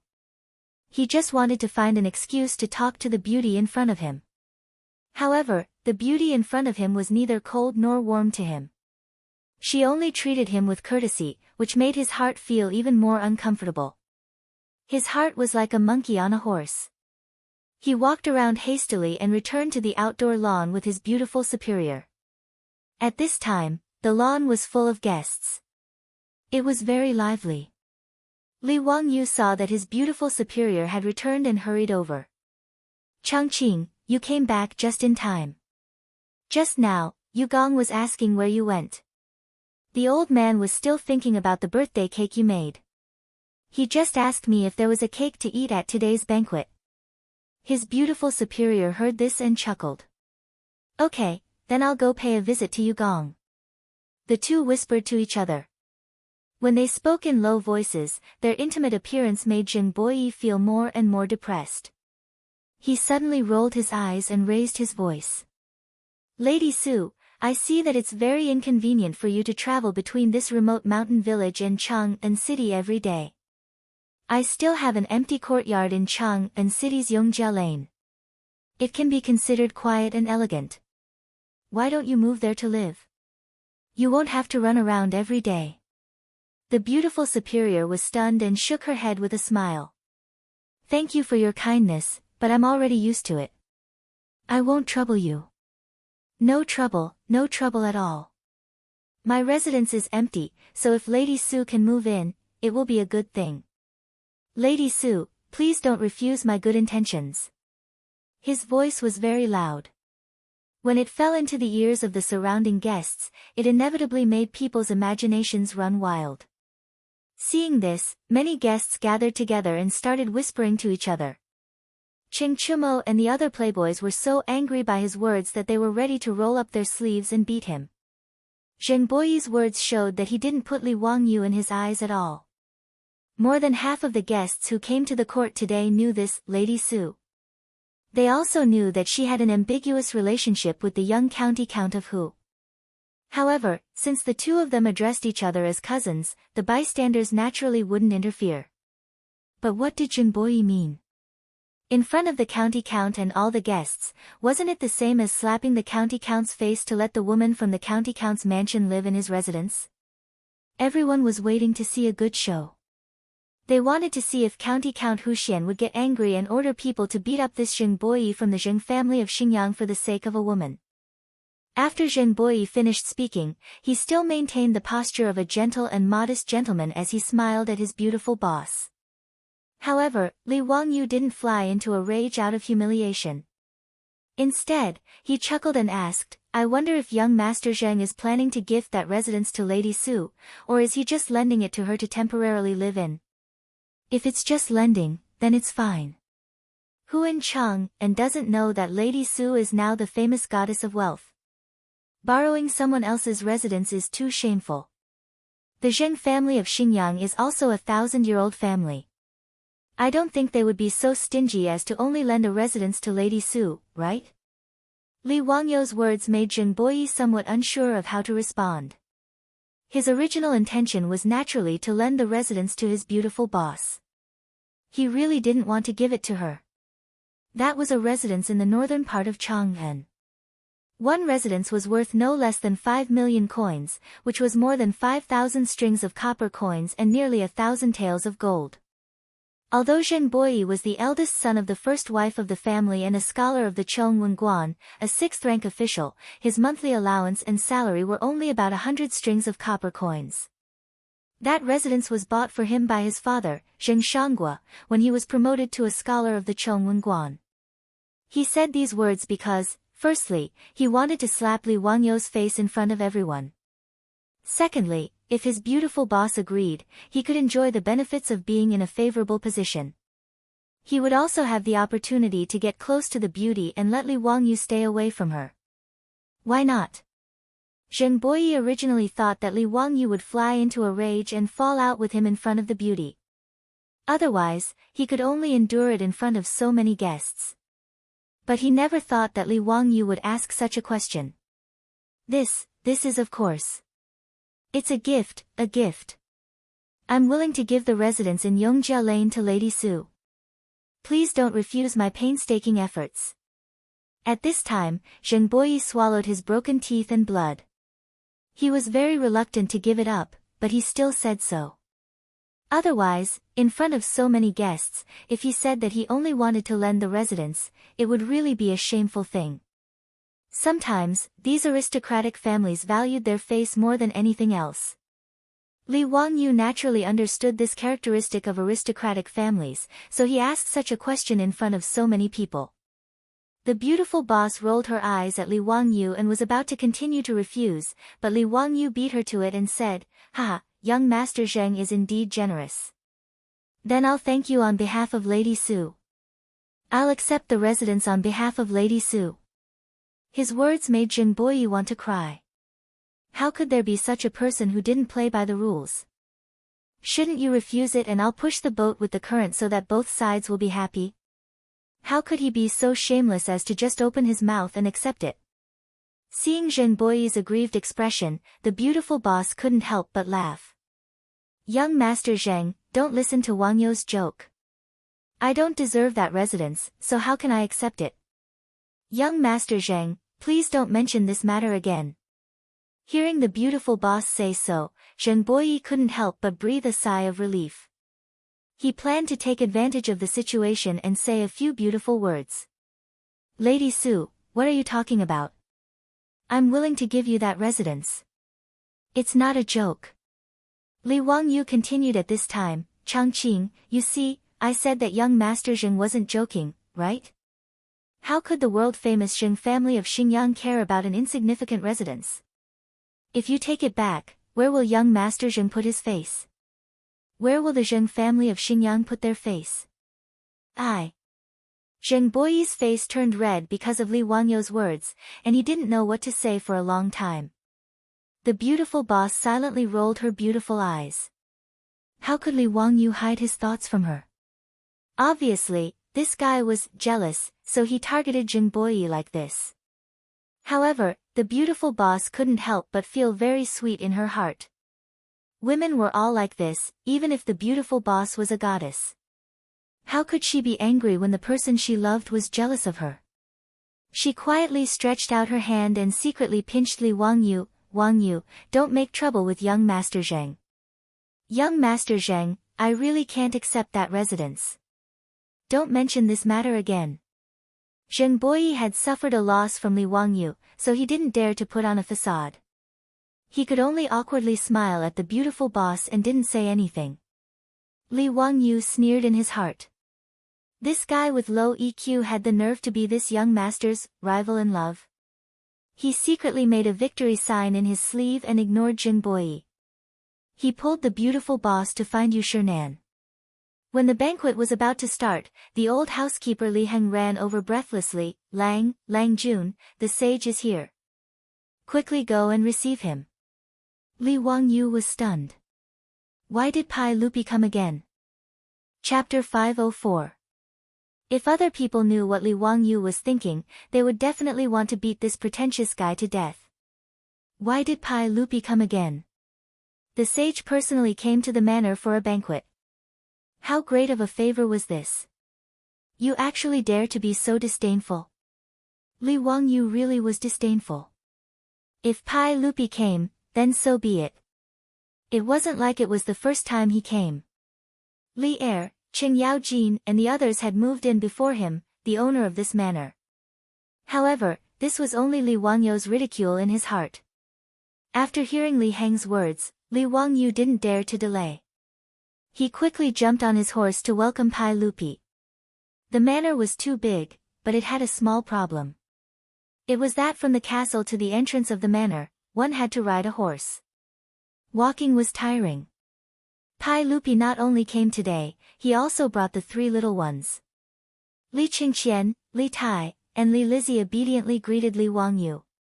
They curiously sized up the manor in front of them, which they had never seen before. This was the first time the three of them had come to Li Wangyu's new manor. Nephew greets uncle. Li Wangyu greeted Pai Lupi. Ha, Zio, there's no need to be so courteous.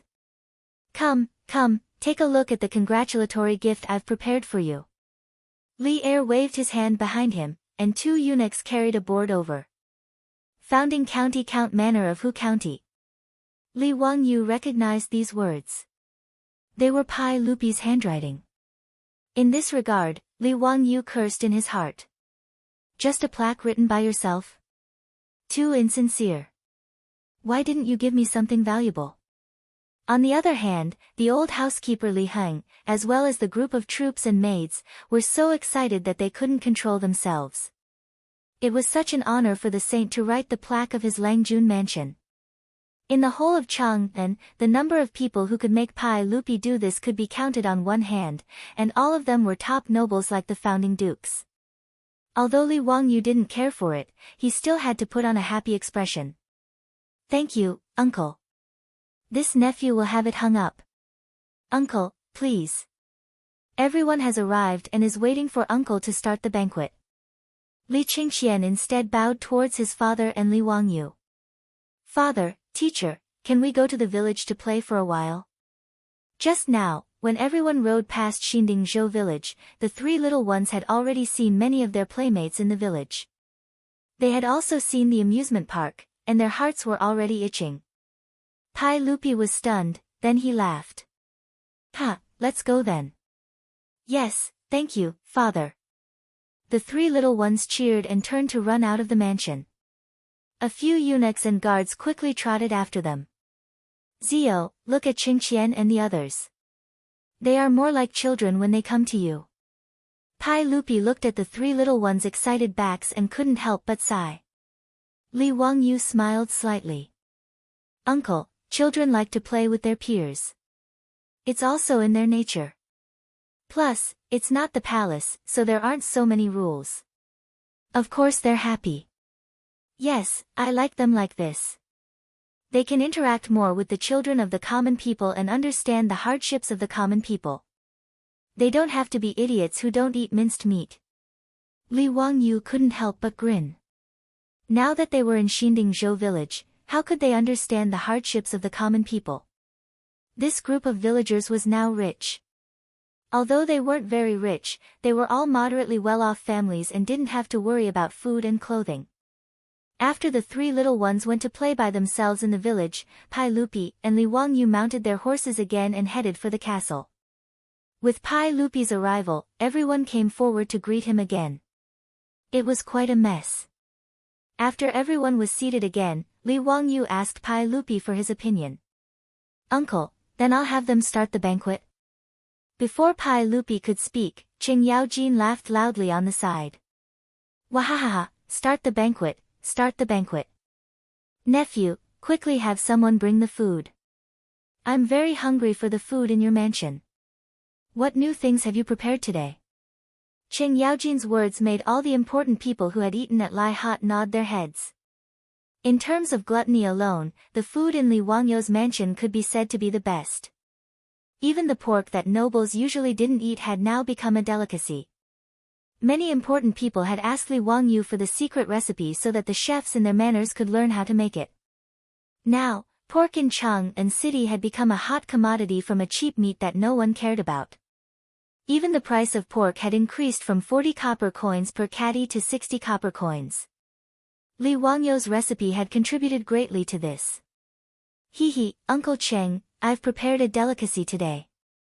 It definitely won't disappoint Uncle Cheng and everyone else. Wahahaha, then what are you waiting for? Quickly have someone bring it up. Qing Yaojin laughed loudly. Pai Lupi glared at him and turned his head to Li Wangyu. Zio, it's fine if we start the banquet at noon, but why don't we even light up the incense sticks? Before the Tang started the banquet, they would first light incense and worship their ancestors. They would first light firecrackers in front of the court to ward off evil spirits to show good luck. Li Wangyu couldn't help but touch his nose. Uncle, today the farmers will be entering the mansion together. The ordinary incense sticks in the mansion will be used by the farmers. The rest of the incense sticks will cause too much of a commotion. I'm afraid it will disturb everyone. Let's just forget about it. Qing Yaojin interrupted again. Nonsense, how much of a commotion can a few incense sticks cause? His Majesty is right.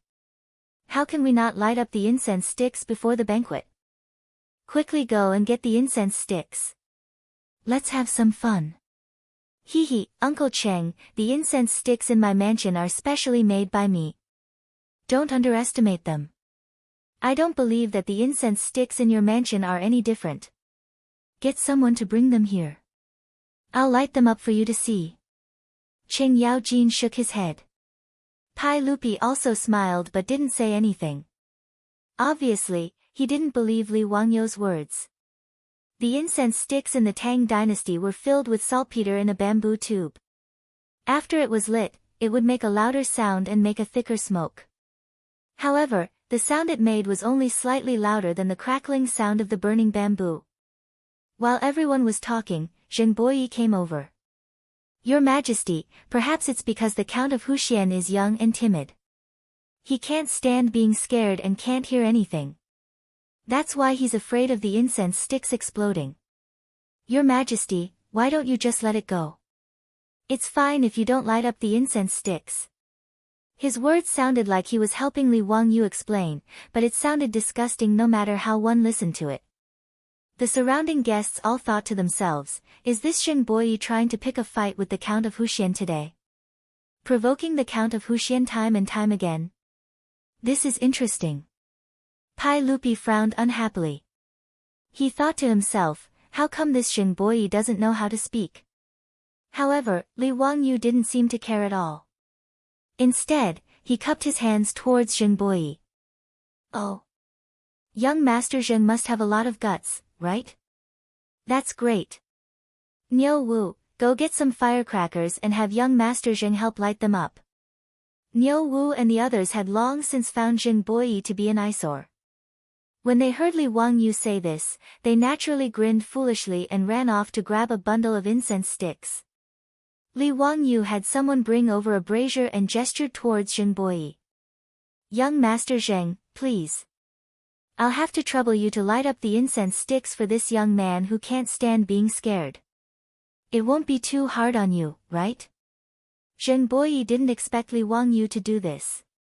However, since he had already spoken, he could only coldly snort and walk towards the brazier. Ha, Count of Huxian, the incense sticks in your residence are so small. How comical. Zheng Boyi casually picked up an incense stick and laughed. Most incense sticks in the Tang dynasty were made from bamboo tubes that were as thick as bowls. This way, they would make even louder sounds. However, the incense sticks that Niu Wu brought over were all made from bamboo tubes that were as thick as fingers. They truly looked very small. Li Wangyu didn't say anything. He only smiled and gestured towards him again. Zheng Boyi coldly snorted and muttered, pretending to be mysterious. Then, he threw the incense stick into the brazier. However, he didn't notice that when Niu Wu had his subordinates bring the brazier over, they had placed it far away from the lawn. When he picked up the incense stick and threw it into the brazier, Niu Wu and the others hid far away. Li Wangyu even covered his ears with his hands, as if he was waiting to watch a good show. Chapter 505. His beautiful boss saw this scene, but she didn't stop him. She just glared at Li Wangyu, annoyed that he was teasing her again. The explosive rod that Li Wangyu asked Niu Wu to explode was naturally made by him. In fact, it might be more accurate to call it firecrackers. A few days ago, when the old butler Li Heng reported to him about moving into the house, he specifically mentioned that he needed to buy some explosive rods to ward off evil spirits as a sign of auspiciousness. Li Wangyu was also bored at that time, so he casually said, the sound of an explosive rod is too small. It's really boring. Niu Wu heard it at that time and laughed. Lang Jun, there is an old shop in the East City that specializes in making explosive rods. Compared to other shops, their explosive rods make a louder sound and smoke more. Why don't I go and buy some? Li Wangyu disdainfully curled his lips. How loud can the sound be? It's not interesting. When I was 6 years old, I could make things that made even louder explosions. When the old butler Li Heng heard Li Wangyu's words, his beard couldn't help but tremble a few times. In his heart, he only thought that his Lang Jun was bragging. He had watched Li Wangyu grow up. How could such a thing happen? Niu Wu naturally didn't believe it. Although he didn't say it clearly, the look in his eyes said everything. Li Wangyu was talking about his experience in the future. He really wasn't bragging. When he was 6 years old, he and a few other naughty children in the village felt that the firecrackers weren't strong enough during the new year, so they took apart the firecrackers, poured out the gunpowder inside, and stuffed it all into a bamboo tube. When they lit the extra-large firecrackers and threw it into a toilet in the village, that spring festival, the whole village was filled with the smell of feces and urine. Li Wangyu and the other naughty children's buttocks were naturally beaten into 4 pieces. In the Tang dynasty, Li Wangyu certainly couldn't make real gunpowder, but he knew how to make black gunpowder that could be used to make firecrackers. This kind of black gunpowder was not something that the brats of the later generations were willing to play with. They thought that it was too weak to make firecrackers. Seeing that Niu Wu and Li Heng didn't believe him, Li Wangyu was also angry. He had to open the eyes of these 2 country bumpkins. Niu Wu, go prepare saltpeter for me and grind it into powder. Li Wangyu was too lazy to talk nonsense. He directly gave a list to Niu Wu and let him prepare it. Lang Jun, what do you want the chicken for? Can this thing make an explosive rod? Niu Wu was puzzled. If I tell you to go, then go. Cut the crap. Li Wangyu was too lazy to explain the binding effect of egg white to this fool. He directly sent him to buy all the things he wanted. After Niu Wu had prepared all the things Li Wangyu needed, he followed Li Wangyu's instructions and dried them. Then, he ground them into powder and mixed them together according to a certain ratio. Then, the egg white was added, and after mixing well, the mixture was sifted into particles of the same size. Finally, the particles were dried in the shade. After busying himself for 2 days, Li Wangyu's black gunpowder could be considered a success. The thing was made, but whether it was useful or not, Li Wangyu actually didn't know in his heart. Although their village originally had a small firecracker factory, but in the future, even the firecracker factory in the village workshop didn't use black gunpowder. Li Wangyu knew the so-called black gunpowder formula, but it was simply from a certain encyclopedia in the future. Whether it was accurate or not, he didn't know. Moreover, he was also very scared to make the black gunpowder with Niu Wu. He didn't even dare to make it in his own old house, for fear that he would accidentally blow up his house. There was no other reason other than the fact that black gunpowder was not safe. This thing was very sensitive and easy to burn. It could be ignited with a spark. Fortunately, he only made a few firecrackers and used a small amount, so it wasn't a big problem. Niu Wu, go find a bamboo tube. Today I will open your eyes and let you see what a real explosive rod is. What a thunderous explosion! Niu Wu was skeptical, but since it was his Lungjuan's order, he naturally followed it. He agreed and went out to chop a bamboo tube back. When Li Wangyu saw it, he was so angry that he kicked him in the butt. *CK, he wanted to make firecrackers, not to become a terrorist and make bombs. This idiot brought back a bamboo tube that was as thick as a bowl. How much gunpowder would it have to contain? How powerful would it be?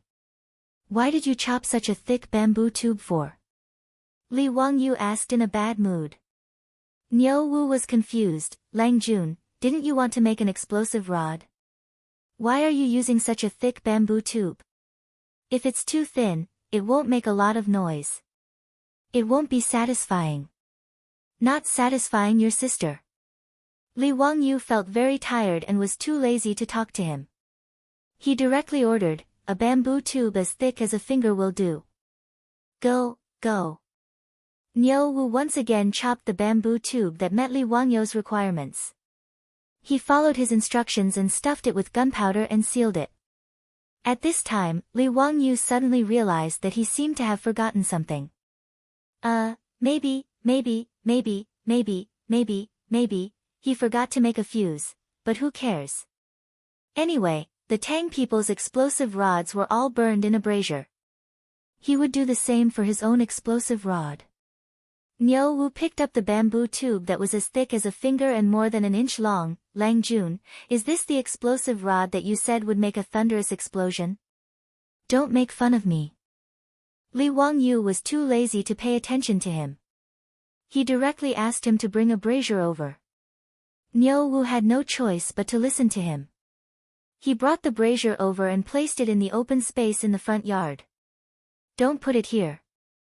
Take it to an open space outside. Li Wangyu did not dare to experiment in his own home. The firecrackers in the future were wrapped in paper. The one in his hand was a bamboo tube. Those who had studied physics in junior high school knew that when gunpowder burned rapidly, it would produce a large amount of gas that could expand by nearly 10,000 times. In a limited space, the gas would expand rapidly due to heat and would cause an explosion. The more enclosed the space, the more powerful the explosion would be. Firecrackers made from bamboo tubes would definitely be more powerful than firecrackers wrapped in paper. This was for sure. Niu Wu did not take Li Wangyu's instructions seriously, but he still did as he was told. He brought the brazier to an open space outside the house. Li Wangyu did not dare to throw the explosive rod into the brazier himself. He directly stuffed the bamboo tube into Niu Wu's hand. You go and throw it into the brazier. Remember, throw it in and run. I know. Isn't it just an explosive rod? There's nothing strange about it. Niu Wu did not take it seriously. He casually took the bamboo tube, walked to the brazier, and threw it in. Run! Li Wangyu saw that this fool did not move at all and could not help but become anxious. Niu Wu actually turned his head and grinned foolishly at him. Li Wangyu was so angry that he even forgot to cover his ears. Boom! The explosive rod in the brazier exploded without any suspense. The sound was so loud that it was like thunder. The charcoal in the brazier was scattered everywhere by the explosion of the firecrackers. Sparks flew everywhere. When Li Wangyu saw Niu Wu clearly again, he saw that his whole body had turned black. His whole body was covered in charcoal ash. Niu Wu, are you okay? Li Wangyu quickly ran over. Niu Wu used all his strength to pick his ears as if he wanted to quarrel with someone. He shouted with a broken voice, Lang Jun, what did you say? I can't hear you. Without a doubt, Li Wangyu's firecrackers were completed. Its power was at least equivalent to those sold in the future. It was the largest two-legged firecrackers. The sound was so loud that it even caused a commotion among the villagers of Dingzhou village. They did not understand why there was a sound of thunder in the middle of the drought. Niu Wu's ears were not deafened, but because of this, it took him a few days to recover. As for Li Wangyu's description of the explosive rod, he naturally had an unforgettable experience. Ever since he made these firecrackers, Li Wangyu did not care about explosive rods. The explosive rods that Li Heng had originally purchased were all given to the villagers by him.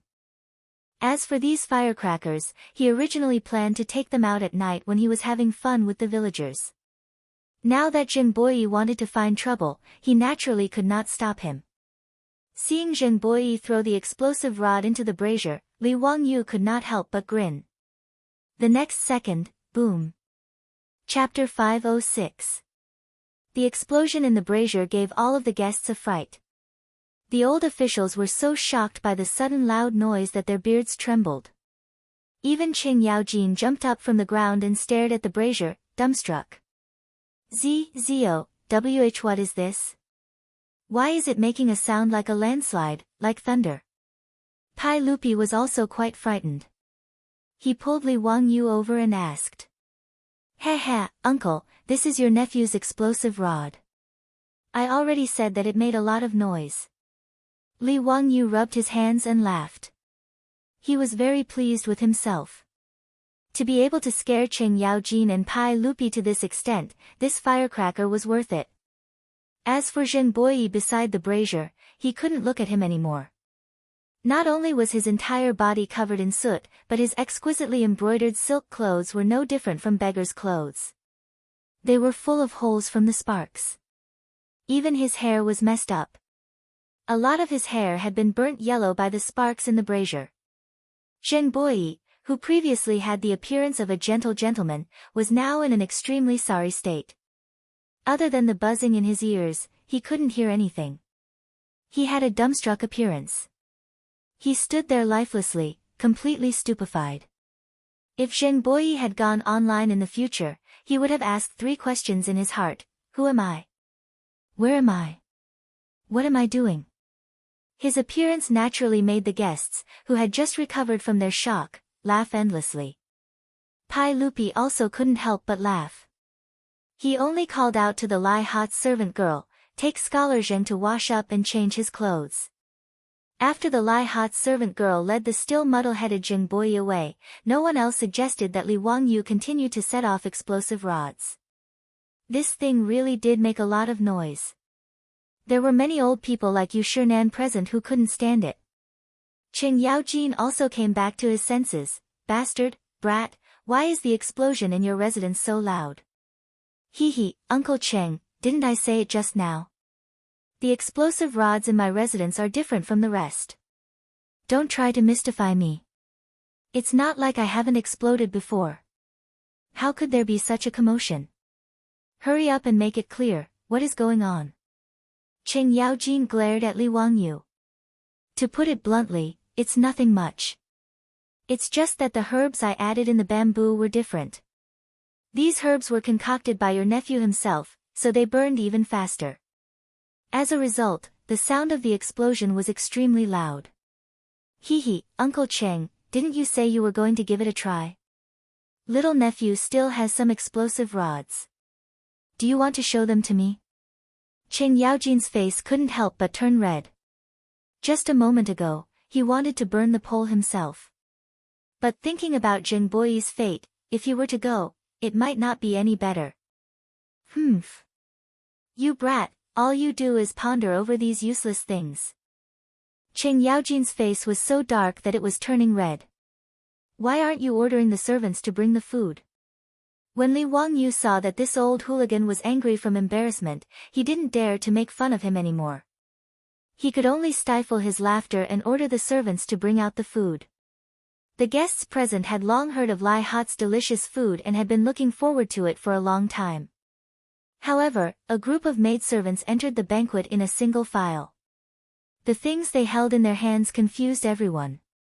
Zio, it's such a hot day. Why did you order people to bring so many braziers?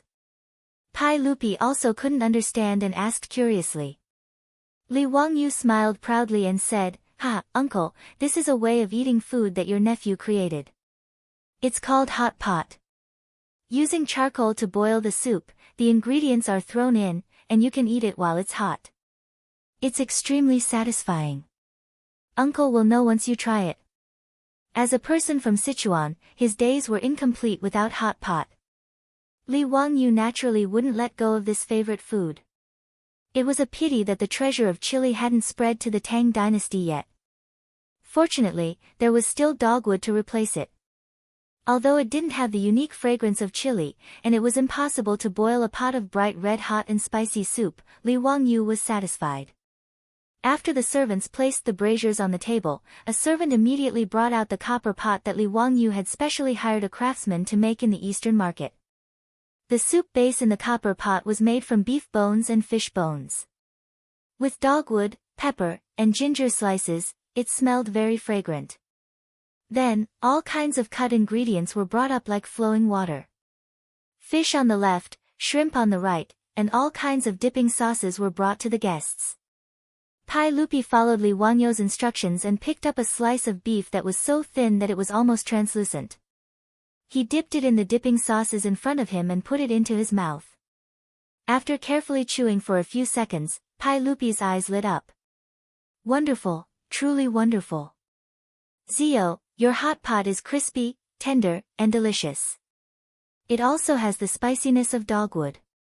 It's really wonderful. If Uncle likes it, then eat more. This duck intestine is also of the highest quality. Uncle, try it. There's also a particular way to boil this duck intestine. It can be eaten after 7 or 8 strokes. It's quite crispy and refreshing. Li Wangyu smiled as he explained to Pai Lupi how to eat the various ingredients in the hot pot. When the surrounding guests heard Pai Lupi's praise, how could they hesitate? They all learned from Pai Lupi's method of eating and began to boil the ingredients they liked. The group of guests surrounded the steaming hot pot and chatted with each other. They raised their chopsticks and ate heartily. It was very lively. Everyone was quite satisfied with the hot pot. Lai Hot's reputation was well deserved. At this time, Zheng Boyi had already washed his face and changed his clothes under the service of the Lai Hot servant girls. He came out with a straight face and sat down in his seat. How could he not know that he had been plotted against by the county magistrate? According to his temperament, he would have definitely left in a huff. However, when he saw his beautiful boss's face, he couldn't bear to leave. He naturally wasn't in the mood to eat, but when he saw the guests praising Li Wangyu's hot pot, he couldn't help but snort. He questioned, "What hot pot? Isn't this just a wok and a cauldron?" According to the Book of Wei, this method was already used during the time of Emperor Wen of Wei. What's so special about it? Zheng Boyi's ears were still ringing. Although he could still hear, his ears were ringing. When he spoke, his voice was also quite loud. Naturally, everyone present heard his words clearly. Pai Lupi couldn't help but put down his chopsticks and looked at Zheng Boyi with displeasure.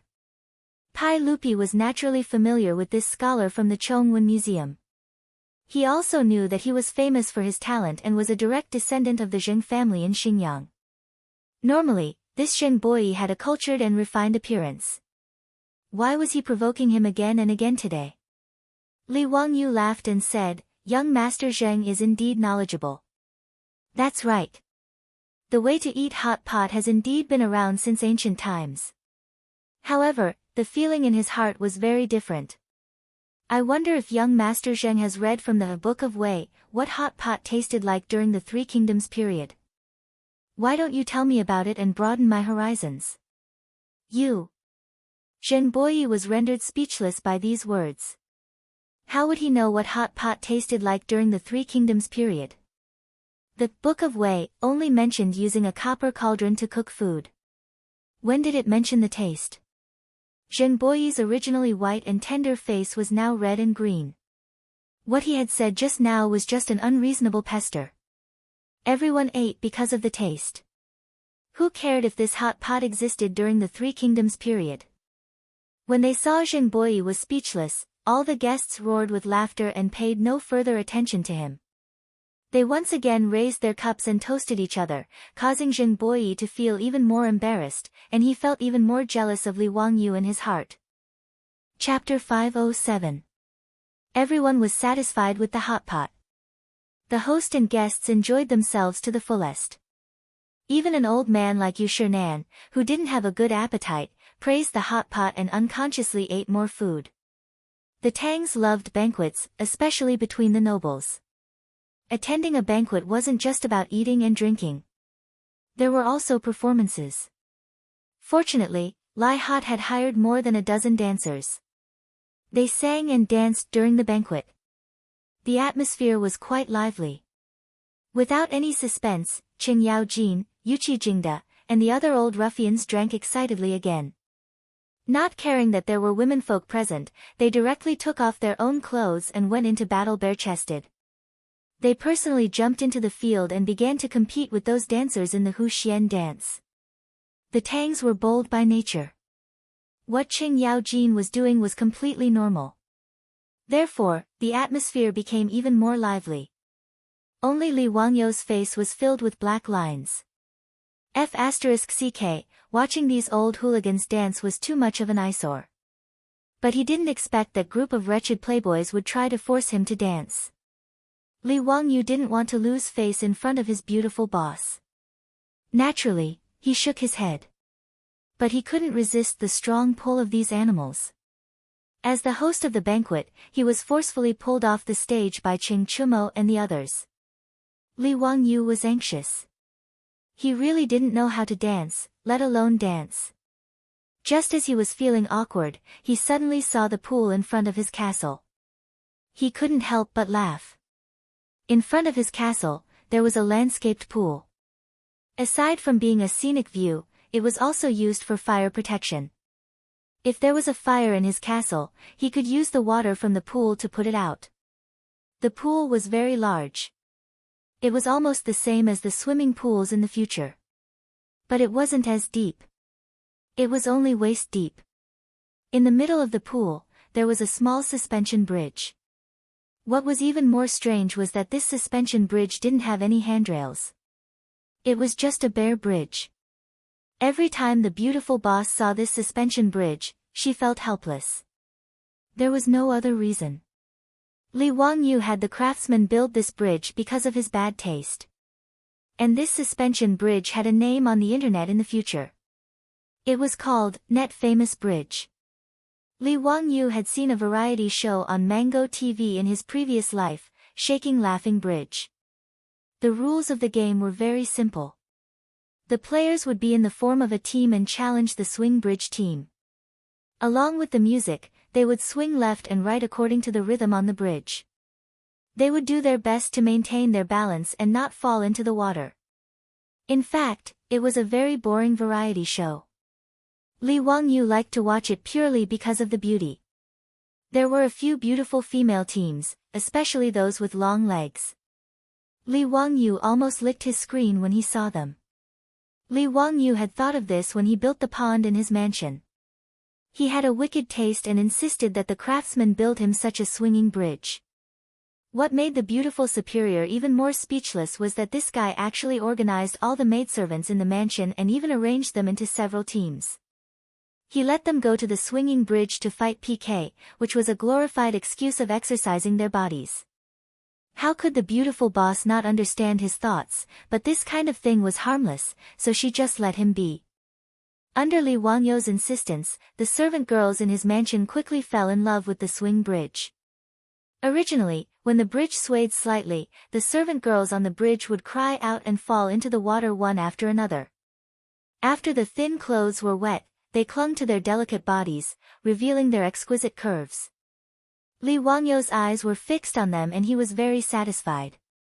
Even Niu Wu, Niu Yong, and the other troops were like this. The 73 troops of old bachelors in the mansion loved to watch the servant girls play the swing bridge the most. Every time this group of old bachelors made a big fuss and whistled. Although the servant girls were very shy, they did not avoid the burning gazes of their Langjun and the old bachelors. Some of the bolder ones even stuck out their chests after falling into the water, as if to show off their strength, which caused the surrounding crowd to howl. It was not that these servant girls were shameless, but that the people of the Tang dynasty were so valiant. In addition, in these servant girls' hearts, how could they not hope to be taken in by their Langjun or the troops of Kongwu, so they naturally had no scruples. With Li Wangyu's experience and guidance from watching the videos, they soon learned how to play the swing bridge. They could swing their bodies neatly on the swing bridge without falling into the water. Even Niu Yong, Niu Wu, and the 73 old soldiers liked to play the swing bridge. They often challenged the servant girls' teams with the idea of shaking them off the bridge and seeing the wet beauties. Li Wangyu's only regret was that he could not let the servant girls in the mansion change into the hot pants that exposed their thighs in the Tang dynasty. Otherwise, it would be too eye-catching. At this moment, he was being forced to dance by the playboys. Li Wangyu naturally did not want to make a fool of himself in front of everyone, so when he saw the swing bridge, he immediately thought of escaping. Brother Chumo, dancing is boring. This little brother has a fun thing in the mansion, I wonder if you are interested. Li Wangyu said with a sneaky smile. Ching Chumo and the others did not understand and asked curiously, what fun thing? Let's hear it. Li Wangyu pointed at the net red bridge and said, brothers, do you see the swing bridge? We can split into 2 teams on the swing bridge. The team that does not fall into the water in the end will be the winner. Brothers, are you interested? Ching Chumo and the other playboys were naturally playful people. When they heard Li Wangyu's words, they were naturally interested and nodded in agreement. The group of playboys pulled Li Wangyu to the side of the pool, which attracted the attention of all the guests. Pai Lupi could not help but laugh and scold them, what are these little brats doing? Zhijia, let's go and take a look. With Pai Lupi taking the lead, all the guests naturally followed and ran to the side of the pool to watch. Ziyu, your family's swing bridge is quite strange. It doesn't even have handrails. Aren't you afraid that people will fall into the water? Pai Lupi looked at the swing bridge and could not help but laugh. Li Wangyu nodded as if it was a matter of fact, uncle is right. This swing bridge is meant to make people fall. Oh. Why is that? Hee hee, uncle, just watch the show. Li Wangyu did not explain and only let Pai Lupi wait and see. The group of playboys, with Li Wangyu's explanation, had already figured out how to play with the swing bridge. They immediately split into 2 teams and walked onto the swing bridge from both ends. The swing bridge, as the name suggests, swayed and swayed. Even if one did not deliberately swing it, just walking on it was already quite frightening. Fang Yi, AI lost his balance and almost fell off the swing bridge. If it was not for Ching Chuliang who pulled him from behind, he would have been the first to fall. When the playboys were all on the swing bridge and faced each other, Li Wangyu waved his hand and had someone bring over a large drum. He personally beat it and shouted at the same time, swing it up. Accompanied by the sound of the drum, the group of playboys giggled and started swaying the swing bridge. In the next moment, splash, splash, 3 people started falling into the water. This comical scene naturally caused the guests, including Pai Lupi, to roar with laughter. On the swing bridge, the remaining few playboys were also dancing with joy, trying to maintain their balance. However, as the swing bridge swayed more and more violently, in the end, none of these people who were playing the swing bridge for the first time were spared and all fell into the water. This caused the laughter of the people around the pool to become even louder, but the group of playboys did not seem to mind at all. Instead, they laughed along, feeling that it was quite interesting. Wahahaha, this bridge is very interesting. This old man will also try. Gentlemen, which one of you is interested in fighting with this old man? Cheng Yao Jin was itching to fight and jumped out to provoke them. Old bastard Cheng, don't be so arrogant. This old man will fight you. How could Yuchi Jingda be willing to fall behind? He immediately stood up to accept the challenge. With these 2 big shots taking the lead, the other generals and nobles present naturally did not want to fall behind and all spoke up to accept the challenge. The swing bridge prepared to swing again. Chapter 508. With a big shot like Cheng Yaojin taking the lead, the guests were all eager to try. After all, they were in the Lai hot and weren't afraid of getting wet. They had clothes to change into. The swinging bridge had become a popular bridge in the future because of its charm. It was unheard of for the Tangs to have a chance to play in the water. The atmosphere became very lively. Cheng Yaojin, Yuchi Jingda, and the other big shots had no advantage on the swinging bridge, even if they were veterans on the battlefield. After a few swings, they all fell into the water, which made the crowd laugh again. Everyone tried to challenge the bridge and fell into the water in all kinds of strange ways. For a moment, the banquet at the Lai hot became a playground. Other than the old man like Yu Shernan, who was just watching, most of the guests went down and experienced the feeling of falling into the water. The guests were having a good time. Only Zheng Boyi was watching coldly from the side with a look of disdain. The more Zheng Boyi looked at Li Wangyu, the more uncomfortable he felt. He originally thought that Li Wangyu was just a lucky minister who was young and frivolous. In particular, Li Wangyu had been continuously promoted by Pai Lupi and humiliated the Zheng family of Xingyang, which made him even more resentful. In fact, it wasn't a coincidence that Zheng Boyi knew his beautiful boss. It was just a scheme by the Zheng family of Xingyang. His beautiful boss managed the 4-wheeled carriage business and underwear business, which were both profitable businesses. Who knew how many aristocratic families were jealous of her?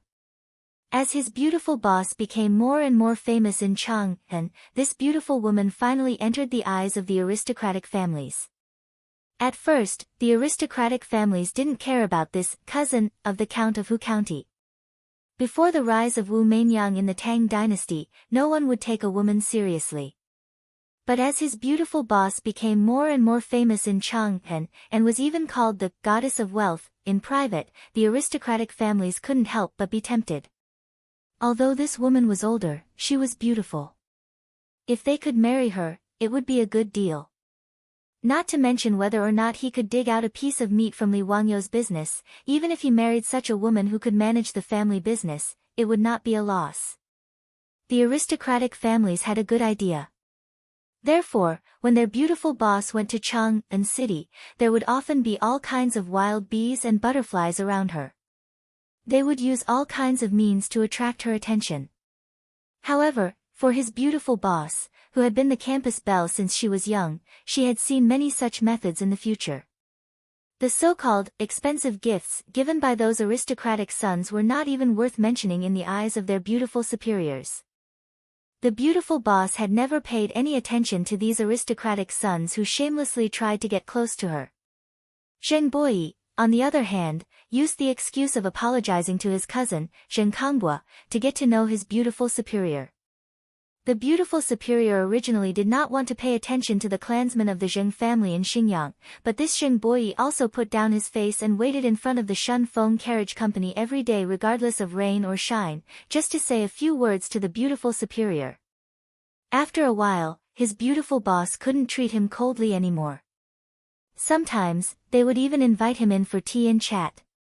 The beautiful superior just felt that Zheng Boyi was quite steady and could be treated as a friend. She had no interest in these ancients, not to mention that her heart was now tied to Li Wangyu. However, Zheng Boyi felt good about himself and thought that he would soon capture the beautiful woman's heart and bring her home.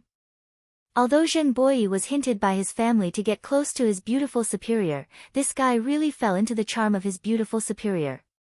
He was now 28 years old. In the Tang dynasty, a man of this age would have already been the father of several children.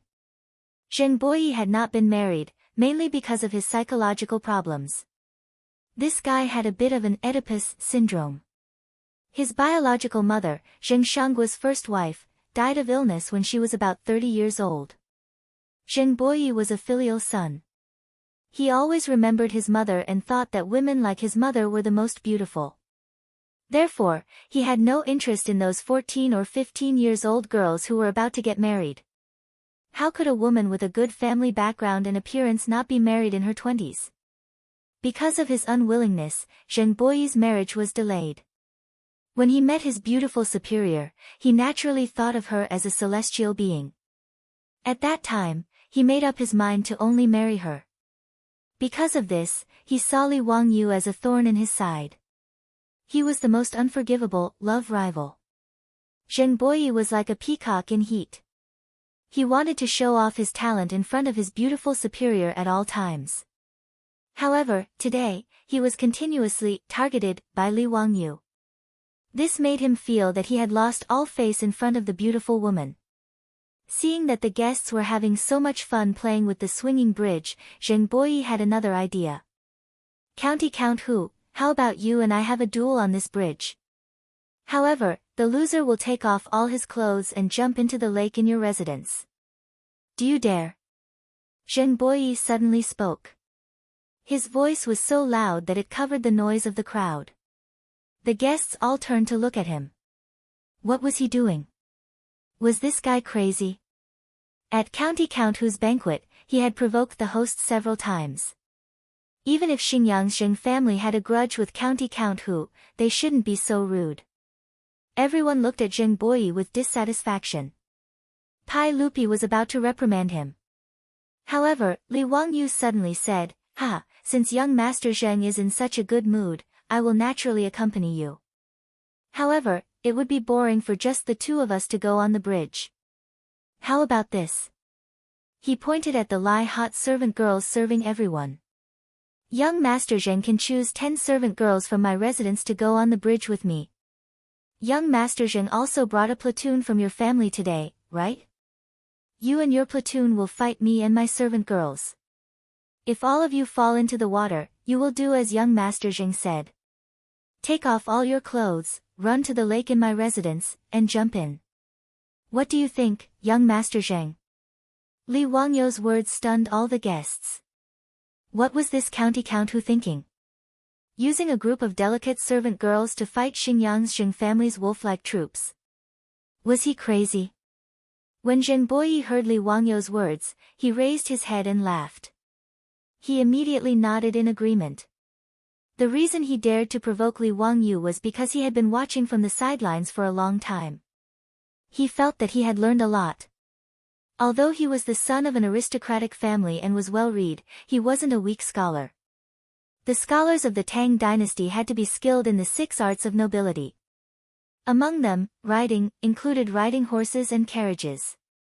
Zheng Boyi figured out that to play this swinging bridge, one had to be in a stable horse stance. It was as if one was riding on a horse's back. One had to adjust one's posture as the horse ran.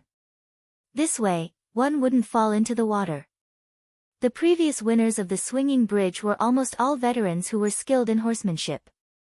It was because of this observation that Zheng Boyi challenged Li Wangyu. He wanted to humiliate him and redeem himself from the humiliation he suffered today. Zheng Boyi didn't care about the disdainful looks of the surrounding guests. He was afraid that Li Wangyu would go back on his word, so he immediately nodded in agreement. He also chose 10 relatively thin and weak servant girls from the surrounding servant girls to be his opponents. His attitude attracted the ridicule of the people around him. The rich playboys were so angry at his despicable actions that they started cursing him. Li Wangyu didn't care at all. He just smiled and waited for Zheng Boyi to gather his troops and prepare for the battle on the bridge. For people like Zheng Boyi, if you're willing to die, I'm willing to bury you. Chapter 509. Zheng Boyi's shamelessness was not only despised by the officials present, but also by the aristocratic families who had come as guests. Despite County Count Hu's words, Zheng Boyi had agreed without hesitation. Moreover, he had chosen those thin and weak maidservants. This was truly a disgrace to the aristocratic families. Many of the Confucian scholars who had previously thought highly of Zheng Boyi shook their heads and sighed at his actions. Zheng Boyi didn't care about that. All he was thinking about was how to make Li Wangyu lose face in front of his beautiful superior. He didn't care about anything else. It wasn't an exaggeration to say that Zheng Boyi had already gone mad and couldn't be understood by common sense. Ching Chumo and the others couldn't help but jump out.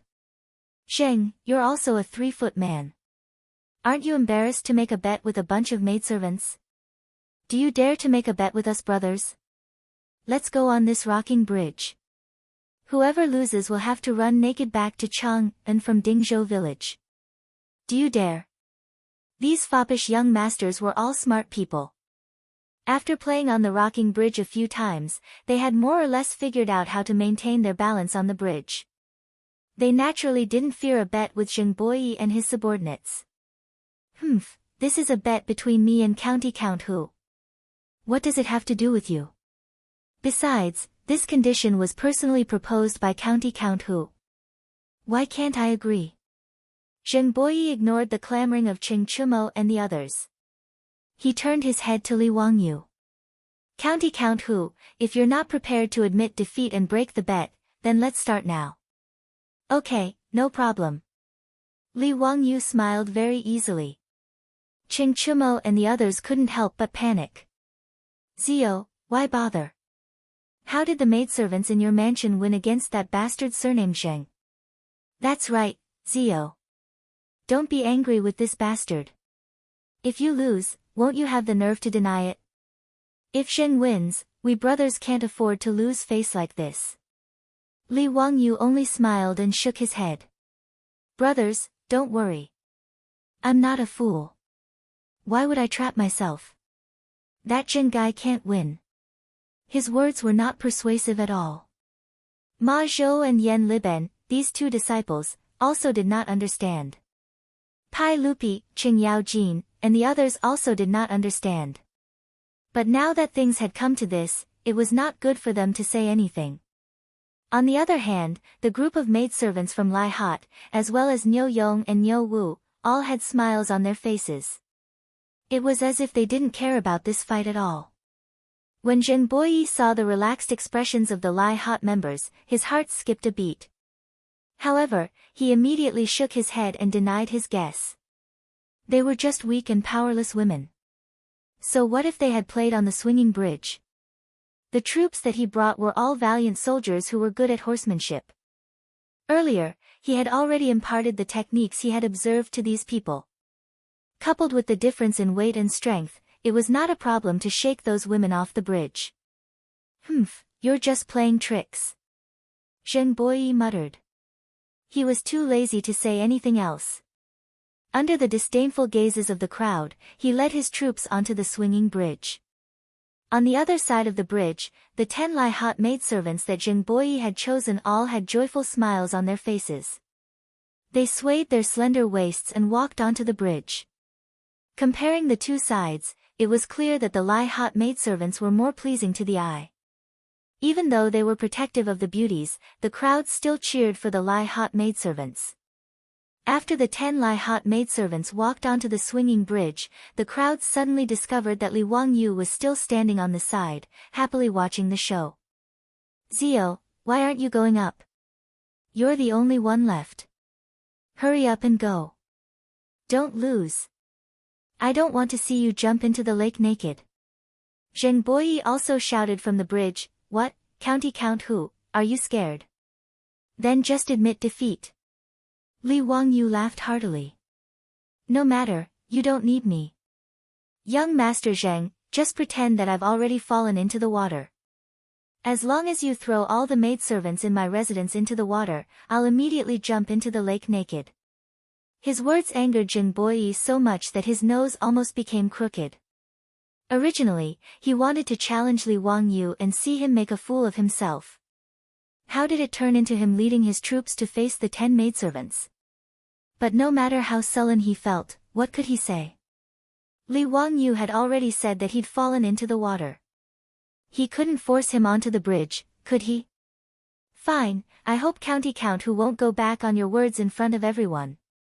Zheng Boyi was already riding a tiger and couldn't back down. He could only grit his teeth and say this. Li Wangyu chuckled. That's only natural. Whatever I say, it's only natural that I keep my word.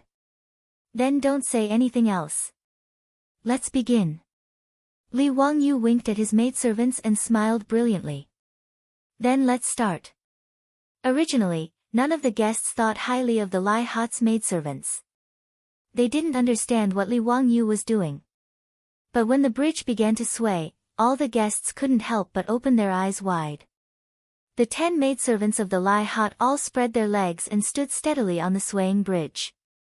Moreover, the 10 of them moved in unison as if they were one person. The group of extremely eye-catching beauties looked petite, but when they moved on the swaying bridge, there was a different kind of charm. Especially when they constantly swayed their bodies left and right like ice skaters on the narrow bridge, adjusting their center of gravity with the swaying of the bridge. That kind of beauty completely attracted everyone's eyes.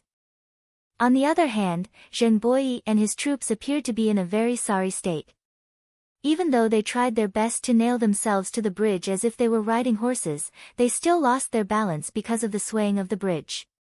They kept waving their arms to prevent themselves from losing their center of gravity and falling off the bridge. Their appearance was very funny. The guests' laughter became louder and louder. Obviously, no one thought that Zheng Boyi could win the bet. As the frequency of the swaying of the bridge increased, someone fell into the water. One of the troops of the Zheng family of Xingyang finally couldn't maintain his balance. He slipped and fell off the bridge. Because of his subconscious reaction, his hand grabbed the clothes of his colleague in front of him, causing that person to lose his balance and his body to tilt to the side, just like dominoes. Because one person fell down in an instant, it caused a chain reaction and pulled down all the troops in front of him. Naturally, the pitiful Zheng Boyi was not surprised. In his despair, he fell onto the bridge. At this time, he was the only one of the Zheng family of Xingyang on the bridge. When he thought that after falling into the water, he would have to jump into the lake of the county count's mansion naked, Zheng Boyi wanted to die. He lay on the bridge and grabbed both sides of the bridge tightly, trying to keep his body from falling into the water. How could the Lai Hot maidservants let him do as he wished? The maidservants began to use more strength to kick the bridge, and the frequency of the swaying of the bridge increased. Zheng Boyi's whole body was constantly thrown around on the bridge, and he was in a very embarrassing situation. When Li Wangyu saw this scene, he couldn't help but move closer to the beautiful superior's ear. Changqing, look, this is the legendary human wiper. Swish, swish. The beautiful boss was amused by his words and laughed out loud. Accompanying her laughter was Zheng Boyi's cry of despair. Plop, he was finally thrown off the bridge and fell into the pool. Chapter 510. The Tangs lacked entertainment facilities, so the bridge was a great source of entertainment for the Tangs. The Lai Hot maidservants were all very happy after being taught by Li Wangyu. They would come here to rock the bridge whenever they had free time. They were all masters, and Zheng Boyi and his troops could not compare to them. Li Wangyu did not want to get on the bridge because he did not want to lose face. Although he had taught the maidservants how to rock the bridge, he was far inferior to these delicate maidservants in terms of technique.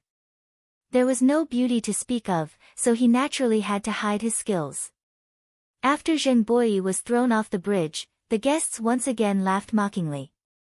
Even the guests from the aristocratic families who were on the same side burst into laughter.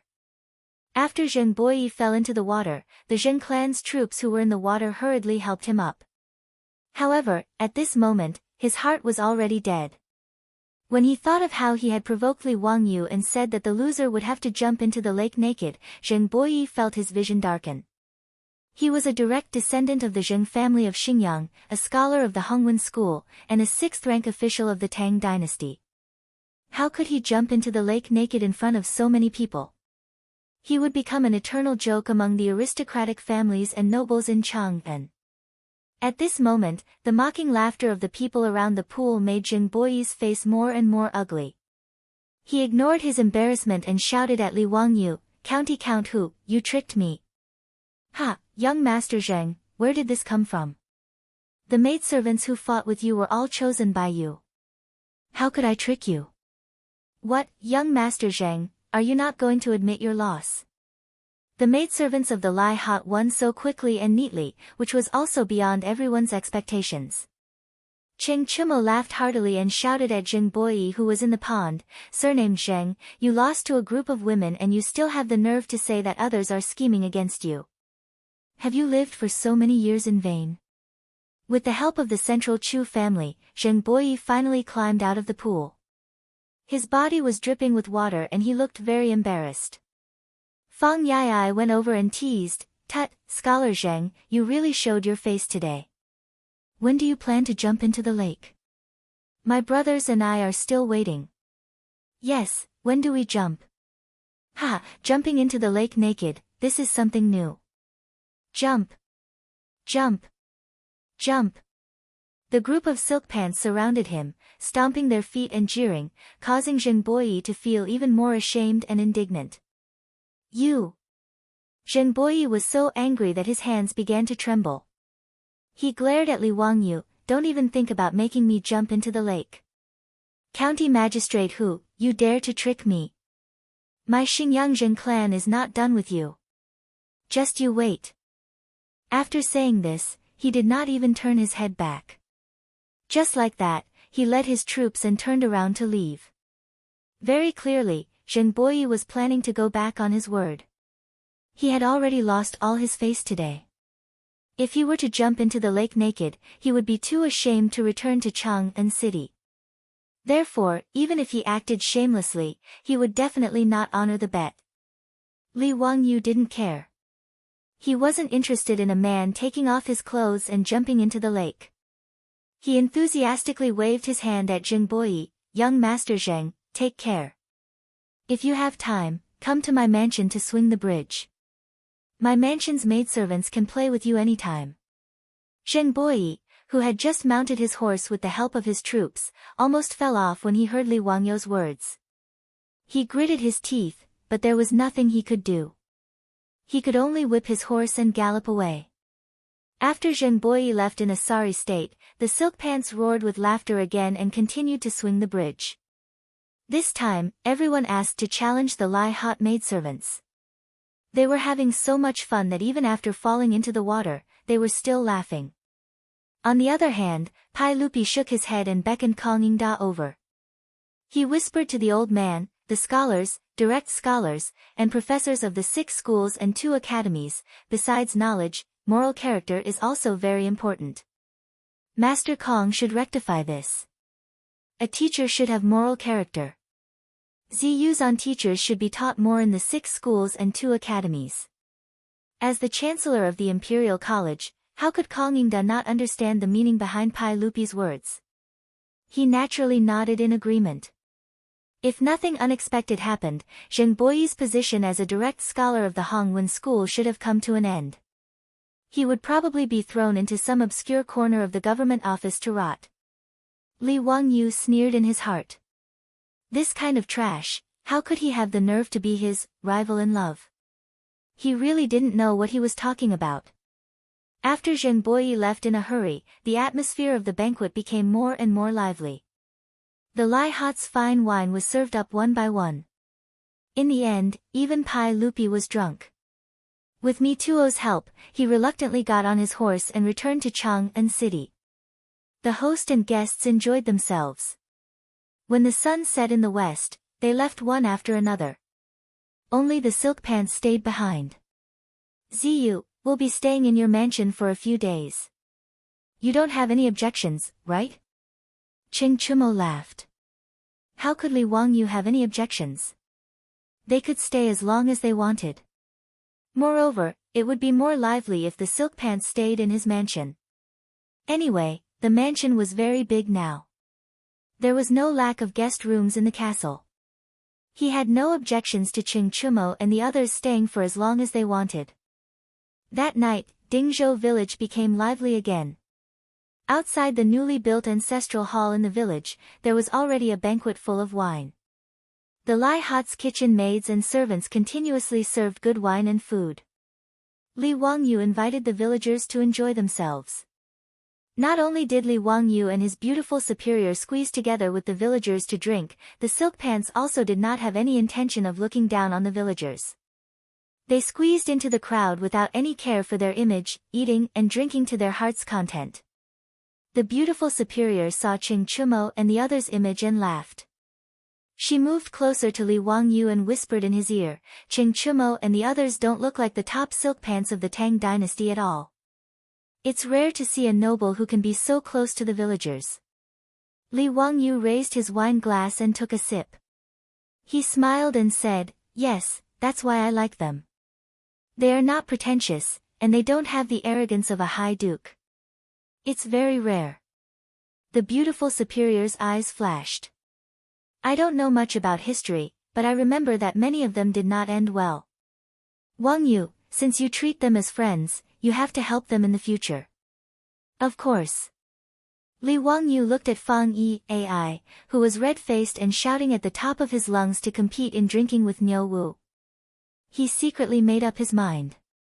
No matter what, he could not let this fool marry Princess Gao Yang in the future and become the cuckold king of the Tang dynasty. However, he was overthinking this matter. Pai Lupi's eldest princess Li Lizzie was only 7 or 8 years old. That Princess Gao Yang was probably only 4 or 5 years old now. When he thought of Fang Yi, AI's future wife, who was now a little girl in kindergarten, Li Wangyu could not help but despise this guy.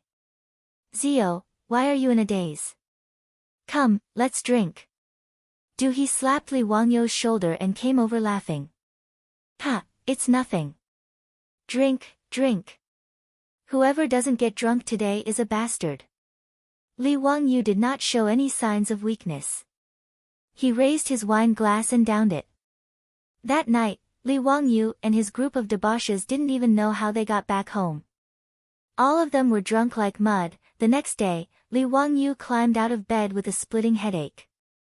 When he swore again that he would not drink in the future, the old butler, Li Heng, came to report that his disciple, Yan Liben, had arrived. Chapter 5:11. Li Wangyu painfully rubbed his temples as he listlessly sipped his tea. Liben, you're here. Is something the matter? Yan Liben smiled and said, Teacher, this matter should have been reported to you yesterday, but I saw that yesterday was your big day, so I didn't want to disturb you.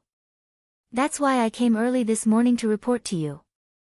Teacher, can you guess what it is? Li Wangyu looked at him and suddenly stood up. Is the hydraulic forging machine finished? Ha, teacher really guessed right.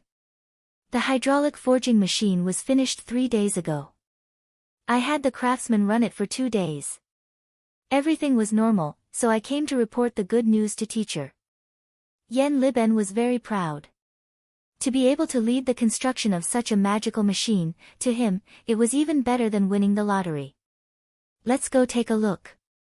Li Wangyu also became spirited. Li Wangyu did not call the silk pants. After all, this matter needed to be kept secret without Pai Lupi's approval. Not far from the Huangyu Chuiwei Palace, beside a river called Qi River, a row of workshops had already been built. Qi River was not wide, but the current was fast. Beside the workshops, there were more than 10 large water wheels with a diameter of 4 to 5 meters. Under the push of the river, they were constantly spinning. Teacher, look, this is the furnace for smelting private money. Yan Liben introduced the various facilities in the workshops to Li Wangyu. Li Wangyu did not know anything about steel smelting, so he could only listen to whatever Yan Liben said. Li Wangyu also knew that during the Tang dynasty, steel smelting and forging techniques were very advanced. Not only did they have the method of frying steel, but they also had the method of quenching and annealing, as well as various advanced steel forging techniques. The Tang sword was able to destroy everything, which was one of the reasons why the Tang army was invincible. Only the blast furnace used charcoal as fuel, which Li Wangyu remembered in his heart. He vaguely remembered that it was at the end of the Southern Song dynasty that they began to use charcoal as fuel for steel. When coke was used to make steel, the furnace temperature would be higher and the quality of the molten steel produced would be better. Li Wangyu didn't know much about coke, so he wasn't in a hurry to bring it up to Yen Liben. Piles of money were thrown into the blast furnace. Under the constant heating of the charcoal fire, they slowly melted into a furnace of molten copper. The craftsman poured the liquid copper into the mold and waited for it to cool down. This is a copper strip that is as thick as a copper coin.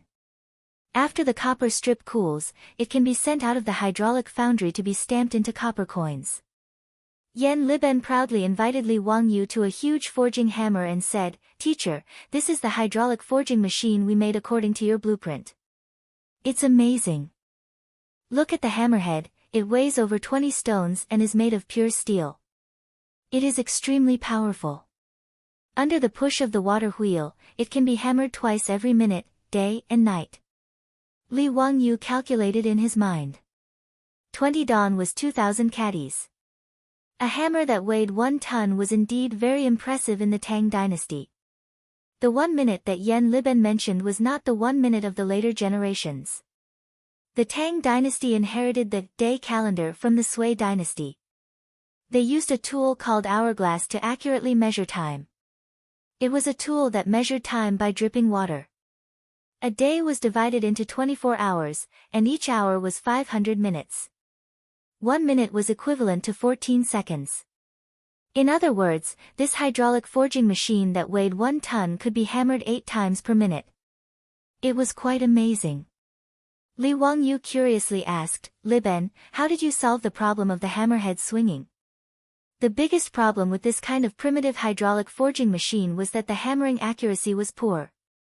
It was difficult to perform fine processing like the forging machines of later generations. After all, every time the hammerhead was raised and fell, it would sway to a certain extent. It was very normal. But to use it to forge copper coins, the hammerhead must accurately land on the same spot every time. It was precisely because Li Wangyu didn't know how to solve this problem that he simply threw all the work to Yen Liben to figure out. Yen Liben was very proud. He pointed at the thick lever connected to the hammerhead. "Sir, I made a device to connect the lever here. When it falls, it will slide into this funnel-shaped hole. This ensures that the hammerhead will land on the same spot every time." Li Wangyu carefully pondered for a long time before he roughly understood Yen Liben's design. He couldn't help but give Yen Liben a thumbs up. Amazing, really amazing. Who said that the ancients weren't smart? If Li Wangyu were to make this kind of device, he definitely wouldn't be able to think of it. Yen Liben smiled a little embarrassedly after being praised by his teacher. In his opinion, these were mainly Li Wangyu's ideas. He was just implementing his teacher's design. However, Yen Liben was very happy to get his teacher's approval. He pointed at the craftsman who was busy in front of the forging machine and said, "Sir, please take a look. The hammerhead and the base below are all stamping molds made of high-quality steel." The craftsman put the cast copper bar on the mold and waited for the hammerhead to fall on its own. A high-quality copper coin was then cast. Compared to casting coins in the past, this is much simpler. Moreover, only one craftsman is needed to operate it. This disciple truly admires Sir's talent.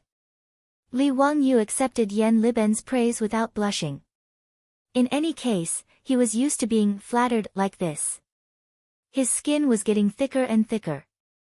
He nodded and smiled pretentiously as he watched the craftsman cast the coin. The water wheel rotated along with the flow of water. The hammerhead was lifted up high and then fell heavily. With a loud bang, it accurately hit the copper bar below. The hammerhead slowly lifted up again. A copper coin that shone with a metallic luster fell into the bamboo basket below. It made a crisp and pleasant sound. Li Wangyu reached out and picked up the copper coin that was freshly cast. The 4 words, Kaiyuan Tongbao, were evenly spaced. The handwriting was clear and vigorous. These 4 words weren't written by an ordinary person. They were written by the calligraphy expert Ouyang Sun. Li Wangyu took out a piece of official coin from his money pouch and compared it with the other one. The 2 coins were about the same weight. However, unlike the cast copper coins, the stamped copper coins were more delicate and had a metallic luster. If one had to choose between the 2 coins, Li Wangyu believed that most people would choose the stamped coin.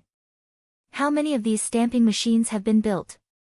There are already 10 machines. The others are still under construction. Li Wangyu silently calculated in his heart. A hydraulic stamping machine could be hammered 8 times per minute. In other words, it could make 8 copper coins. 1 hour meant 480 coins. If there were 3 shifts a day, it could make 5,700 copper coins. 10 machines meant that it could make 57 strings of coins a day.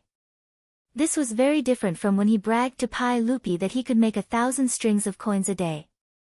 However, this hydraulic forging machine could continue to be expanded. If there were 100 of them, it could make more than 500 strings of coins a day.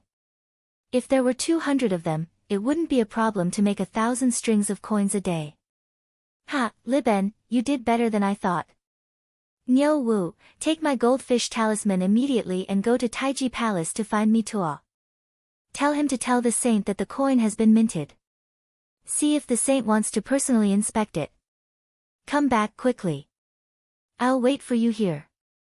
Yes. Niu Wu didn't dare to hesitate. He took Li Wangyu's goldfish talisman and ran out of the workshop. Chapter 5:12. Inside the coining workshop, the hydraulic forging machine was constantly hammering, making loud thumping noises. Li Wangyu didn't stay in the workshop for long before he felt upset. He couldn't stand the noise and simply pulled Yan Liben out to talk. Liben, do you know if there are other uses for this hydraulic forging machine? Replying to Master, this disciple has thought about it since I made this forging machine. If the craftsmen of the Tang dynasty use it to forge armor and weapons, they will be able to get half the result with twice the effort. Nowadays, the best material in the Tang dynasty is 100 refinement steel, which is time-consuming, labor-intensive, and labor-intensive. If this disciple reduces the weight of the hammer and makes the hammering speed faster, 100 refinement steel won't be difficult. It will be easy to forge a large amount of 100 refinement steel. It's hard for this disciple to imagine how strong and sharp the weapons forged on such a large scale will be. The 100 refinement steel mentioned by Yan Liben was a steel-making process in the Tang dynasty. The stir-fried steel was repeatedly heated and hammered until it was tempered 100 times. Repeated hammering could remove impurities in the steel and make it harder. The 100 refinement steel was repeatedly folded and hammered. It was very difficult to make and its production was extremely rare. The weapons forged by this method were all treasured swords of the present age. As for the steel used to make armor, it didn't need to be soft, thin, and tough like the treasured swords and weapons. Anyway, Li Wangyu didn't understand these things and only had a rough idea. However, with Yan Liben and his brother Yan Lide, as well as many skilled craftsmen of the Tang dynasty, Li Wangyu wouldn't bother to think about these things. He just provided an idea. Ha, Liben, you've really thought about it. That's right, this hydraulic forging hammer is perfect for forging steel. Master will explain this matter to the sage.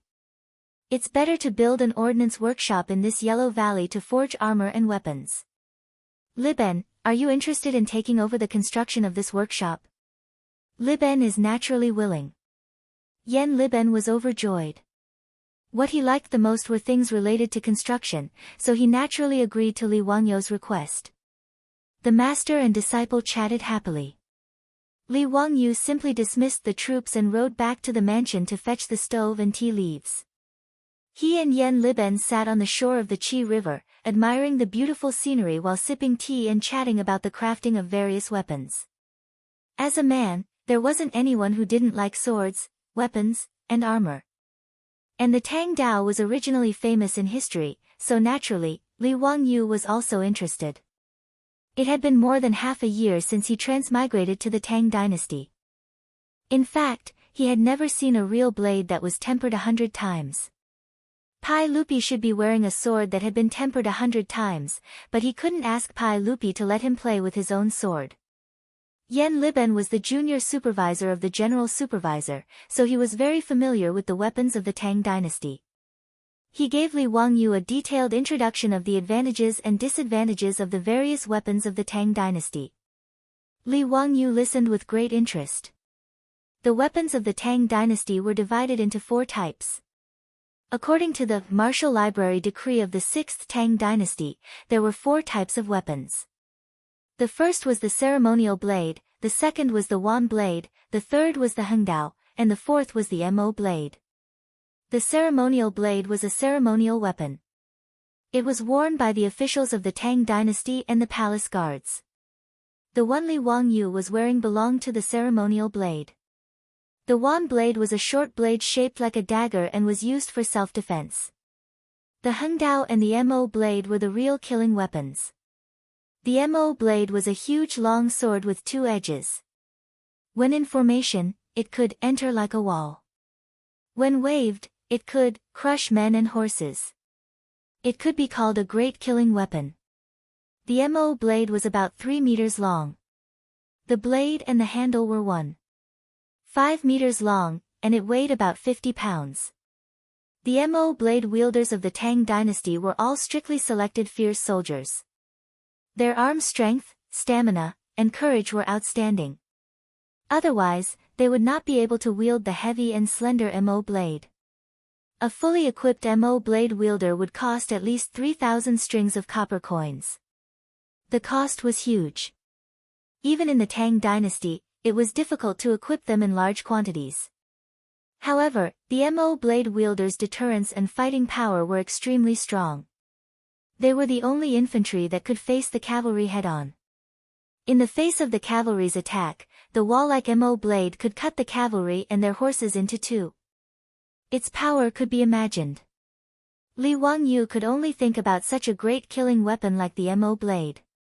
Even if it was given to him, he would not be able to wield it.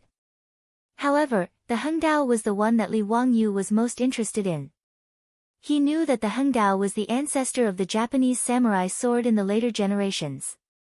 However, the hengdao did not have an arc and the blade was straight.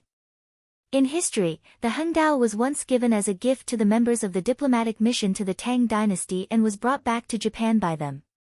Along with it, the forging technology of the hengdao was also introduced to Japan, which later evolved into the samurai sword. Seeing that Li Wangyu was very interested in the hengdao, Yan Liben immediately patted his chest and promised that when the military equipment workshop was completed, he would definitely forge a hengdao made of well-tempered steel for his teacher. Li Wangyu naturally nodded and accepted it. However, he asked someone to bring a pen and paper and drew the design of the Song dynasty's Zanmadeo on it. The Song dynasty's Zanmadeo originated from the Tang dynasty's hengdao, but the straight blade became an arc. In this way, it could prevent the blade from being damaged while maximizing the power of the blade. This included the Arabian scimitar and the Japanese samurai sword. Liben, take a look at your teacher's blade. Is it possible to forge it like this? Yan Liben carefully looked at the Zanmadeo drawn by Li Wangyu for a long time, but he was a little confused. Teacher, it is possible to forge it, but why does the blade have to be an arc? What are the benefits? Li Wangyu could not explain his question. Did he have to give Yan Liben a physics lesson? He had to understand it. Li Wangyu knew that the arc of the blade was good for slashing and could protect the blade. However, to explain 1, 2, 3, 4, how could he explain it? In response to Yan Liben's question, Li Wangyu only smiled faintly. Confucius said, "First speak, then follow." Liben, go and forge this Zanmadeo. After testing it, you will definitely learn something. Yes, this disciple understands. Yan Liben did not know about Li Wangyu's cunning mind. He thought that his teacher was teaching him and quickly bowed. After fooling Yan Liben, Li Wangyu did not dare to continue talking about the hengdao. He was afraid that he would make a mistake, so he could only chat with him about romantic matters to pass the time. After waiting for almost 4 hours, the tea had been changed several times. Finally, there were galloping horses coming from the Yellow Valley. Li Wangyu knew that Niu Wu had returned. Along with Niu Wu was naturally Pai Lupi, as well as a large group of imperial guards behind him. Zio, I heard that your troops reported that the coins have been forged. Uncle, it is indeed so. Li Wangyu smiled and handed a freshly forged copper coin to Pai Lupi. Uncle, please take a look. This is the newly forged coin. Pai Lupi took the coin and looked at it carefully. Why are the words and patterns on this coin so clear? Is this the coin that you said was forged using water power? TSK, this coin is amazing. The workmanship is so fine. Compared to this, the official coins that were forged before the imperial court were more like private money. Quick, bring me to see how this coin was forged. Seeing that Pai Lupi was so impatient, Li Wangyu smiled and invited him into the coin workshop with Yen Liben. Chapter 5:13. For a country bumpkin, like Pai Lupi, using water power to push a 20-stone hammer to hammer was extremely magical. After personally witnessing the coins being forged like this, Pai Lupi couldn't help but be overjoyed. He even ignored Li Wangyu and the others' dissuasion and personally sent the copper bar into the press, personally stamping out a shiny Kai Yuan Tong Bao coin. Mi Tua, carefully put away this Kai Yuan Tong Bao coin for me. This is a coin that I personally forged. Pai Lupi very proudly picked up the coin and threw it to Mi Tua. Mi Tua laughed so hard that his eyes almost couldn't be seen. He held the extremely ordinary Kai Yuan Tong Bao coin with both hands and bowed, yes. This Kai Yuan Tong Bao coin that everyone personally forged will be the most precious treasure of the Tang dynasty. It should be sent to the Purple Palace of the Imperial Ancestral Temple to be worshipped by the people of the world. Flatterer. Li Wangyu secretly cursed in his heart. This Mi Tua was truly worthy of being the Minister of Internal Affairs. His words made Pai Lupi laugh and nod his head in agreement. The Imperial Ancestral Temple that Mi Tua spoke of was the Purple Palace 10 miles east of Lui County. It was rumored that this was the birthplace of Laozi. After Li Yuan recognized Laozi as the ancestor of the Li family, Laozi's temple naturally became the Imperial Ancestral Temple. It was also used as a foundation to build a large number of palaces and halls. This bastard Mi Tua actually urged Pai Lupi to send this Kai Yuan Tong Bao coin to the Imperial Ancestral Temple to be worshipped. Naturally, this made Pai Lupi very satisfied. Li Wangyu couldn't help but stare at Mi Tua hatefully. He secretly hated himself for not thinking of such a good idea. Mi Tua rolled his eyes and reached into the money pouch at his waist. He took out a 5-tael gold ingot and handed it to Pai Lupi. Uncle, why don't you try this gold coin? Pai Lupi was stunned when he heard this, but he didn't object. He took the gold ingot and placed it on the mold of the press. Gold coins had existed in China since ancient times, but they were very rare. During the Warring States period, the state of Chu loved gold, and the Western Han dynasty had 5 baht of gold. Real gold coins were not made of pure gold. They needed to be mixed with other metals to increase the hardness of the coins. However, Li Wangyu wasn't planning on making gold coins for circulation, so he didn't care too much. This press could even cast copper coins, let alone gold, which was relatively soft. The heavy hammer fell and the mold hit the gold ingot. Immediately, a shining gold Kai Yuan Tong Bao was squeezed out. Gold-suppressed Kai Yuan Tong treasure was naturally much heavier than copper coins. 5 taels of gold ingot was cast into a 2 chien Kai Yuan Tong Bao coin. Li Wangyu did not even look at the remaining 4 taels of gold and 8 chien of gold. He reached out and picked up the coin. Uncle, I think that if we enshrine it in the Imperial Ancestral Temple, we should use this golden Kai Yuan Tong Bao. Money can better represent Uncle's supreme dignity and imperial power. This time, it was Mito's turn to curse in his heart. He didn't expect this county count who to be such an expert. He had actually met his match. Li Wangyu and Mito's competition for favor, left Yen Liben dumbfounded. His teacher was actually this kind of teacher. Yen Liben almost wanted to take out a small notebook to record his teacher's words and deeds so that he could study them seriously. Yen Liben did not think that it was shameful to curry favor with a saint. Strength of character was something that depended on the other party. As the saying goes, if you learn both literature and martial arts, you will be a part of the royal family. This was the principle since ancient times. Pai Lupi was naturally very satisfied with Li Wangyo's actions. His bright smile made even his curly beard tremble. Haha, Zio's words are reasonable. Mito, send these 2 Kaiyuan Tongbao coins to the Imperial Ancestral Temple. Yes. Pai Lupi looked at the hydraulic forging machine and was extremely satisfied. Even the clanking sounds in the workshop were like syrup to him. Li Wangyu couldn't stand the attack of the noise, so he invited Pai Lupi to the riverside to serve tea. After Pai Lupi nodded in agreement, Li Wangyu picked up the remaining gold ingot and threw it to the craftsman who had previously operated the forging machine. Well done. This gold is your reward. The craftsman who had been kneeling with his head lowered hurriedly kowtowed to Li Wangyu. Thank you for your reward. These craftsmen were all servants of the government. Their status was extremely low. Craftsmen with official status were not allowed to be a part of the various colors. This meant that their occupation was hereditary and could not be changed. Moreover, their descendants would all be craftsmen. Pai Lupi had also once said, the people of the various colors in the trade and commerce can only be given a lot of wealth, but they must not exceed the ranks of officials. They must stand shoulder to shoulder with the noblemen of the court and eat together. The low status of craftsmen in the trade and commerce and the various colors could be seen from this. Li Wangyu of course didn't agree with the craftsman system of the Tang dynasty, but there was nothing he could do. He could only shake his head and leave with Pai Lupi and the others. On the shore of the Qi River, Li Wangyu boiled a pot of green tea and everyone sat down again. Zio, it's really good to use this hydraulic method to cast copper coins. How many copper coins can we cast in a day?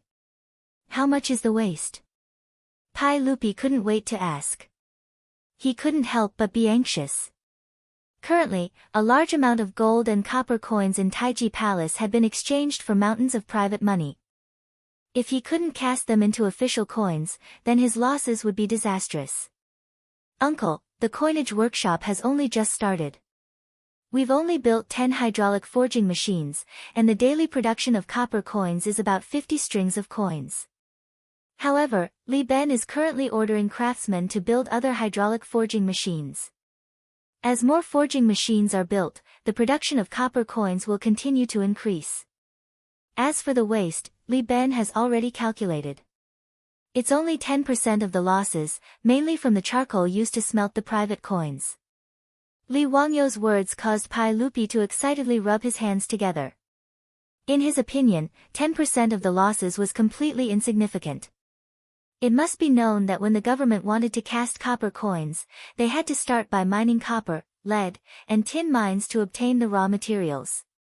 Then, they had to invest a large amount of manpower, charcoal, and model casting. They also had to add the transportation costs of the raw materials and copper coins. During the most prosperous period of the Tang dynasty, it was recorded that a Qian Guan would cast 3,300 strings of coins every year, spending 220,000 caddies of copper, 3,700 caddies of lead, and 500 caddies of tin. The cost of the charcoal was close to 20%. After calculating, every time a string of coins was cast, it would cost 750 strings of coins. However, even so, the government still had a third of the profits from the coins cast. Moreover, the aristocratic families didn't mine copper for copper, but rather smelt ancient coins for recasting, so the profits were even higher. After all, in the storehouses of these millennium-old aristocratic families, who knew how many generations of Han Dynasty 5 bought coins and Sui Dynasty Yuan Kong coins had accumulated. After the Tang dynasty abolished the 5 baht coins, these ancient coins were piled up like hills in the aristocratic families. If they weren't smelted again, they wouldn't be able to circulate in the market. However, Due to the limitations of the casting process, the aristocratic family's private coins could only be 2 or 3 times 1. Even so, the aristocratic families didn't suffer any losses. Naturally, they were willing to smelt and cast large amounts of ancient coins in their storehouses. Pai Lupi and Li Wangyo's private coins were all exchanged from the aristocratic families and merchants according to the ratio of 1 to 2. Even if 10% of the losses were to be cast, Pai Lupi would still be able to earn a lot of money. As expected, I didn't trust the wrong person. Zio, this is a profitable business. Not bad, I'm quite satisfied. After your private coins are recast, I'll give you 10% of the profits. Don't think it's too little, Zio. How could Li Wangyu think it's too little? He smiled and thanked Pai Lupi. Uncle, this nephew has another business. I don't know if uncle is interested. This business isn't profitable, but it can protect the foundation of the Tang dynasty. Uncle, are you interested? Li Wangyo's words naturally aroused Pai Lupi's interest. Chapter 5:14. To Pai Lupi, gold and jewels were naturally not as important as the stability of the Tang dynasty. Hearing Li Wangyo's words, Pai Lupi also stopped smiling and asked seriously, Ziyu, tell me, what kind of business is it? Uncle, do you know about 100 refinement steel? Pai Lupi nodded and took out the saber at his waist. This Dingtang saber is a 100 refinement treasure saber. It was originally the retired emperor's personal weapon, but it was later given to me. With Pai Lupi's permission, Li Wangyu reached out and took the Dingtang saber. He gently pressed the lock on the scabbard and pulled out half of the saber to look at it. The blade was like autumn frost and the mirror-like surface of the saber was cold. A cold light condensed on the edge of the saber, as if it was constantly flowing, increasing the sharpness of the saber. It really is a treasure saber. Li Wangyu pushed the saber back into the scabbard and returned the Dingtang saber to Pai Lupi with both hands. The Dingtang saber was famous in history. It was rumored that this saber had the aura of an emperor. Of course, Li Wangyu did not see any aura of an emperor, but he was sure that this was a good saber that could cut through hair and cut through iron like mud. Uncle, does the imperial army of the Tang dynasty have such a treasure saber?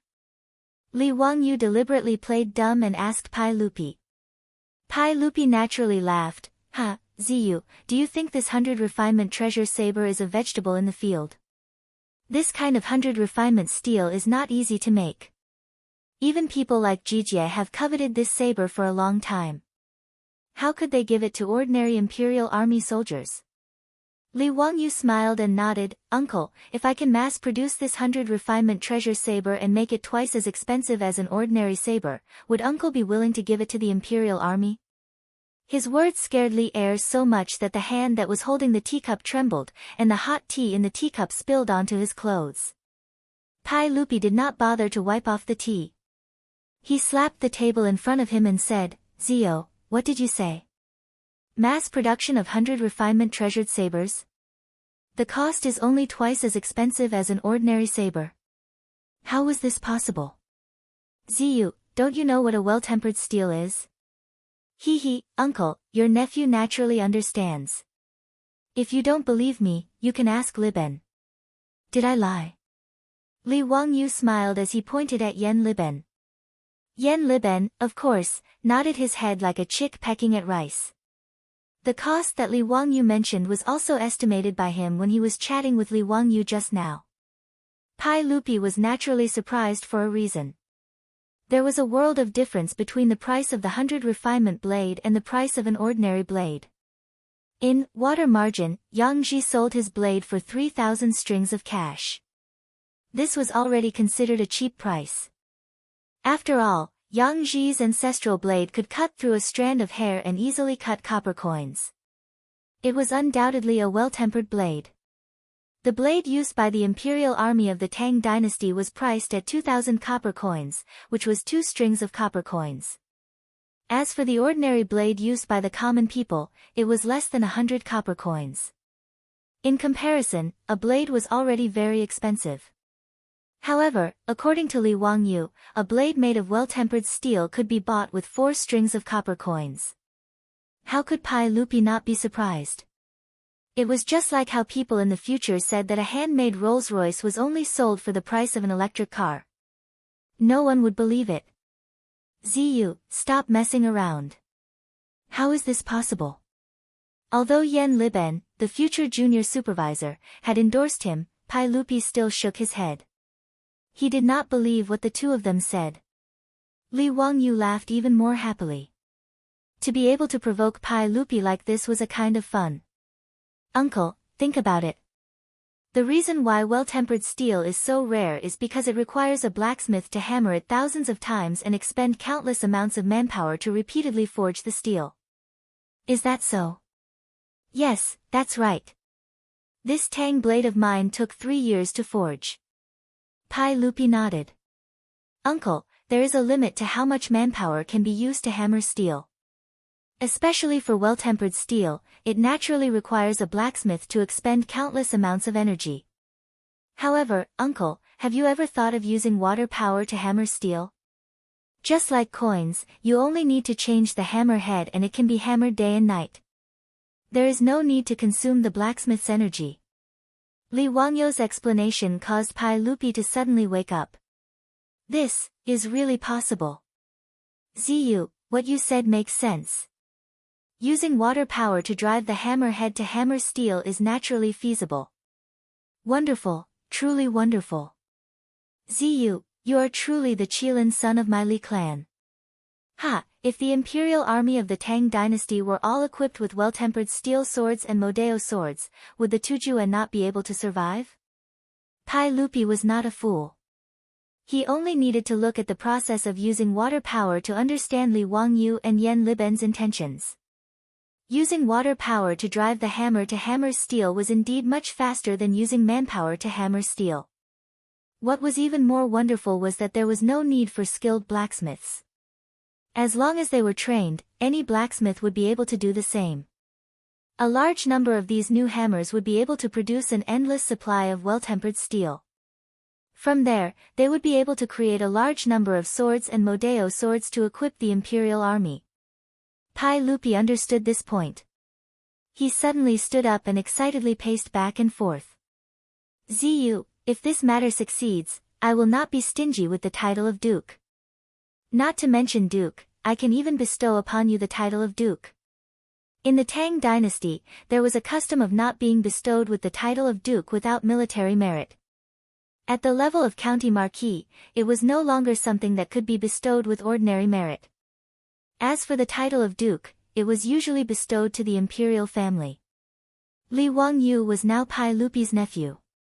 It was possible for him to be bestowed with the title of Duke. Li Wangyu quickly stood up and saluted, Uncle, I am not doing this for the title of Duke. I just want to make some contributions to the soldiers of the Tang dynasty. I am now 16 years old, but Uncle has already bestowed me with the title of County Marquis several times.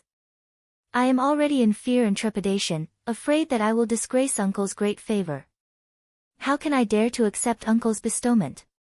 Uncle, please don't mention this matter again.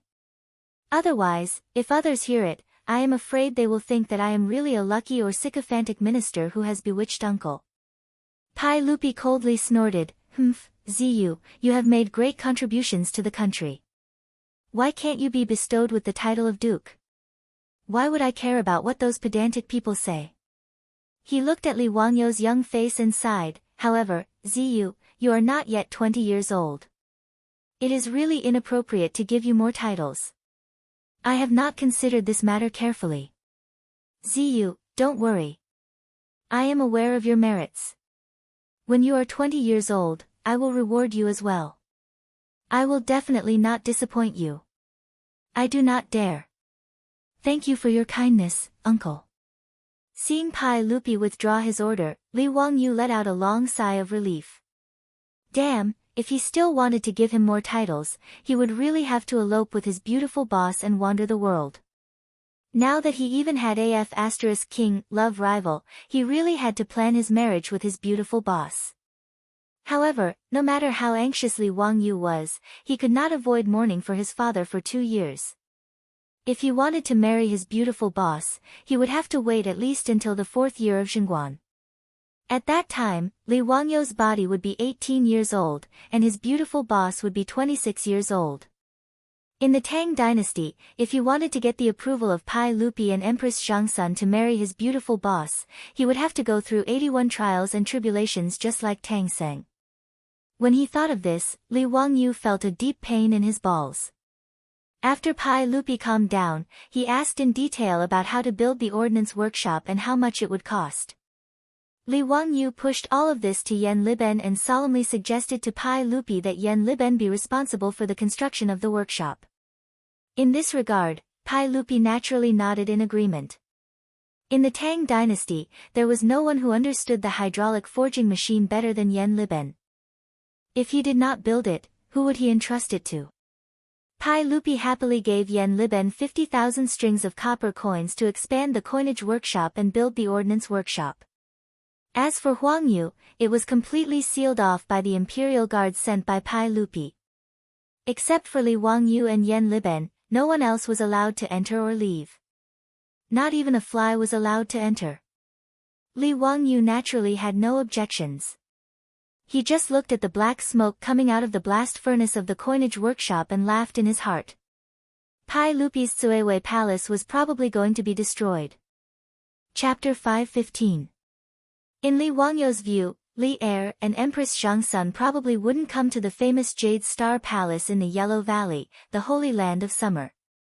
Even if the Tang people did not care about the environment, Pai Lupi was not a fool. In this Huang Valley, once a large number of workshops were built, there would be black smoke coming from the blast furnaces everywhere, and there would be the sound of hammering day and night. Even if Li Er were to stay here for a few days, he would not be willing to do so, let alone avoid the summer heat. Li Wangyou used the thick smoke to taint Pai Lupi's palace, and he was secretly laughing because of it. In reality, it was not that Li Wangyou was purposely messing with Pai Lupi, but that Huang Valley was too suitable for building workshops. Huang Valley was shaped like a gourd, with a narrow entrance and a wide interior. It was also surrounded by steep mountains, making it convenient for the imperial army to seal off and keep the secret of the minting and armory workshops. This was also very normal. For the sake of safety, the imperial palace could not be built in a place that was easy to attack and difficult to defend. Huang Valley also had the Qi River flowing through it, providing an abundant water source. There were also large amounts of trees in the mountains that could be cut down and burned into charcoal to be used as fuel for smelting steel. With such a convenient location, Li Wangyou naturally did not want to look for another place. Li Wangyou planned to suggest to Pai Lupi that the Tsuewei Palace should be changed into an office and a warehouse for the two workshops. It could be considered a waste. If Pai Lupi knew what Li Wangyou was thinking, who knew if he would immediately pull out the Ding Tang sword at his waist and chop this bastard to death. However, although Pai Lupi did not know Li Wangyou's two-faced thoughts, the heavens did not let him go and directly let Li Wangyou know the consequences of not being environmentally friendly. After Li Wangyou threw the matters of the two workshops to Yan Liben, he naturally became a hands-off boss again. He didn't even ask much about the matter of switching to rice in Hu County. He left it all to Yang Quan to manage. In any case, in Li Wangyou's opinion, even if he worked hard, he might not be able to help much. Whether the winter rice could be successfully planted or not, it all depended on whether the heavens would give them face or not. In any case, he was just doing his best and leaving the rest to the heavens. Even Li Wangyou himself was not optimistic about this matter. He had secretly found his enemy and asked them to help him purchase sorghum from various places. On the one hand, it was a precaution. If there was no harvest at the end of the year, he would have to feed the 100,000 people in the county. By the end of the year, the rice had been planted, and the sorghum would not go to waste. They would all be transported to the Qinling Mountains to make wine. Li Wangyou, who was free, stayed in his manor every day and spent his days leisurely. The playboys were also addicted to living in Lai Hot. None of them wanted to return to Chang'an City. Compared to Chang'an City, Lai Hot did not have the Hu People's Taverns and the brothels of Peace Square, but it had a lot of fun. It was even more interesting than Chang'an City. The group of playboys and Li Wangyou either dragged the maidservants to the bridge for fun or went to the lake to row boats, swim, and fish every day. Or they would go up the mountain to hunt for game and have a barbecue party. Or they would gather a few tables of mahjong and play until the sky turned dark. Li Wangyu even made poker cards and taught the group of playboys how to fight the landlord. It was so fun.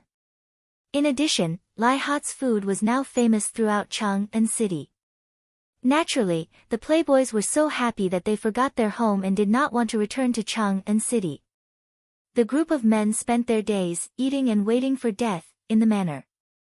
On the other hand, their beautiful boss would still ride a four-wheeled carriage to work in Chang'an City every day. Li Wangyu originally wanted to persuade her not to work so hard when he saw that she was working hard. But when he thought about it, his beautiful boss was not doing it for money, but for fun. He let her be. However, when they entered the manor for the banquet, Zheng Boyi said that he would send his beautiful boss to the manor. This reminded Li Wangyu. Dingzhou village was 100 miles away from Chang'an City. Although it would only take half an hour in the future, now it would take 2 hours to get there, whether by horse or carriage. If they were delayed by something and left the city gate after the evening drum, it would be dark by the time they returned to Dingzhou village. In this era without street lights, it was not safe to only rely on torches and wind lanterns for illumination. Even though his beautiful boss was accompanied by Niu Yong and 2 other troops, as well as maidservants in the manor, Li Wangyu was still worried about her safety. He did not want her to travel at night. In this way, it was necessary to buy another manor in Chang'an City as a temporary residence. During this time, Li Wangyu had asked the playboys to send people back to Chang'an City to inquire if there was a suitable manor for sale. He was ready to buy one. It was not easy to buy a manor in the Tang dynasty. First of all, with his status, it was impossible to buy a manor in the south of the city. That was the area where the commoners lived. Secondly, the Tang dynasty had a purchase restriction order. Even if someone wanted to sell a manor, he had to get the consent of his neighbors and the seller's clansmen. The Tang dynasty law stipulated that the buyer must first buy from his neighbors. In other words, neighbors and clansmen had the priority to buy. As for the extremely expensive housing in Chang'an City, it was not a problem for Li Wangyu. He was not short of money. Buy. This was not a bad thing for Li Wangyu, who had spent all his savings, paid the down payment, and bought a house with a mortgage in the future and was prepared to be a mortgage slave for 20 years. Being hit by his beautiful boss and brought to the Tang dynasty was not a bad thing. In the future, it was simply a daydream for him to live in a manor that covered an area of thousands of acres. He would not be able to dream of it even if he worked hard for a lifetime. This day, Fang Yai found Li Wangyu. Zio, don't you want to buy a manor in Chang'an City? My troops just came from Chang'an City. They said that there is a manor next to the Jianfu Temple in Kaihua Square. The owner is going to sell it. If you are interested, you can go and have a look. The manor belongs to a retired official. It has 3 courtyards. The owner said that no one in the square is going to buy it, and his clansmen have no intention to buy it. Li Wangyu heard this and nodded. Kaihua Square was located in a good location between the east and west cities. It was only 2 streets away from the imperial city. It was a prosperous area in Chang'an City. To be able to buy a house there was naturally nothing better than that. Brother Yai, of course I have to go and have a look. Why don't you go with me now? Fang Yai immediately shook his head. Zio, you go by yourself. I will let the troops from the estate go with you. I also have an appointment with Chumo and the others to fight the landlord. Li Wangyu was angry. These bastards would rather fight the landlord than accompany him to look at a manor. He angrily raised his middle finger at Fang Yai and scolded with a smile, Brother Yai, this younger brother wishes you to draw 2,346 cards and never catch a ghost and two, ha. After Li Wangyu finished speaking, he turned around and ran. He was afraid that Fang Yai would catch him and ravage him. Fang Yai was so angry that he raised 2 middle fingers at him to show his respect. Li Wangyu called Niu Wu and 2 other troops from the estate. Under the lead of the troops from the Fang estate, the group rode towards Chang'an City. When they were still a few miles away from Chang'an City and could even see the towering city walls of Chang'an City, the sky suddenly darkened. Then, a few thunderclaps sounded, and bean-sized raindrops began to fall. This sudden rainstorm instantly drenched everyone like a drowned rat. However, there was no place to hide from the rain at this time. They could only continue to ride in the pouring rain towards Chang'an City. Chapter 5:16. The rain came quickly and heavily. As their vision was obstructed, even though it was only a few li away, the group was still drenched for almost an hour before they finally entered the illustrious Virtue Gate. Li Wangyu took out his goldfish talisman and asked the guards at the gate to borrow a few raincoats. The rain was not as heavy as before. The rainstorm turned into moderate rain. Since they were already drenched, Li Wangyu urged his horse forward and headed for the Kaihua Square. However, not long after, Li Wangyu regretted it. The current Chang'an City of the Tang dynasty was not the same as the current Chang'an City of the Han dynasty. When Chang'an City of the Han dynasty was at its peak, it had a population of hundreds of thousands. All kinds of sewage and garbage were difficult to deal with, so they were casually buried or discharged through abandoned wells. Even the rich and powerful would dig deep wells for sewage. Over time, sewage seeped into the ground and seriously polluted the water quality of Chang'an City. During the Sui dynasty, the old Chang'an City was no longer suitable for living. According to the Sui dynasty book, this city of the Han dynasty is about to be 800 years old. The water is salty and not very pleasant. With so many people in the capital, coupled with the fact that the water has accumulated over the years, the water will be salty and salty. Therefore, Emperor Wen of Sui appointed the Minister of Works, Yuan Kai, to redesign Chang'an City. Yuan Kai was a design genius. He designed the new Chang'an City into 108 squares, with a total of 25 main streets spanning from north to south. Among them, Vermilion Bird Avenue was the main street, located between the central axis. This was the current capital of the Tang dynasty, Chang'an City.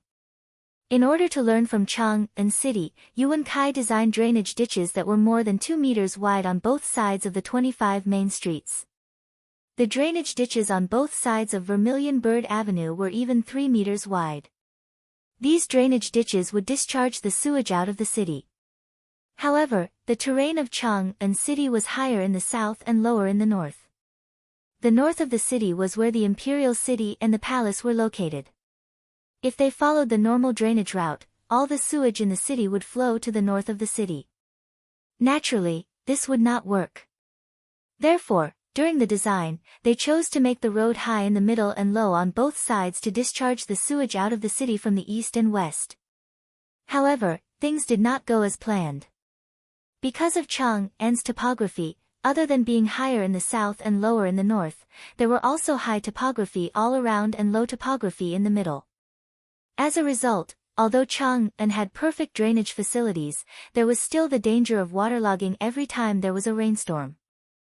Li Wangyu and his group encountered a waterlogging in the heavy rain. The heavy rain caused the sewage in the gutters on both sides of the street to be unable to be discharged in time. After the gutters were filled with water, it overflowed and turned the street into a swamp. Although the waterlogging was not serious, the water that overflowed was not even up to the knees of pedestrians, and Li Wangyu and the others were riding on horseback, so they were not affected much. It would have been fine if it was just a waterlogging, but the yellow and white things floating on the surface of the water disgusted Li Wangyu.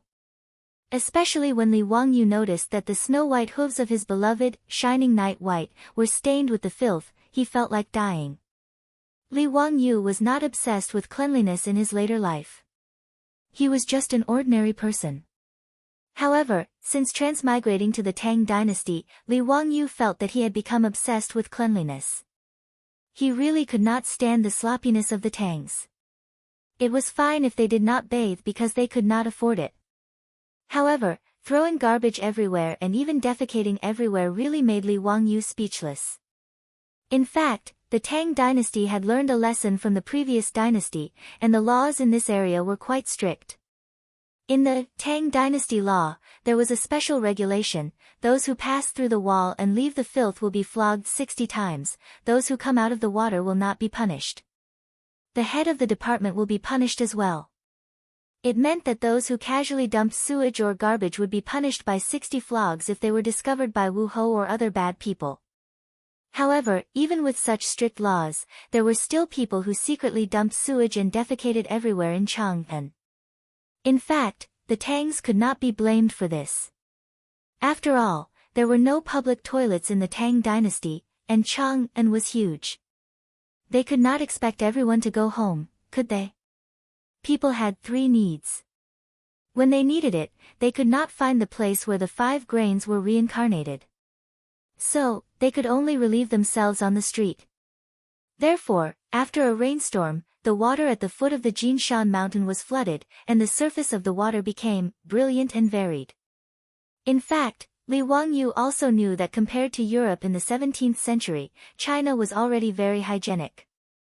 After all, there was not even a toilet in Paris in the 17th century. At that time, the residents of Paris directly emptied the toilet bowl on the road when they woke up every morning. One could imagine the smell. In the romantic capital of Paris, it was not the smell of perfume that floated in the air at that time.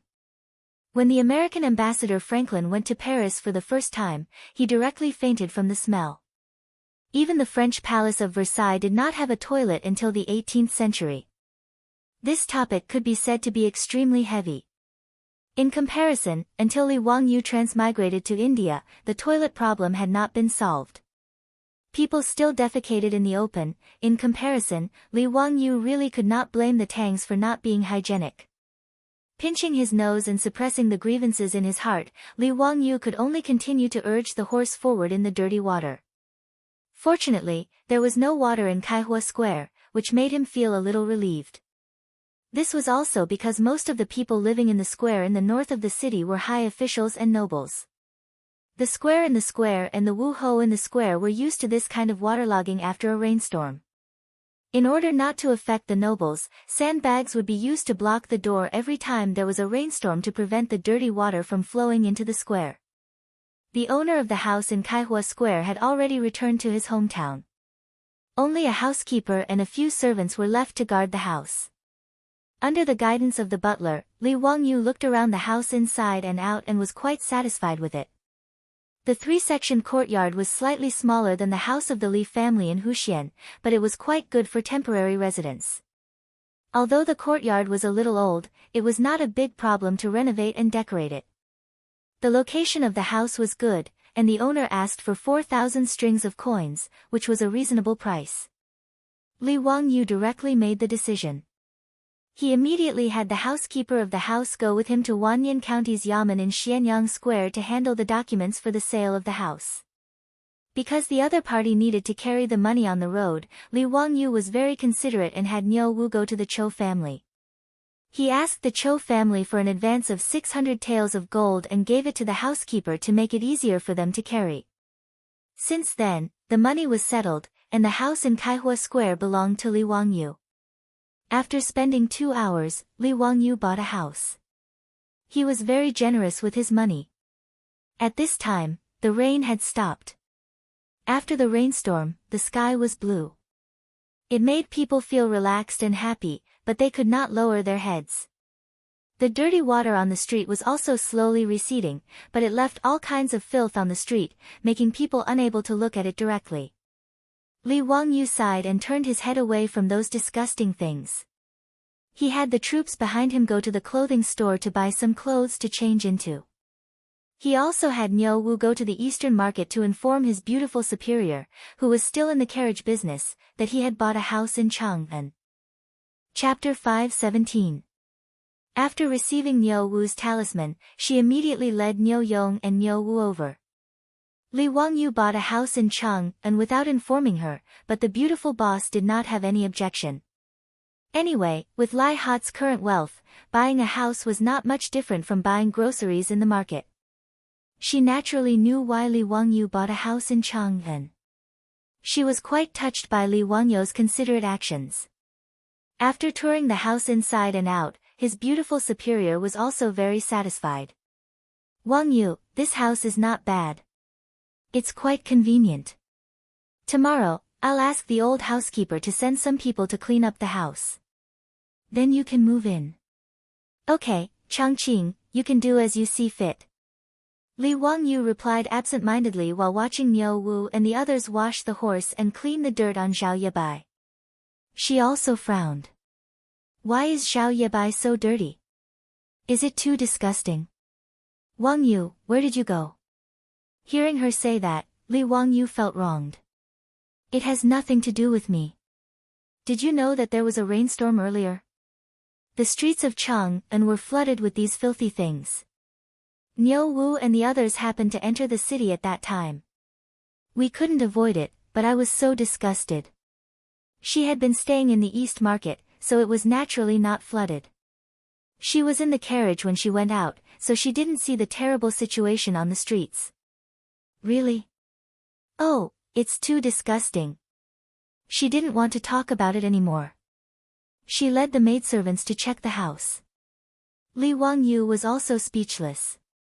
This was the worst thing he had encountered since he transmigrated to the Tang dynasty. He was in a daze for a long time. Then he stomped his foot and shouted at Niu Wu, get me another horse. I'm going to Taiji Palace. He didn't want to ride Zhao Yebai again. He had to change to another horse. Lang Jun, let me go with you. There's no need. You guys help Changqing clean up this residence. I'll go by myself. It's only a few steps away.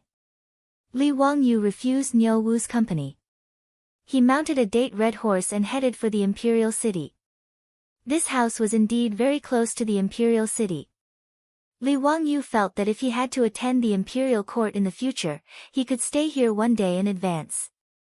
That way, he would not have to get up before dawn and rush to Chang'an in the dark to attend the imperial court. The Vermilion Bird Gate of the imperial city was less than 800 meters away from Kaihua Square. If it wasn't because he felt that the ground was too dirty, he wouldn't have ridden a horse here. In front of the Vermilion Bird Gate, Li Wangyu flashed his goldfish talisman. Naturally, he was unimpeded. Riding a horse was not allowed in the imperial city. He threw the horse to the guards of the imperial army and walked towards Taiji Palace. All levels of government offices of the Tang dynasty were located in the imperial city. When Li Wangyu walked towards the gate of heaven influence of Taiji Palace, he happened to meet the Minister of Civil Affairs, Dai Zhou. Zio, are you going to Taiji Palace to meet the saint? Greetings, Elder Dai. I have something to report to the saint. Li Wangyu quickly greeted Dai Zhou. Dai Zhou smiled and said, I happen to have something to ask the saint. Let's go together. Elder Dai, please. Li Wangyu naturally wouldn't refuse. He and Dai Zhou chatted and laughed as they walked towards the gate of heaven influence. They handed over their goldfish talismans and asked to see Pai Lupi. Not long after, an imperial eunuch came to the gate and welcomed the two of them. He led them directly to the Li Zheng Hall. Zio, Elder Dai, why have the two of you come here together? What's the matter? Pai Lupi was reading memorials. When he saw the two of them, he couldn't help but smile. Li Wangyu quickly greeted Pai Lupi. Uncle, I have something to report. I met Elder Dai in the imperial city by chance. But what I want to say is also related to Elder Dai. Pai Lupi and Dai Zhou were a little confused by his words. Zio, what's the matter? Tell me. Uncle, there was a rainstorm today, so Chang'an was flooded. Do you know? Pai Lupi nodded. The 100 Horsemen Department has already reported it. It's not a big problem. After the rain stopped, the water receded. There's no loss. Li Wangyu looked distressed. Uncle, there's no loss in Chang'an's waterlogging, but you didn't see it on the streets. It's really disgusting. The streets are full of filth floating in the water. It's hard to talk about it. Uncle, our Tang dynasty's Chang'an is a rare majestic city in the world. It's also the capital of all the countries. How can it be so filthy? It's really a loss of face for our Tang dynasty. Those small foreign countries, when they go back, will say that our Tang dynasty is a capital soaked in feces and urine. What kind of scandal is this? His words made Pai Lupi and Dai Zhou's faces a little ugly. But they also knew that Li Wangyu was telling the truth. Pai Lupi was actually very angry about this matter. He was an emperor who cared about face. When he left the palace, he saw yellow and white things everywhere on the streets of Chang and with his own eyes. This matter is also a headache for me. The government has already strictly prohibited defecation, but it still doesn't stop. There are hundreds of people caught by Wu Hou every month, but they still can't stop it. Hey, Zio, do you have a good plan? Li Wangyu nodded. Yes, build a public toilet. Won't all the problems be solved? Public toilet? What's that? I've never heard of it. Please tell me in detail. Dai Zhou looked puzzled. It's a latrine. But it's not a private latrine. It's a latrine built in the square and on the street for passers-by to use. Li Wangyu explained. Dai Zhou suddenly understood. Oh, a public toilet. Although it was recorded in the rites of Zhou that there were public toilets built on the side of the road 3,000 years ago in Huaxia. But in fact, until the Republic of China, there were no public toilets in Huaxia. Naturally, there were no public toilets in the Tang dynasty.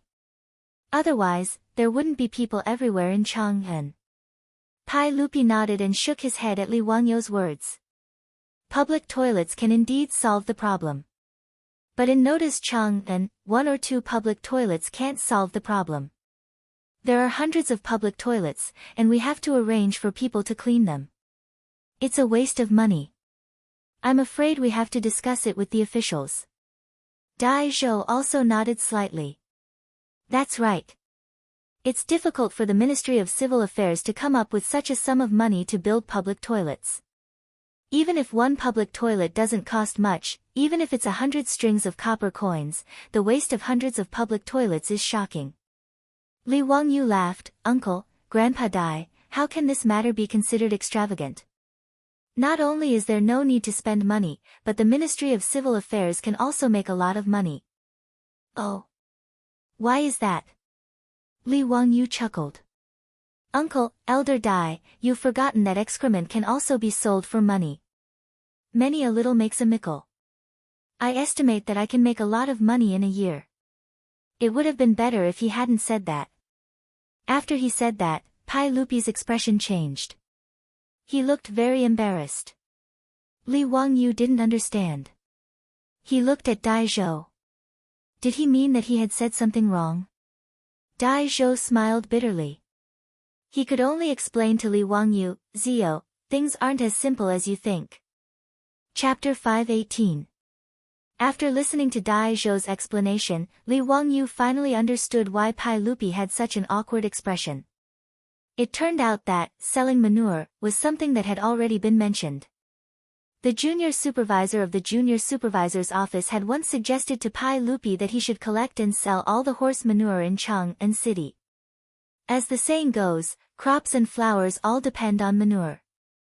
In an era without fertilizers, the fertility of crops and land all came from animal and human excrement. In notice Chang'an City, latrines were all dry toilets or toilets. The residents of Chang'an City did not grow crops, so the waste was naturally useless. As for the poop pickers, who cleaned the latrines and emptied the toilets for each household, they made a lot of money because of this. The records of the court and the countryside recorded that in the Tang dynasty, Chang'an City is rich, and the luo hui is a profession of picking manure. The position of poop picker was not something that just anyone could casually become. The 108 workshops in Chang'an City were all divided into different districts. If one were to pick manure across districts, it would cause a fight. Just like the gangsters in the Hong Kong movies of the future, who fought over territory to collect protection fees, the fight over manure and urine would not lose out to the gangsters of the future at all. This was actually not rare at all. Chile, Peru, and Bolivia once fought over bird manure resources and a war broke out. The junior supervisor of the junior supervisor's mansion said that after calculating the number of cattle, horses, mules, and other livestock in the government, he gave a set of possible profits from selling horse manure, which greatly tempted Li heir. 200,000 strings of cash. The Tang dynasty only minted 300,000 strings of cash a year, but selling horse manure could earn 200,000 strings of cash a year. How could Pai Lupi turn a blind eye to this? However, when Pai Lupi gathered the officials to discuss this matter, he was met with opposition. Especially the officials of the aristocratic families, who were even more against it. Wang Renyu said, although horse manure is valuable, it has a bad reputation. Furthermore, competing with the people for profit is a loss for the greater good. Does your majesty want to be known as the horse manure emperor in the future? Pai Lupi was an emperor who cared a lot about his reputation. How could he listen to such words? Naturally, he dropped the matter of selling horse dung and never brought it up again. He wasn't even willing to sell horse dung, let alone human dung. Pai Lupi was naturally unwilling to do this even if he was beaten to death. After figuring out the whole story, Li Wangyu didn't know whether to laugh or cry. This Pai Lupi could be considered as a famous emperor throughout history. He was skilled in both civil and martial arts, and he established the Zhenguan rule. Li Wangyu was speechless. He would rather live in the smelly streets of Cheng and then make money by building roads and toilets. Seeing that Pai Lupi was unwilling to build toilets in Cheng, and Li Wangyu thought for a while and suddenly said, "Uncle, what if I invest money to build toilets in every square and street in Cheng, and would uncle agree? This nephew needs the land for building toilets in Cheng, Hen and Wanyan counties. It doesn't need to be too big. A single toilet was enough for one person. I can split the profits from the toilets with the imperial court." His words made Pai Lupi and Dai Zhou stunned. Li Wangyu was going to invest in building toilets? And he wanted to split the profits with the imperial court? Zio, why do you want to do this? I will order the marquis and bad people to strengthen the patrols in Cheng and prohibit people from urinating anywhere. Running toilets is not a good reputation. Pai Lupi shook his head. Naturally, he didn't want to agree. Uncle, this is treating the symptoms but not the root cause. Chang'an is so big. Everyone has 3 urgent needs. When they need it, how will the passers-by live? Dai Zhou tried to persuade him again, Zio, this toilet may not be very profitable. But the investment is not small. Even if the money is easy to earn, the smell is not good. I think your family is lacking in business now. Why do you want to get into trouble? The reason why Li Wangyu proposed to spend his own money to build toilets in Cheng and was not to make money. He really didn't want to see yellow and white things everywhere in Chang'an. Today's matter had disgusted him enough. Anyway, he didn't lack money. Why not take out the money to do something good for the people of Chang'an? A public toilet may not cost 100 strings of copper coins. Building 300 toilets in Chang'an cost less than 30,000 strings of copper coins. It was not a big deal. Moreover, this matter was not without profit. Since selling horse dung could make 200,000 strings of copper coins a year, these 300 toilets would not be bad, right? Li Wangyu suddenly remembered a joke in the Laughing Lin Guangji, in the future. It said that a family saved up a pit of dung and was looking for people to sell it. The price was the same as copper coins. The person who bought the dung was unwilling and bargained for 500 strings of copper coins. The person who sold the dung was anxious. How can there be such cheap dung? Could it be dog dung? The farmer comforted, it hasn't eaten yours. Why are you so anxious? Although it was a joke, it showed that this matter could be done in ancient times. Moreover, Li Wangyu had other ideas. If this matter was handled well, it might not be a bad reputation. It might even be a good reputation. Uncle, Elder Dai, I have already thought about this matter. My Tang dynasty should not be like those barbarian lands and drown in feces everywhere. More importantly, I cannot let those barbarian merchants and foreign emissaries laugh at my grand Tang dynasty. It is unbearably stinky. I have some small fortune now and am willing to take it out to share Uncle's worries. I am duty-bound to do this. I hope Uncle can help me. His words were righteous, making it difficult for Pai Lupi to persuade him. After hesitating for a while, Pai Lupi could only gently nod his head. All right, since you have made up your mind, I will not persuade you. I can give Chang'an and Wanyan counties an edict to let them cooperate with you to build toilets. The land will all be provided by Chang'an and Wanyan counties, and the imperial court will not take any of the profits. It will all belong to you. Pai Lupi could not persuade Li Wangyu, but he did not plan on taking the money from selling the dung. He did not want to be known as the Prince of Excrement Selling because of this small amount of money. Thank you, Uncle. Li Wangyu hurriedly bowed to express his thanks. After thinking for a while, he said to Pai Lupi, Uncle, it is forbidden to defecate anywhere. We should let Chang'an and Wanyan counties strictly enforce it. Otherwise, when the toilets are finished, it will not be beautiful if no one goes there. Pai Lupi glared at him. He was too lazy to talk nonsense with him and waved his hand to send him away. After returning to Kaihua Square, Li Wangyu pulled his beautiful boss to the side and quietly told her about his visit to Taiji Palace. Hearing this, his beautiful boss frowned. Ziyu, you are too disgusting. You actually want to do this business? In the future, stay away from me. Don't smoke me. The beautiful boss said in a half-joking, half-serious manner. Li Wangyu was speechless. He rolled his eyes and told her about his plan. This made the beautiful boss nod her head. That is possible. 30,000 strings of string of cash is not much. If this is successful, it will be greatly beneficial to our Li family. The beautiful boss's affirmation made Li Wangyu very happy. What was even more surprising was that the beautiful boss said, our Li family. This was something she had never said before. Li Wangyu excitedly moved to the beautiful boss's cheek and gave her a big peck. Laughing loudly, he turned around and ran. Chapter 519. The news that Li Wangyu, the founding county magistrate of Hu County, wanted to build 300 toilets in Chang'an City quickly spread throughout Chang'an. Everyone had different reactions to this. Some people had already gotten used to the county earl's extravagant spending and prodigal behavior. Compared to the huge amount of money he had spent on the polo field and his arrogant claim that he would support an entire county, building 300 toilets in Chang'an was not a big deal. There were also people who praised Li Wangyu's actions and felt that he was being generous. There were so many filthy things on the streets of Chang'an that no one wanted to see, but they had no choice before.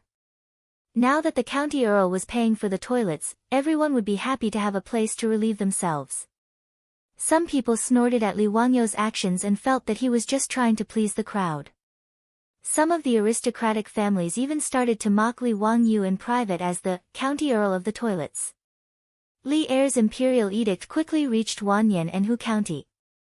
Li Wangyu ran over to the county yamen and discussed it with Cui Zhua and Lu Dehaing, the two county magistrates.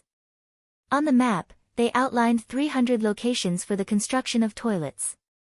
Cui Zhua and Lu Dehaing, the two county magistrates of Chang'an and Wanyan, naturally welcomed Li Wangyu's actions. After all, they didn't have to pay for the toilets, and it could solve the problem of the two counties. Why not? The ordinary people of Chang'an were fine, but these two were fifth-rank officials of the imperial court and came from aristocratic families. How could they be used to the filthy things on the streets of Chang'an? Especially in the middle of summer, the mosquito flies and smelly things in the corners of the streets in the south of the city gave the two of them a headache. However, other than strictly ordering the yamen runners to patrol the streets, there was no better way. This made Cui Zhua and Lu Dehaing very angry. Although the toilets were seen in ancient books, it was a new thing for the Tang dynasty. Cui Zhua and Lu Dehaing invited Li Wangyu and prepared to inspect it. He could also ask Li Wangyu face-to-face about the toilets, how he was going to build them, and how he needed the cooperation of Chang'an and Wanyan counties. There were 300 toilets. Excluding the second toilet that had been converted into a polo field, there were still 106 toilets left. Li Wangyu planned to build a toilet in each square. Due to the large flow of people in the east and west cities, 4 toilets were built in each. These were more than 100 toilets. The rest of the toilets were all built on the 25 main streets of Chang'an. County Count Hu, how do you plan to build the toilets? I'm not sure, so please enlighten me. Cui Zhuo bowed and inquired. Now, he and Lu Deheng were truly convinced by this young man in front of them. Thinking back to the time when he went to Dingzhou village and met Li Wangyu, he was just a commoner. Compared to his status as a 5th-rank court official, the difference was like the difference between heaven and earth. However, in just half a year, this young man had risen like a rocket. He had been promoted 3 times and was now a county earl of the founding county. Cui Zhuo could only secretly rejoice that he hadn't completely offended this young man. He had also lowered his head quickly. Otherwise, he really wouldn't know what to do. He sighed in his heart, but how could it not be that Lu Deheng, the Wanyan County magistrate, was sighing in his heart? Li Wangyu called over Niu Wu and took a stack of paper from his hands. Cui Ming House, Lu Ming House, please take a look. This is a sketch of the toilets that I drew. The construction of the toilets is very simple. You only need to dig out the latrine pit and solidify it with mirage mud to prevent the sewage from seeping into the ground. The toilets on the ground will be piled up with black bricks. It's square and very simple. He spoke very lightly, but in Cui Zhuo and Lu Deheng's ears, they were inwardly speechless. Using something as precious as mirage mud to build toilets? This county count who was indeed a rumored prodigal. County Count Hu, mirage mud is a good thing, but it's not cheap. Moreover, the production rate is low. Isn't it a bit wasteful to use it to build toilets? Li Wangyu smiled and said, it's fine. I've already informed the saints about this matter. This mirage mud was originally the formula that I offered. Now that I've transferred some, it's not a big deal. As for being wasteful, it's not a problem. It's just a matter of tens of thousands of strings of cash. Cui Zhuo and Lu Deheng were speechless. Fine, you can be willful when you're rich. Lu Deheng pointed at the drawing in confusion and asked, County Count Hu, may I ask why the toilets are divided into left and right toilets? What's the purpose? His question made Li Wangyu feel very strange. He answered matter-of-factly, naturally, it's divided into men's and women's toilets. Li Wangyu's words were said casually, but Cui Zhuo, who was twirling his beard, trembled. He almost pulled out a few strands of his beard. County Count Hu, don't joke around. How did you build the women's toilets? What kind of scandal is this? What? Why can't the women's toilets be built? Li Wangyu was a bit confused. He looked at Cui Zhuo and Lu Deheng, hoping to get an explanation. Cui Zhuo sighed and said, there's a difference between men and women. How can a woman use the toilets outdoors? It's really indecent. Even though I've looked through ancient books, there are toilets, but women can't use them. County Count Hu, the women's toilets must not be built. Lu Deheng also had the same attitude. He echoed, County Count Hu, how can a woman use the toilets outside? What kind of scandal is this? This can't be done. Their words made Li Wangyu burn on the outside and tender on the inside. He didn't expect that it would be so difficult to build a women's toilet in the Tang dynasty, which was famous for its openness in history. In fact, Li Wangyu didn't know that there were no women's toilets in China since ancient times. Even in the Republic of China, many women's schools couldn't find toilets in their dormitories. When they needed to use the toilet, they had to take the toilet out from under the bed.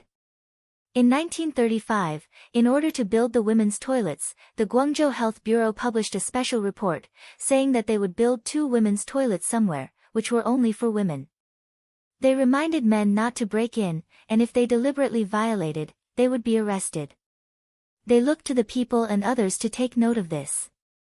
At that time, the Guangzhou Health Bureau published such a serious matter in the newspaper because before that, all the public toilets were men's toilets. After the women's toilets were built in many cities, there were often cases where men were used to it and didn't know that there were women's toilets. It caused a lot of embarrassment. This was the case in the Republic of China, not to mention the Tang dynasty 1,400 years ago. Li Wangyu wanted to build a women's toilet. In the eyes of the Tang people, it was completely incomprehensible. It was even a betrayal of the orthodoxy. After understanding all this, Li Wangyu was also shocked, speechless. He really didn't know what to say.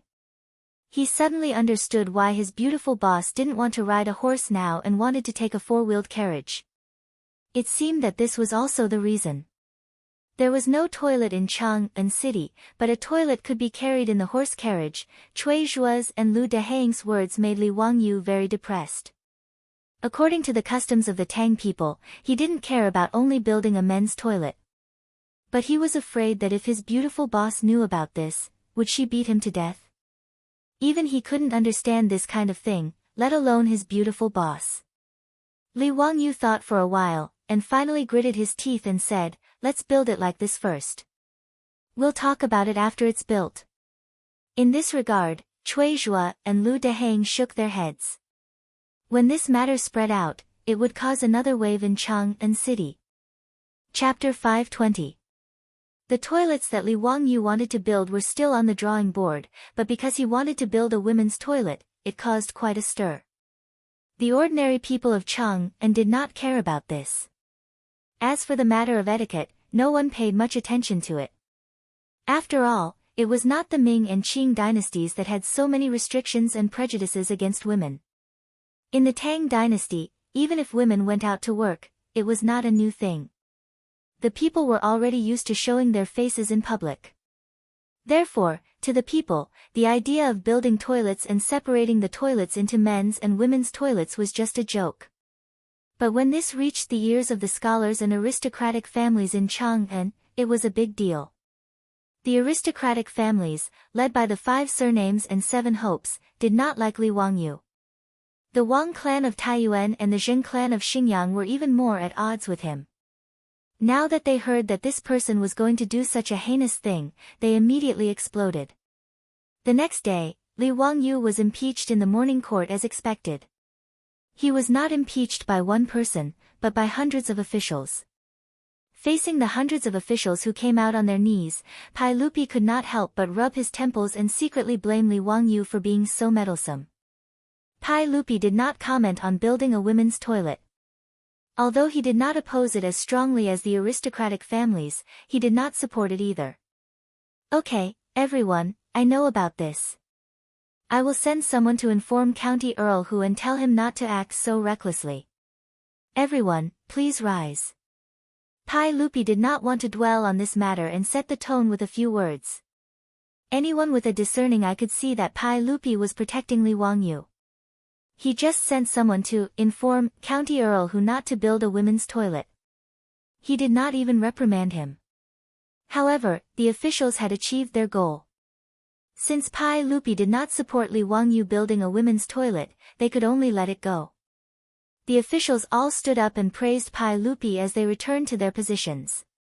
After the court, Pai Lupi sent Mitua to Dingzhou village to tell Li Wangyu not to mess around and cause trouble. Li Wangyu was naturally speechless. Wasn't it just building a women's toilet? Did hundreds of officials have to impeach him? Things were not as simple as Li Wangyu thought. Although in the court, because of Pai Lupi's protection, the aristocratic families could not say anything. However, how could the Wang family of Taiyuan and the Zheng family of Xinjiang let Li Wangyu off so easily? On that day, all kinds of rumors began to spread in Chang'an City, all of which were insinuating against Li Wangyu. Some rumors said that County Earl Hu Li Wangyu was a playboy who wanted to build a women's toilet. In reality, he had ulterior motives and wanted to use this opportunity to have sex. Some rumors said that Li Wangyu was a pervert and had hundreds of beautiful maidservants in his residence. They were all ravaged by him every day and he was still not satisfied. He wanted to use the women's toilet as an excuse to have sex with young and beautiful maidservants. There were even rumors that county earl who knew witchcraft and could collect the golden liquid of maidservants. With witchcraft, he could turn those maidservants into puppets for him to vent his bestial desires. What made Li Wangyu want to vomit blood was that not only were there rumors, but there were also pamphlets that were copied from him that appeared in the streets of Chang'an. They used all sorts of exaggerated words to describe the ridiculous things that happened in the county earl who manor and Li Wangyu's various evil methods. Naturally, all of this was done by the Wang clan of Taiyuan and the Zheng family of Xingyang. They wanted to use this matter to slander and discuss Li Wangyu and vent their anger from before. These were just rumors on the streets and had no effect on Li Wangyu. At most, his reputation would be tarnished. Moreover, even the illiterate commoners of Chang'an only heard these rumors as stories. There were very few people who truly believed them. However, he wanted to build a women's toilet. Not only were the aristocratic families dissatisfied, but the conservative old masters in court were even more dissatisfied. There were even people who were cursing out loud because of this. Even though Pai Lupi had already made his stance clear, there were still snowflakes of memorials being sent to Taiji Palace every day. All of them were to impeach County Earl Li Wangyu.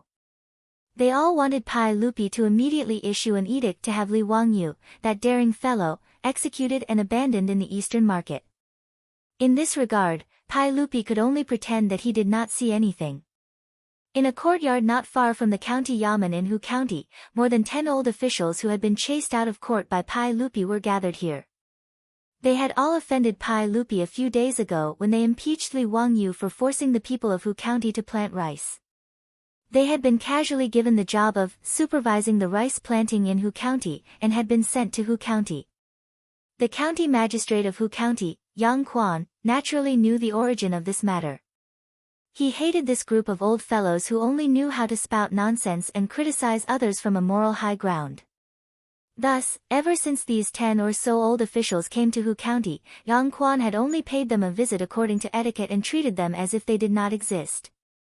With Yang Quan's attitude, everyone in the county yamen, from the county magistrate to the yamen runners and scribes, understood that this group of seemingly noble court officials was actually people who had lost their power. As a result, no one in Hu County showed any interest in this group of 4th or 5th rank officials, and they were left to fend for themselves. Right now, of the 100 or so villages in Hu County, apart from the dry fields in the mountains and the wheat fields that could not be irrigated due to geographical reasons, they had all been destroyed. Under the supervision of the county yamen runners, scribes, and village officials, the original wheat fields had been burned clean, plowed, and ditches had been repaired. Yang Quan was so busy that he spat out a mouthful of bubbles. In the end, he was able to get water wheels to be set up in every village. Now, the villages that were growing quickly, under the constant rotation of the water wheels day and night, had already begun to soak the fields and prepare to plant rice. This group of old officials had nothing to do with it. The so-called supervising the rice planting was just empty talk. Moreover, these old officials did not dare to return to Chang'an. Otherwise, if they were accused of dereliction of duty, they might not even be able to keep their official titles. The news that Li Wangyu wanted to build toilets in Chang'an naturally reached their ears. Li Wangyu actually wanted to build toilets for women, which made these old officials feel like they had found the key to returning to the imperial court.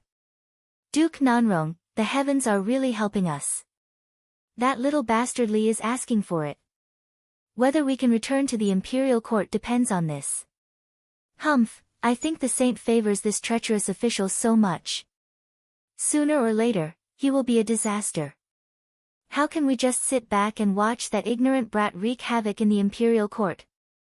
That's right, that's exactly it. I can't wait to grind this treacherous villain into ashes and return the peace to the Tang dynasty. Not only has this brat harmed the people of Hu County, but he has also disregarded etiquette and law. He wants to reverse yin and yang. How hateful. Everyone, let's also write a petition to impeach this brat. We can only return to the imperial court if we topple this brat. What Duke Lu said is exactly what we are thinking. However, I heard that the saint let that bastard Li go so easily in Taiji Palace. As for those petitions to impeach him, they are all kept in the palace. do you have any good ideas? These old officials were also troubled by Pai Lupi's attitude of protecting Li Wangyu, but there was nothing they could do.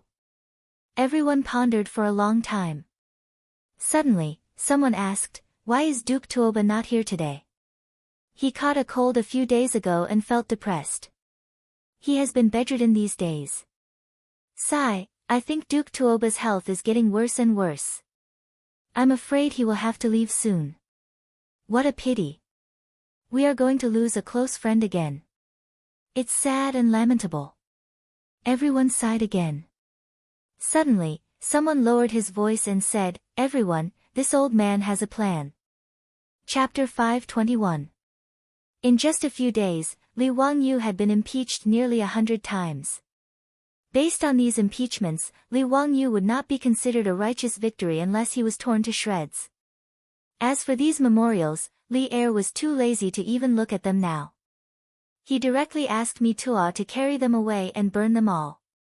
Li Er was also sick and tired of these defenders. It was just a trivial matter, yet they kept pestering him endlessly. It was a good thing that Li Wangyu wanted to build toilets in Chang'an, and Pai Lupi supported it. Even if there was something wrong with building toilets, there was no need to go through so much trouble.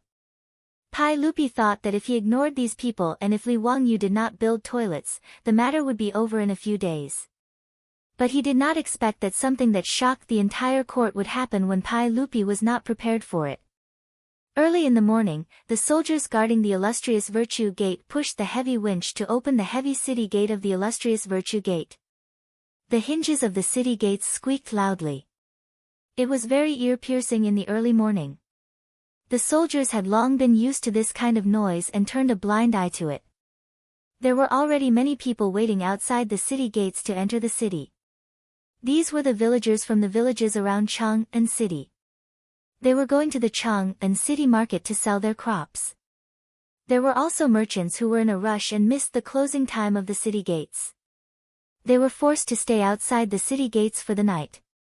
Seeing that the city gates had opened, everyone obediently lined up and waited for the soldiers guarding the gates to inspect the city.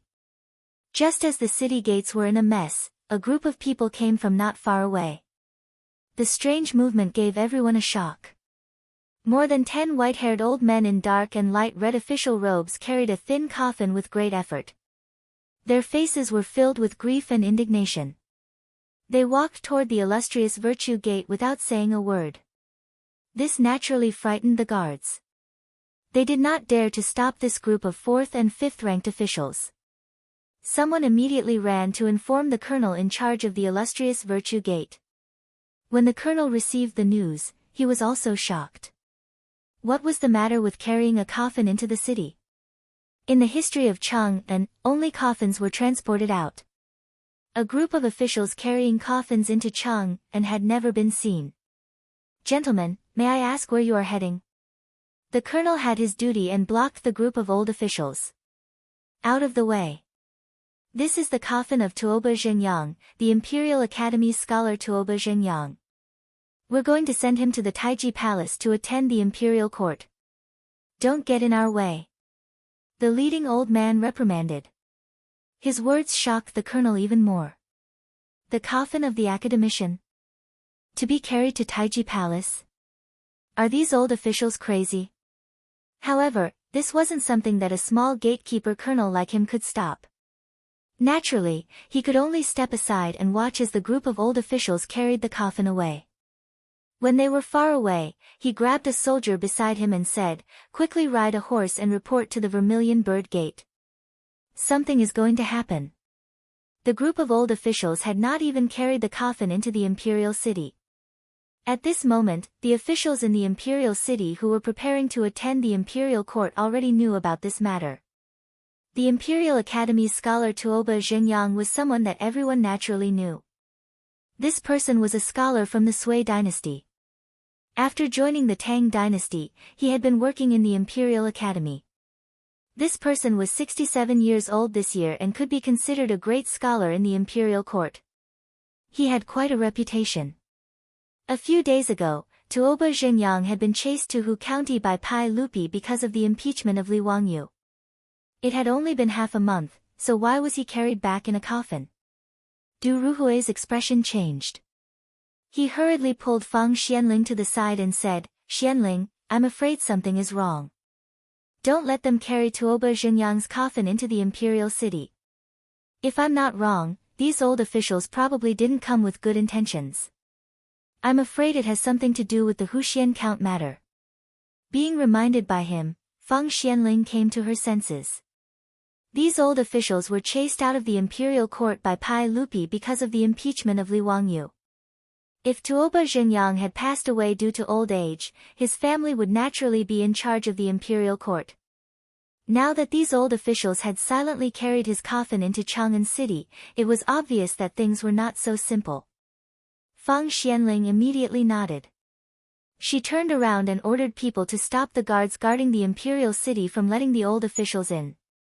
All of this was within the expectations of the old officials.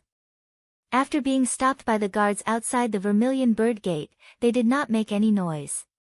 They placed down Tuoba Zhenyang's coffin and all of them knelt in front of the Vermilion Bird Gate without saying a word.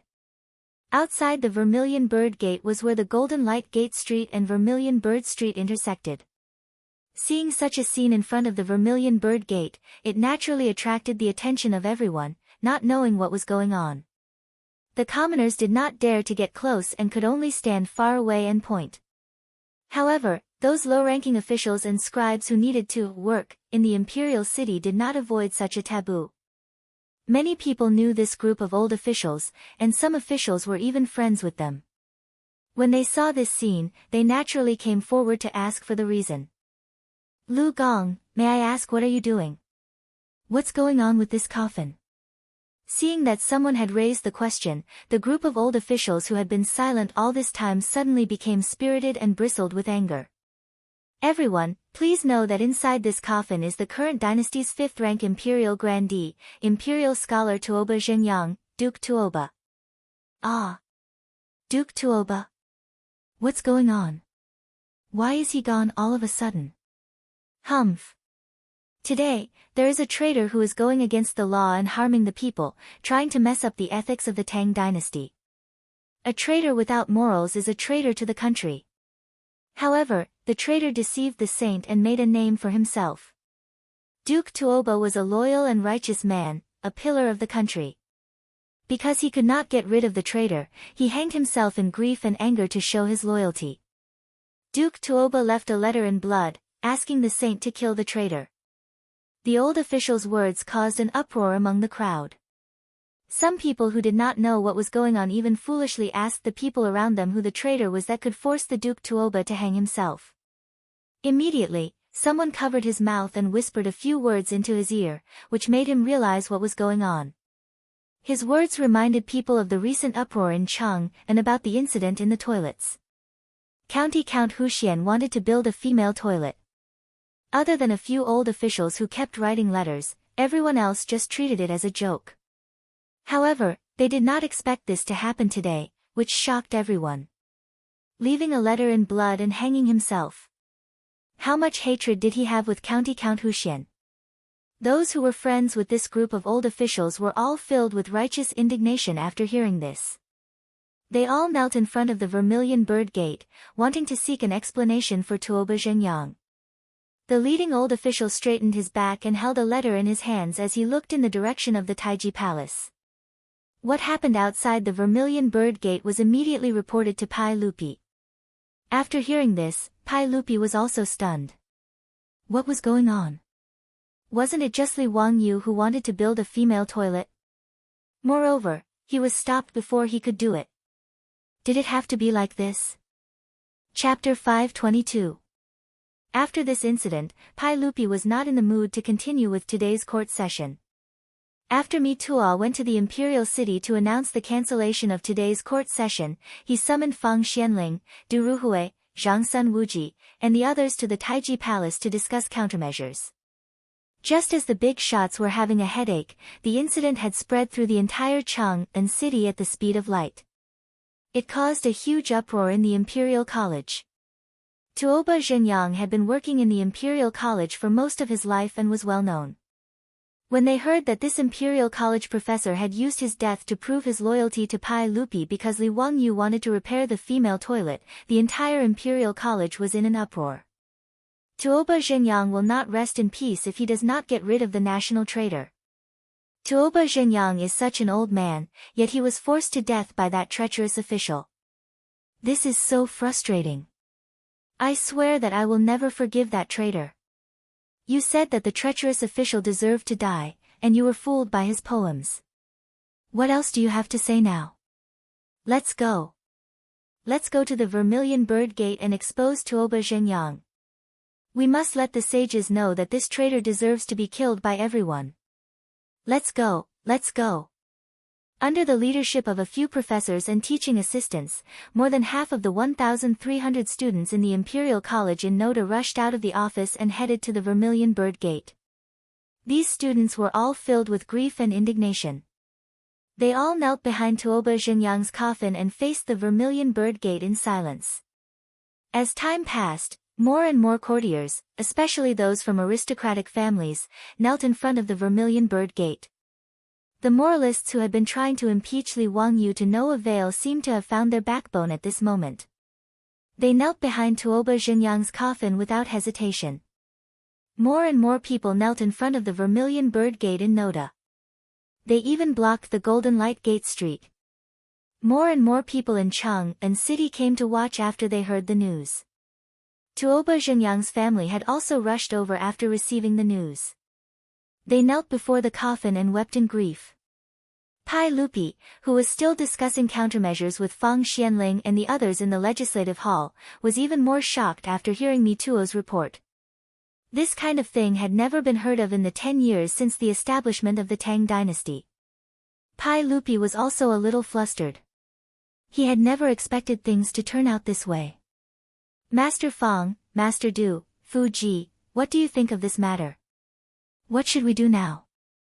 Fang Xianling and Du Ruhui didn't know what to say. As for Li Wangyu wanting to build a women's toilet, the two of them didn't comment, neither supporting nor opposing.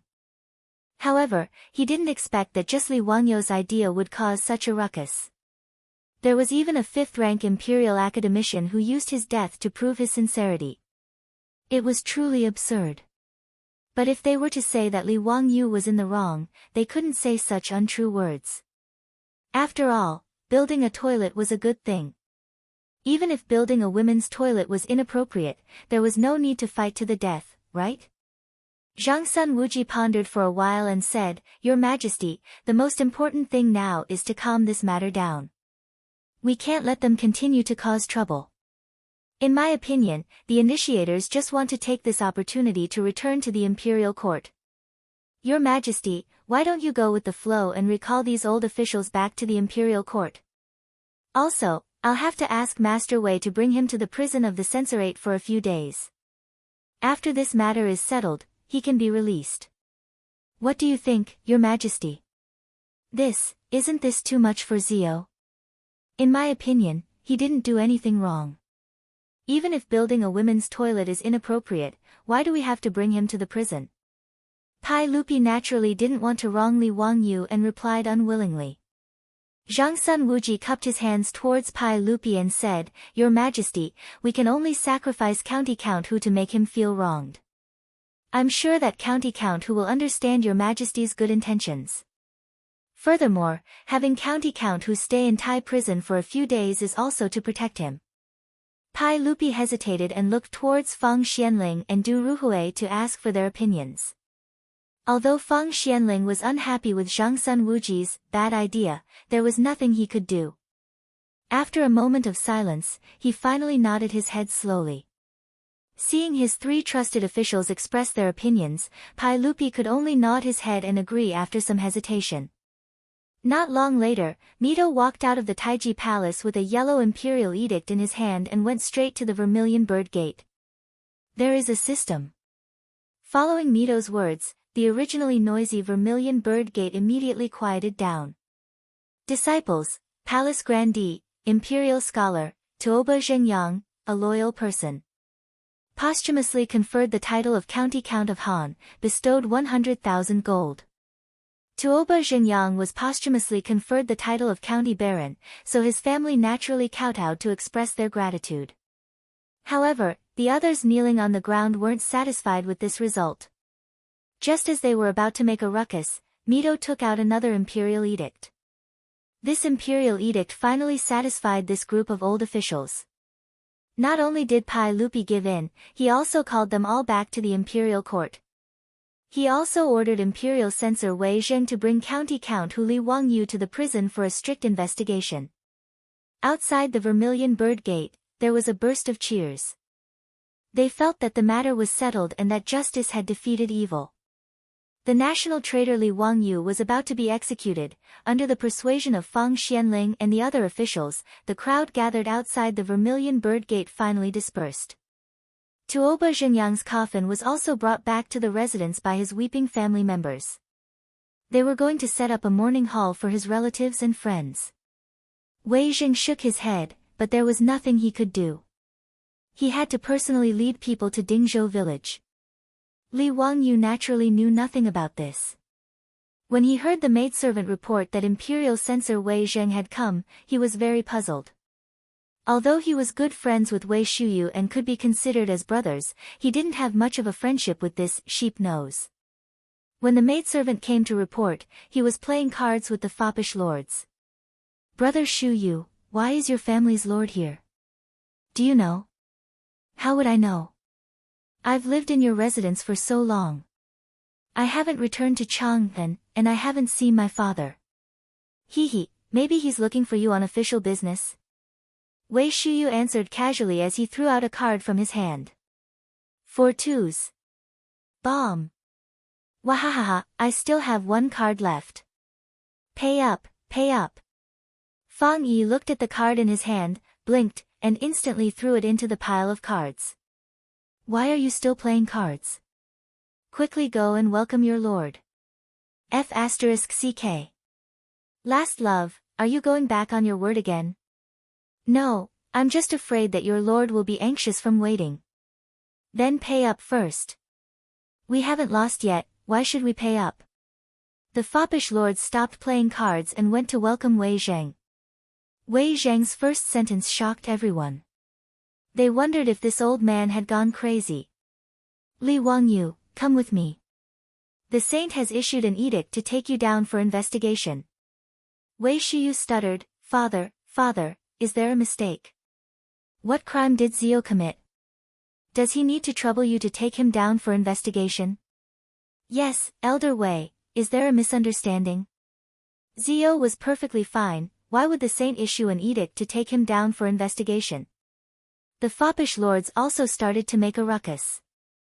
Wei Zheng was so angry that he glared at them. "Shut up. What do you know? Isn't this bastard brat's own fault? The saint's action is to protect him." Li Wangyu was even more confused. What? Everything was fine, but he was sitting at home, and trouble came from the sky. What did he do wrong this time? Why was he being taken to the prison? Chapter 523. The whole Lai Hot was in chaos when they heard that imperial physician Wei Zheng was going to take their Lang Jun to the stage prison. Li Heng, the old housekeeper, was so shocked that he didn't know what to do. He knelt down in front of Wei Zheng and asked, "Mr. Wei, what law did my Lang Jun break? Why is he going to be taken to the stage prison?" Niu Wu stood in front of Li Wangyu and prevented Wei Zheng from taking him away. Li Wangyu, on the other hand, was relatively calm. He pushed Niu Wu aside and helped Li Heng up before bowing to Wei Zheng and asking, "May I ask Wei Gong, what exactly happened? Even if I die, you should at least let me know what happened." Wei Zheng glared at him and said, "It's all because of your toilet." He made a long story short and recounted what had happened in Chang'an today. However, Li Wangyu and the foppish playboys all stared at each other in bewilderment, feeling that it was simply too ridiculous. That old man called Tuoba Xingyang was also a lunatic. Even though he was going to build a female toilet, he had no choice but to give up the idea after Pai Lupi said so. But now, there was not even a single toilet in Chang'an City. What did this old man mean by seeking death for no reason? Young man, I know you can't be blamed for this. However, Tuoba Zhengyang died because of you. The sage can't pretend that he didn't see anything. Letting you stay in the stage prison for a few days is for your own good. When this matter is settled and Tuoba Zhengyang is buried, you will be released. Don't worry. The sage has also instructed this old man to not mistreat you. Even if you stay in the stage prison, you won't be wronged. Just think of it as a change of place to cultivate your character. What the hell? Who the hell wants to cultivate their character in the stage prison? In response to Wei Zheng's words, Li Wangyu could only roll his eyes and had nothing to say. Since Wei Zheng was here, what else could he say? Since that's the case, let's go. I'll have to trouble eunuch Wei to take care of me. Li Wangyu turned around and gave a few instructions to Li Heng and Niu Wu, telling them to listen to their beautiful superior's orders and to guard the door well. Just as she was about to mount her horse and leave with Wei Zheng, Aphrodite and Perrin also ran over after being notified by the servants of the residence. The two girls were weeping like raindrops on pear blossoms, making me feel pity for them. Lang Jun, what happened? Why did Master Wei want to take you out of the prison? Lang Jun, I'll go with you. I'm not afraid of going to jail. I'll go with you. The two women's cries made the other hedonistic young masters wink at Li Wangyu with wretched expressions on their faces. They were now clear that Li Wangyu was fine this time. He had just suffered an unexpected calamity. In order to appease the crowd, the saint let Li Wangyu stay in the stage prison for a few days. Since he couldn't bear the punishment and was fine, they all began to tease Li Wangyu. Li Wangyu hurriedly jumped off his horse and reached out to pull Aphrodite and Perrin into his arms while comforting them softly. At the same time, he didn't forget to raise his middle finger at the hedonistic young masters behind their backs to show his respect for them. Li Wangyu repeatedly assured them that he was fine and that he was only going to stay in the stage prison for a few days. Only then did Aphrodite and Perrin stop crying, though they were still skeptical. Lang Jun, are you really fine? You're not lying to me, are you? Don't worry, why would I lie to you? Be good and listen to Changqing in the residence. After comforting the two women, Li Wangyu mounted his horse again and rode back to Chang'an City with Wei Zheng and the other imperial censors. How could the hedonistic young masters be in the mood to continue staying in Dingzhou village? They all called for their troops and followed Wei Zheng, Li Wangyu, and the others back to Chang'an City. The old steward Li Heng was at a loss at this moment. He pulled Niu Wu over and said, "Quick, bring some men and follow them. We must ensure Lang Jun's safety. Then, go to the East Market and inform Madame Su so that she can make a decision quickly." Niu Wu naturally didn't dare to delay and hurriedly chased after them with more than 10 troops. When they reached the outskirts of Chang'an City, Wei Zheng pulled on the reins of his horse and said, "County Count Hu, the rules cannot be broken. Since the saint has ordered me to take you to the stage prison, we can't go in like this. Naturally, you can't just ride in like this. This old man has already had someone prepare a prisoner carriage. County Count Hu, you'll have to suffer a little and change into that prisoner carriage." When he pointed, Li Wangyu noticed that there was already a prisoner carriage made of rough wood parked by the side of the road. Li Wangyu smiled wryly. "Fine, let's go through with the act. I don't want to make things difficult for the old man." He obediently climbed down from the horse and walked over to open the door of the prisoner carriage. After entering the prisoner carriage, Li Wangyu realized that the person who designed this carriage was too immoral. At this height, it was impossible for him to stand up. He could only hunch his body. Fortunately, he wasn't a real prisoner and didn't need to be chained up, much less chained up in the prisoner carriage. Otherwise, if he sat in this carriage that was as bumpy as a trampoline all the way, even if he didn't die, he would lose a layer of skin. He sat cross-legged in the prisoner carriage. The group of hedonistic young masters pointed at him and laughed heartily, as if he were a gorilla in the zoo. Li Wangyu was so angry that he closed his eyes and decided to ignore this group of bastards. Wei Zheng waved his hand, and the prisoner carriage, pulled by 2 oxen, slowly moved toward the illustrious Virtue Gate. When the prisoner carriage entered Chang'an City, it immediately attracted the attention of many commoners. Fortunately, there were no photos in this era, so very few people recognized Li Wangyu. No one knew that the person locked up in the prisoner carriage was the famous county count Li Wangyu. After entering the city, the hedonistic young masters stopped fooling around. They rode their horses to guard Li Wangyu's prisoner carriage.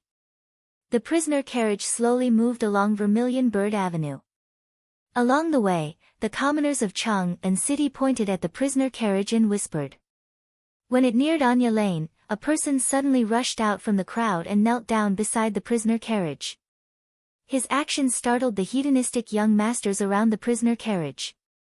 Ching Chumo's horse even almost ran into this person. After being interrupted by him, the prison carriage stopped. "Benefactor, is that you?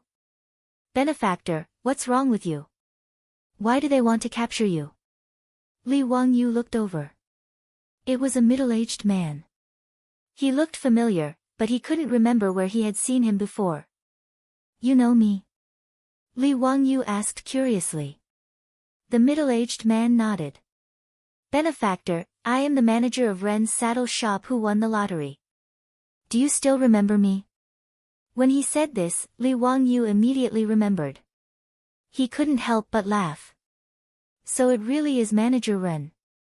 Ha, if you didn't mention it, I would have forgotten. My apologies. Is Manager Ren's business still thriving?" "Thanks to Benefactor, the saddle shop that was burned down has been rebuilt. Business is even better than before. But Benefactor, why are you locked up in this prisoner carriage? Were you harmed by a scoundrel? Does Benefactor have anything I can do to help? If Benefactor has any orders, I will do my best. Even if I have to spend all my wealth, I will help Benefactor clear his name."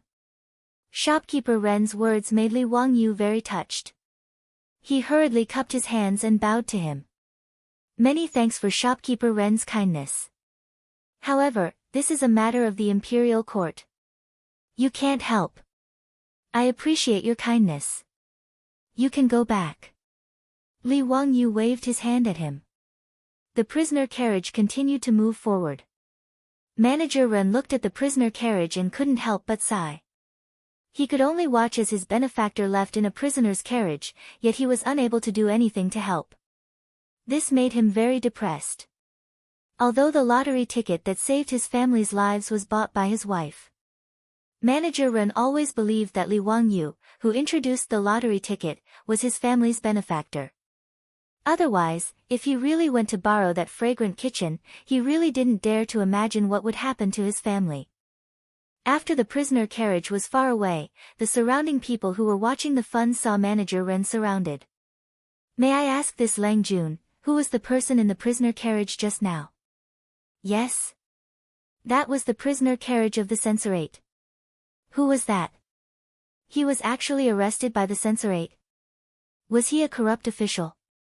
When Manager Ren heard this, he was so angry that he stomped his feet. "Bah, don't talk nonsense. Let me tell you, Benefactor is the founding uncle of Hu County. How could he be a corrupt official?" His words immediately caused an uproar among the surrounding people. Chapter 524.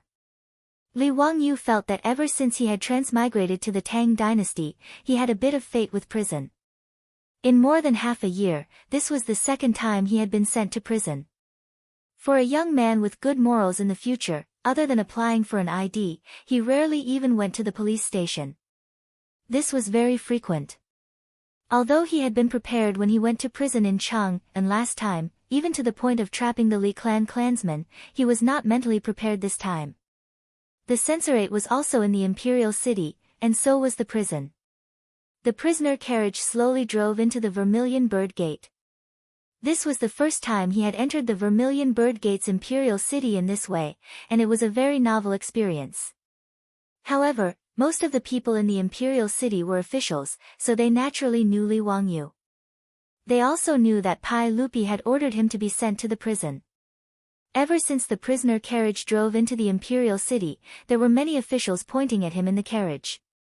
Many officials who were supposed to be working in various government offices also ran out to watch the commotion. There were also many moralists and officials from aristocratic families who angrily spat on the ground. They looked as if they wanted Li Wangyu to be sent to the Eastern Market for execution right now. After the prisoner carriage drove into the censorate's prison, the cage was opened. Li Wangyu crawled out and struggled to move his muscles and bones. The short journey made him feel as if his bones were about to break. Count Huxian, go. This old man has already arranged a prison for you. I definitely won't let you suffer any hardships. As long as you do not leave the prison, I will not restrict your movements. When this matter is settled, I will let you go. Wei Zheng waved his hand at the prison head, indicating that he should take Li Wangyu to his cell. He, thank you for your kindness, Duke Wei. Li Wangyu was also open-minded. Since he was already here, he might as well take things as they came. In any case, Pai Lupi had ordered him to be sent to the prison. There was no point in crying. This was the first time the prison head had encountered such a situation. The people locked up in this prison were all officials captured by the censorate. When Li Yuan was in power, the imperial censorate's assistant minister and imperial censorate each arrested people. Those who were interrogated were all taken to the prison, often causing the prison to be overcrowded. Ever since Wei Zheng became the imperial censor of the censorate, he naturally couldn't tolerate the censorate acting so recklessly. Inside the stage prison, it was much quieter. There weren't as many criminal officials, but those who were caught and sent to the stage prison were all criminal officials with irrefutable evidence. Since they were criminal officials, there was naturally no need to be polite to them. Even the ordinary prison guards of the stage prison would often insult and reprimand these high and mighty officials. They would even use some private punishment. That was a common occurrence. But today, the head of the prison had received a notice from the imperial censor, asking him to find a dry and well-ventilated prison cell and clean it up for a noble to stay in. The jailer almost thought that he had misheard. A noble was staying. This was the prison, not the hostel of Chongren Square. What did he mean by checking in? Shouldn't he be in prison? The head of the prison was baffled.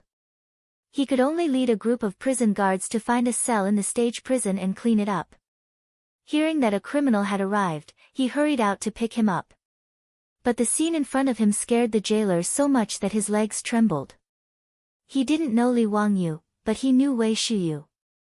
He was the eldest son of the big boss of the censorate. No matter how blind he was, he couldn't not recognize him. But just now, he clearly saw that the noble, who was going to be locked in the stage prison, kicked the son of Prime Minister Wei in the butt. But young Master Wei just laughed and didn't care at all. Even Master Wei acted as if he didn't see it. He led a group of imperial censors away. The head of the stage prison immediately understood that this was a noble who couldn't be offended. He really came to stay in the stage prison. The playboys didn't leave. They clustered around Li Wangyu and walked into the stage prison. The head of the prison hurriedly led the way in front. If someone who didn't know saw this, they wouldn't believe that this was the head of the stage prison. They would treat him like a waiter in a hostel. Wei Shuyu pointed at the head of the prison carelessly and said, "You, come here. This is the founding county earl of Hu County. He will be staying with you for a few days. Take care of him carefully. What needs must be satisfied. Do you understand? If there is any mistake, be careful of your bones." Yes, I understand. County Earl of Hu County, young dukes, please be careful. The ground is slippery. These lazy bones. I will teach them a lesson when I come back. Let them clean up the moss on the ground. The environment in the stage prison was much better than the prison in Chang'an County where Li Wangyu was last time. After all, the people locked here were all criminal officials. They had to leave some face for them. At least the stage prison didn't have the stench of the prison in Chang'an County. There were no rats running around on the ground. However, it was still a dark prison cell. The only source of light was the torches on the wall. Even though the outside world was bright and sunny, this place was still dark and damp. The head of the prison and the jailers had already helped Li Wangyu clean one of the cells and replaced it with fresh, dry straw. However, when Wei Shuyu saw the cell, he couldn't help but become angry. He scolded, "You bastards, is this how you do things? Is this a place for people to live? Don't you know how to set up everything? Bastards, you really are itching for a beating." His words made the head of the prison and the jailers want to cry. The prison cell had been cleaned and the straw had been replaced with new ones. What else did he want? Did he really think the stage prison was a hostel? Was this County Earl of Hu County really here for a vacation? Li Wangyu smiled and stopped Wei Shuyu from continuing to be angry. "Brother Shuyu, don't make things difficult for these people. I reckon that my family's troops will be here soon. Just let them handle it." As soon as he finished speaking, a commotion could be heard from the entrance of the stage prison. A jailer jogged over and said to the head of the prison, "Someone is here to visit County Earl of Hu County. Master Wei has already said that anyone who comes to visit County Earl of Hu County is to be let through. If County Earl of Hu County needs anything, just let us do it." The head of the prison felt a headache coming on. Was this still a freaking stage prison? He didn't dare to say anything else and could only have the jailers invite the visitors in. Before long, his beautiful superior led Aphrodite, Perrin, Niu Yong, and Niu Wu into the stage prison, along with a group of Li family troops. "Changqing, you're here." Aphrodite, Perrin, didn't I tell you to stay in the residence? Why did you come to Changpin? Li Wangyu asked curiously when he saw the two girls. Aphrodite and Perrin looked aggrieved. If it weren't for the fact that there were so many people around, they probably would have burst into tears. "Lang Jun, after you left, the old steward was worried that no one would take care of you, so he had us lead a few maidservants and troops to Chang'an on horseback." Li Wangyu nodded and looked at his beautiful superior. "Changqing, please take care of the family during this time." His beautiful superior was very calm, but there was a hint of anger on her pretty face. "Wangyu, I heard from Niu Wu that you were sent to the stage prison because of the toilet incident." Li Wangyu looked at his beautiful boss's face, which was flushed red from anger, and helplessly nodded his head. Chapter 525. His beautiful boss didn't get angry. She just took a few deep breaths and calmed herself down. "Wangyu, leave this to me. I can't let those people frame you like this." I don't believe it. Did they jump out from the cracks of a rock?" Li Wangyu understood his beautiful boss. Although she wasn't a feminist, how many of the beautiful women in the later generations were easy to get along with? There were all kinds of jokes about men hiding money on the internet. Although it was a joke, it was also reality. His beautiful boss, who could hold up half the sky, now knew that Li Wangyu was framed and sent to prison because he only had the idea of building a female toilet. How could she not be angry? "Changqing, don't be rash. Let's think about this at length. As you can see, I'm fine. Wei Zheng and Li Shimin don't really want to lock me up. They're just putting on an act." Li Wangyu lowered his voice and whispered into his beautiful boss's ear. He was afraid that his beautiful boss would do something impulsive in her anger. His beautiful boss rolled her eyes at him. Do you think I'm that stupid? Alright, leave this to me." She looked at the environment of the prison and frowned. "Since you're going to stay here for a while, you can't wrong yourself. I'll get Niu Yong and Niu Wu to bring the things in." Li Wangyu shrugged helplessly. He looked like he was telling her to do as she pleased. Seeing that the two had finished whispering, Cheng Chumo laughed and said, "Zio, it's fine. We brothers will accompany you. Jailer, go prepare the food and drink. Today, we won't go home until we're drunk." The jailer's face became even more bitter. "Damn, you still need to prepare food and drink? Do you want dancers? More importantly, who would pay for this?" He naturally didn't dare to ask the rich kids for money, but he couldn't afford to pay out of his own pocket. As for asking Wei Zheng for money, wasn't that just asking for death? Li Wangyu saw the jailer's awkward expression and laughed. Brother Chumo, don't make things difficult for the jailer. I'll get Niu Yong and the others to bring it over. Besides, what's so good about the food in the restaurants outside? Perrin, bring some people back to the Kai Hua workshop, cook some food, and have someone send it over. Yes, Lang Jun, I understand. I'll go now. Perrin nodded and immediately turned to leave. Although Perrin was only 12 or 13 years old, she was the best at cooking in Lai Hot, except for her beautiful boss. How could his beautiful superior have the time to personally cook? Perrin was the one in charge of the residence, leading several female cooks to prepare food for everyone. Niu Yong, Niu Wu, and the others also received orders from their beautiful superior. They led their troops back to the Kai Hua workshop and prepared to transport the items to the stage prison. Not long after, the prison head and the jailers looked as if they had seen a ghost. Several four-wheeled carriages drove into the censorate and stopped in front of the prison gate. Inside the carriage, there were all kinds of exquisite furniture and decorations. Several Lai Hot's maidservants had already thrown out all the straw in the prison cell. Then, they took down several thick carpets from the carriage and spread them on the floor of the prison cell. Then, all kinds of tables, bookshelves, benches, and even a large bed were moved into the prison cell. As for the candlesticks and incense, the prison head and the jailers couldn't close their mouths for a long time. The candles that were as thick as a child's arm were lit, and the incense burner emitted a bit of incense. In order to drive away mosquitoes, the maidservants even used the residence's toilet water to spray the prison cell. The Lai Hot's maidservants even hung thick curtains around the prison cell to block the view. Not long after, the prison cell that used to hold the criminals looked brand new. A jailer asked foolishly, "Prison head, is this still the censorate's stage prison? Don't tell me it's been changed to this county count's residence." "Scram, don't talk nonsense here.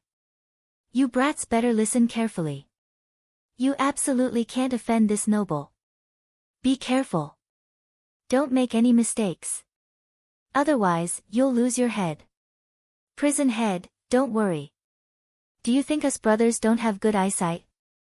TSK, I've long heard that this county count is the god of wealth. It seems that it's true. I've seen those carpets in the eastern markets who merchants shop. They were all shipped from the western regions. Guess how much they cost? How much? Don't tell me it's a few strings of cash. Bah, you want to buy it with a few strings of cash? Are you dreaming? Let me tell you, 100 strings of cash is not a penny less. Oh my God, isn't this county count just spreading his money on the floor? I saw at least 3 carpets in this prison cell.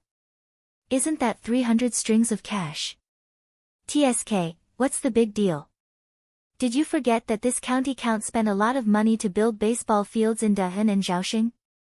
Tisk TSK, is there really a mountain of gold and silver in this county count's mansion? The layout of this prison cell is many times more luxurious than my home. What do you know? Aren't you ashamed to compare your doghouse? Do you see those arm-thick candles? One candle is worth a few strings of cash. Even if you sell everything in your doghouse, would it be worth a single string of cash? The prison guards and prison heads were envious of the Lai Hot's luxurious lifestyle. Not long after, the food and wine from the Lai Hot was sent in. The group of playboys and Li Wangyu laughed and laughed.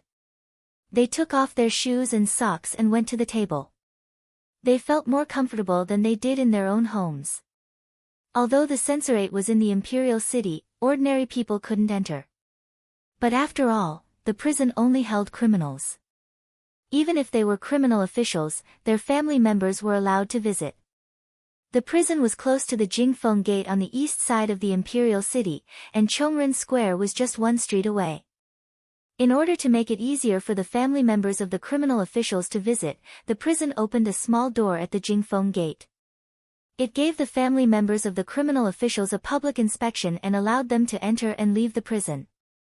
With so many people in the Lai Hot, they naturally had Wei Zhang's permission to move so many things into the prison in the imperial city. Seeing that everything was arranged properly, the beautiful superior left Niu Wu and a few troops to accompany Li Wangyu. She led the others back to Kaihua Square. Li Wangyu and the group of playboys didn't have any scruples. They ate, drank, played finger-guessing games, and drank in the prison of the censorate. It was very lively. When everyone was drunk, they saw a group of people rushing in from the prison gate. They were cursing and swearing. Behind them, the prison heads and prison guards were smiling apologetically. Li Wangyu's luxurious prison cell naturally attracted the attention of this group of people. Immediately, someone pointed at Li Wangyu's cell and started quarreling with the prison heads and prison guards. One of the jailers seemed to be explaining to them with a smile, but the leader suddenly slapped the jailer in the face, causing a loud smack, which attracted the attention of all the foppish sons and Li Wangyu. Li Wangyu looked at the group of people with drunken eyes. He couldn't help but fly into a rage. The wine cup in his hand directly smashed on the ground. Damn it, why are these Japanese so arrogant? Chapter 526. It was a few men in tang suits who clashed with the prison guards. However, Li Wangyu immediately recognized the identity of this group of people from their hair buns and strange voices. The Japanese. In the future, Li Wangyu was a little pink, and the people he hated the most were naturally the Japanese.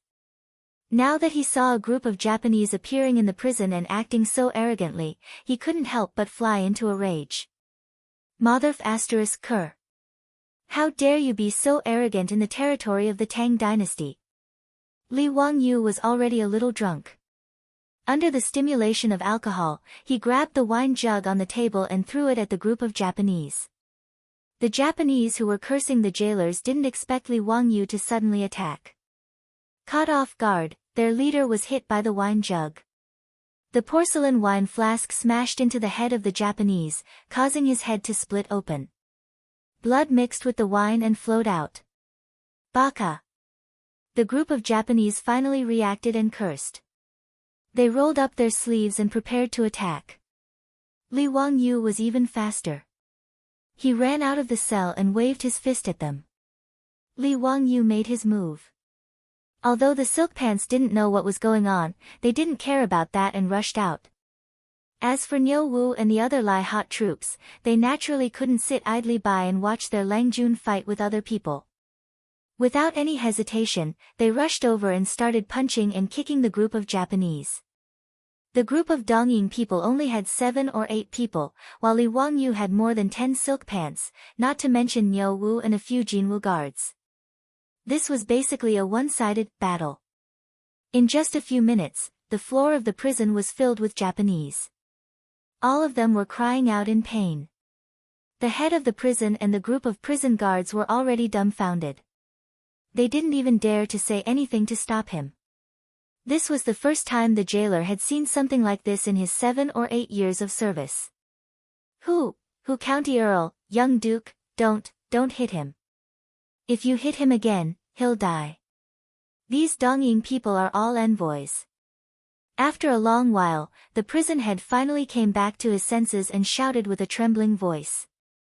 Li Wangyu glared at him. Speak clearly. What's up with this bunch of Japanese? Oh, no, Japanese. Replying to the prefectural uncle, these are the members of the Japanese diplomatic mission. Members of the diplomatic mission? Why was he locked in this prison? Why do you still dare to beat up the prison guards? The jailer's face was already wrinkled like a bun. Replying to the county head, a few days ago, this group of Japanese envoys had a conflict with the people of Silla country when they were drinking at Ping Kong Fong and started fighting. They were too heavy-handed, and an envoy from Silla was beaten to death. Naturally, the Silla kingdom would not accept it and went to the saint to complain. Enraged, the sage ordered his men to capture the group of Japanese envoys and teach them a lesson. Originally, they should have been locked up in Wanyan County or the Ministry of Justice's prison, but these two offices refused to take over. In the end, they could only be locked up in this prison. He sighed again. Although they said that they were locked up, they actually didn't ground them. They were just giving Silla country an explanation so that they wouldn't continue to pester us. We had no choice but to let this group of Japanese do as they pleased. These Japanese are really despicable. My brothers and I have long been tired of them. However, they are the envoys of Japan after all, so we can't do anything about it. Li Wangyu glared at the Japanese who were lying on the ground and screaming. He was so angry that he went up and kicked them a few more times. These Japanese were not the envoys sent by the Tang Empire. The Japanese had sent envoys to the Tang Empire in the 4th year of Zhengguan. The prodigal sons laughed and laughed. They didn't think that beating up the Japanese envoys was a big deal at all. In the eyes of the Tang people, they were just small foreign countries. In the Great Tang Empire, where Huji and Kunlun slaves were sold as slaves from thousands of miles away, there was no need to count on these prodigal sons to take the Japanese envoys seriously. Zio, come, let's continue drinking. Don't bother about these Japanese. It's better if they're dead. Cheng Chumo and the others only thought that these Japanese had insulted and beaten up the jailers and angered Li Wangyu. They also didn't understand why Li Wangyu called them Japanese. The spoiled brats naturally couldn't imagine what kind of calamity would befall China in the future. They also couldn't imagine that the Japanese, who had been lying on the ground like mud, would charge into China like wolves and tigers 1,000 years later. They would burn, kill, pillage, and commit all kinds of crimes. There was naturally a reason why Li Wangyu hated the Japanese so much. Back then, the 3 million Sichuan soldiers resolutely went out of Sichuan to fight against the Japanese. They suffered more than 640,000 casualties, and the number of casualties was the highest in the country. Li Wangyu's grandfather was a member of the team that went out of Sichuan to fight against the Japanese. After a fierce battle in Tai, village, although he was lucky enough to survive, he had a few more bullet holes on his body. He would feel incomparably painful whenever it rained. Regarding this, his grandfather felt very fortunate. Compared to his brothers who had died on the battlefield, he was already very satisfied. The enmity between the country and his family made Li Wangyu's eyes turn red when he saw the Japanese. After dealing with the Japanese envoys, Li Wangyu couldn't be bothered with them anymore. He ran back to his cell with the other prodigal sons and continued to drink. The jailers would take care of the mess outside. After all, the prodigal sons and Li Wangyu weren't afraid of the Japanese envoys. They would complain to Pai Lupi and naturally wouldn't care if they lived or died. In the battle just now, Niu Wu and the other old soldiers had used a lot of force. Many of the Japanese envoys had their arms and legs broken, and they were all lying on the ground crying out. The jailer had a helpless expression on his face. He prepared to get the jailers to find a doctor and also inform the imperial censor to see how they could deal with this mess. Just as Li Wangyu and the others were drinking merrily, they heard a woman's scream from outside the cell. When Li Wangyu heard this voice, his expression changed greatly. He threw down the wine bowl in his hand and rushed out again. Although his cell was surrounded by thick curtains that blocked his line of sight, Li Wangyu dared to swear that the voice just now came from Pei Lan. The prodigal sons naturally also heard the voice and rushed out with Li Wangyu. They saw that one of the Japanese who had been beaten down by them had actually gotten up. It was the person who had his head smashed by Li Wangyu's wine jug. At this moment, he was using his arm to tightly restrain a young girl. If it wasn't Perrin, who else could it be? Beside Perrin's feet was an overturned food box filled with all sorts of delicacies. Clearly, Perrin had returned to Kaihua Square and prepared some food for Li Wangyu and the prodigal sons to send to the prison. She didn't expect that the moment she entered the prison, before she could even greet the jailer and the jailers, someone would rush out and grab her. Perrin screamed in fright. She wanted to turn around and run, but the Japanese grabbed her by the neck. This sudden turn of events gave the jailers a fright.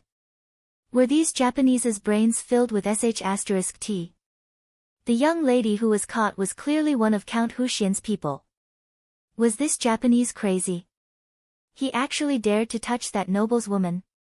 Not only did the Japanese grab Perrin, he even pulled out a short blade from his waist and pressed it against Perrin's chest. Baka, you actually dare to humiliate the emperor's samurai. All of you, kneel down. Otherwise, I'll stab this woman to death. Li Wangyu's eyes were bloodshot as he glared at the Japanese. Chapter 527. If this had happened in the future, Li Wangyu would have run as far away as he could. At most, he would have called the police. But now, he had no chance of backing down, nor did he dare to back down. Let this woman go, and I'll leave your corpse intact.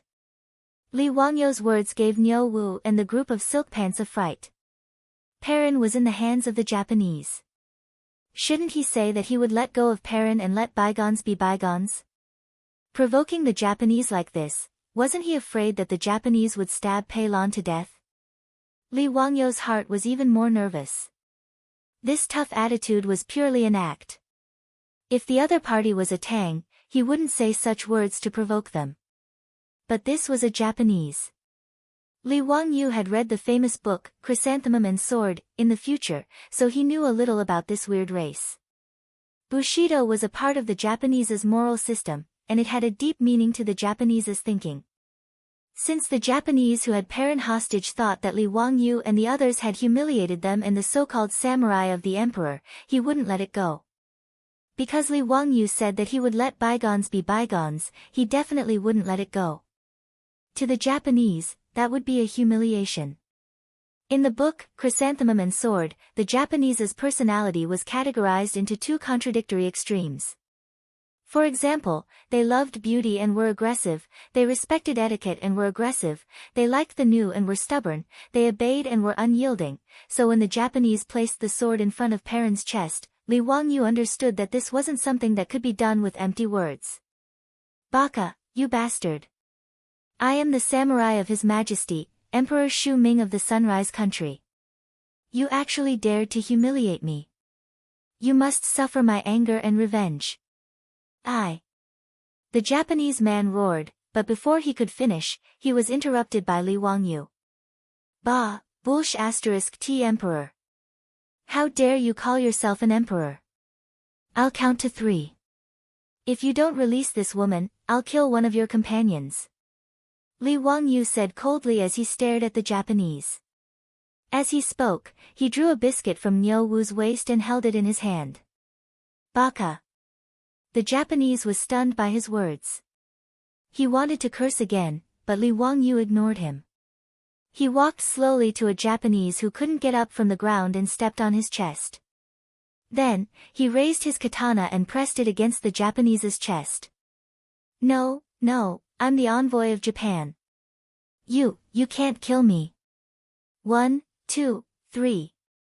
Seeing that the Japanese holding Perrin had no reaction, Li Wangyu clenched his teeth and exerted strength in his hand. That incomparably sharp bicento directly stabbed into the body of the Japanese under his feet. Ah! Fresh blood spurted out. The Japanese who had his chest pierced by the sharp bicento screamed in agony. His eyes bulged out and his mouth was wide open. He was like a fish that was out of oxygen, desperately trying to breathe. His hands grabbed tightly onto the bicento that had pierced his chest. This unforeseen event stunned everyone present. No one had expected that Li Wangyu would actually make a move to kill someone.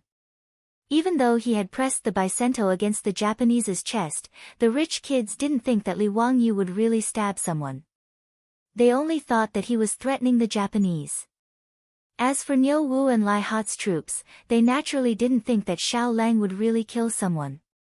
As for the prison head, the jailers, and the others, they were so frightened that they fell to the ground on their butts. The jailer's face was pale with fright. These Japanese were the envoys. Even if they were thrown into the prison, they didn't dare to offend them. Now, one of them was killed by County Count Hu. This matter was going to break the heavens. In the prison, the remaining 6 or 7 Japanese screamed in Japanese. As for the Japanese holding Perrin hostage, his eyes were about to fall out of their sockets. Baka, how dare you kill someone? Galactic Whale, you killed the Galactic Whale. In his panic, he almost stabbed the bicento into Perrin's chest. Li Wangyu wiped the blood off his face and grinned. I said that if you don't let go of that woman, I'll kill all your companions. Now, let's start again. I'll count to 3. If you don't let her go, I'll kill the next one. 1. 0. This. After confirming that Li Wangyu was really going to kill someone, the rich kids came back to their senses. Ching Chumo wanted to stop him. Although these Japanese deserved to die, they were the envoys after all. The rich kids could beat them up or even break their arms and legs, but killing them would cause trouble. However, the moment Ching Chumo spoke, Li Wangyu turned his head and glared at him, forcing him to swallow his words. At this moment, Li Wangyu's appearance was terrifying. Not only were his eyes bloodshot, his face was ferocious, and there were spots of blood all over his body. He was like a ferocious beast that chose people to devour. Actually, no one could see that Li Wangyu's body was trembling under his loose robe. He was just pretending to be calm. He had killed fish and chickens before, but this was the first time he had killed someone. When would a good youth of the later generations ever think about personally plunging a sharp knife into someone else's body and being drenched in blood by the blood that spurted out? A strong feeling of nausea kept provoking Li Wangyu. He didn't even dare to lower his head to look at the dying Japanese, fearing that he would vomit the next moment. Li Wangyu didn't dare to vomit, nor did he dare to show any signs of weakness. Otherwise, Perrin would be in danger. He could only bet that he could intimidate the Japanese and make him surrender and let go of Perrin. Ever since he transmigrated to the Tang dynasty, the first person Li Wangyu saw when he opened his eyes was the little girl Perrin. After half a year of interacting with her, he had long regarded this girl as his own little sister. If something bad happened to her because of him, Li Wangyu was afraid that he would really go crazy. Right now, he only hated that he wasn't ruthless enough and didn't break all the Japanese's arms and legs. 3. Seeing that the Japanese was still unmoved, Li Wangyu slowly walked to the other Japanese whose legs were broken and couldn't get up. When the Japanese saw Li Wangyu stab his companion in the chest, he was scared out of his wits. Ignoring the heart-wrenching pain in his injured leg, he tried to crawl out of the prison. Li Wangyu leisurely walked to his side and stepped on his back. Then, without any hesitation, the bicento in his hand stabbed into the Japanese's back again. Another scream rang out in the sealed prison. This scream, coupled with the thick smell of blood, caused the group of rich kids to turn pale. Although Ching Chumo, Yuchi Baolin, and the others were born in a military family, they had never been on a battlefield and had never seen someone kill someone at such a close distance. As for Fang Yayai, Wei Shuyu, Du He, and Du Go, the sons of civil officials, they were in an even worse state. Du He directly covered her mouth with her hand, turned around, and ran back into the prison cell. She hugged the bucket and started vomiting. Li Wangyu slowly pulled out the bicento. The corner of his mouth twitched a few times, revealing an extremely ugly expression. He looked at the Japanese holding Perrin hostage and said, "Let go of that woman. I'll leave your corpse intact."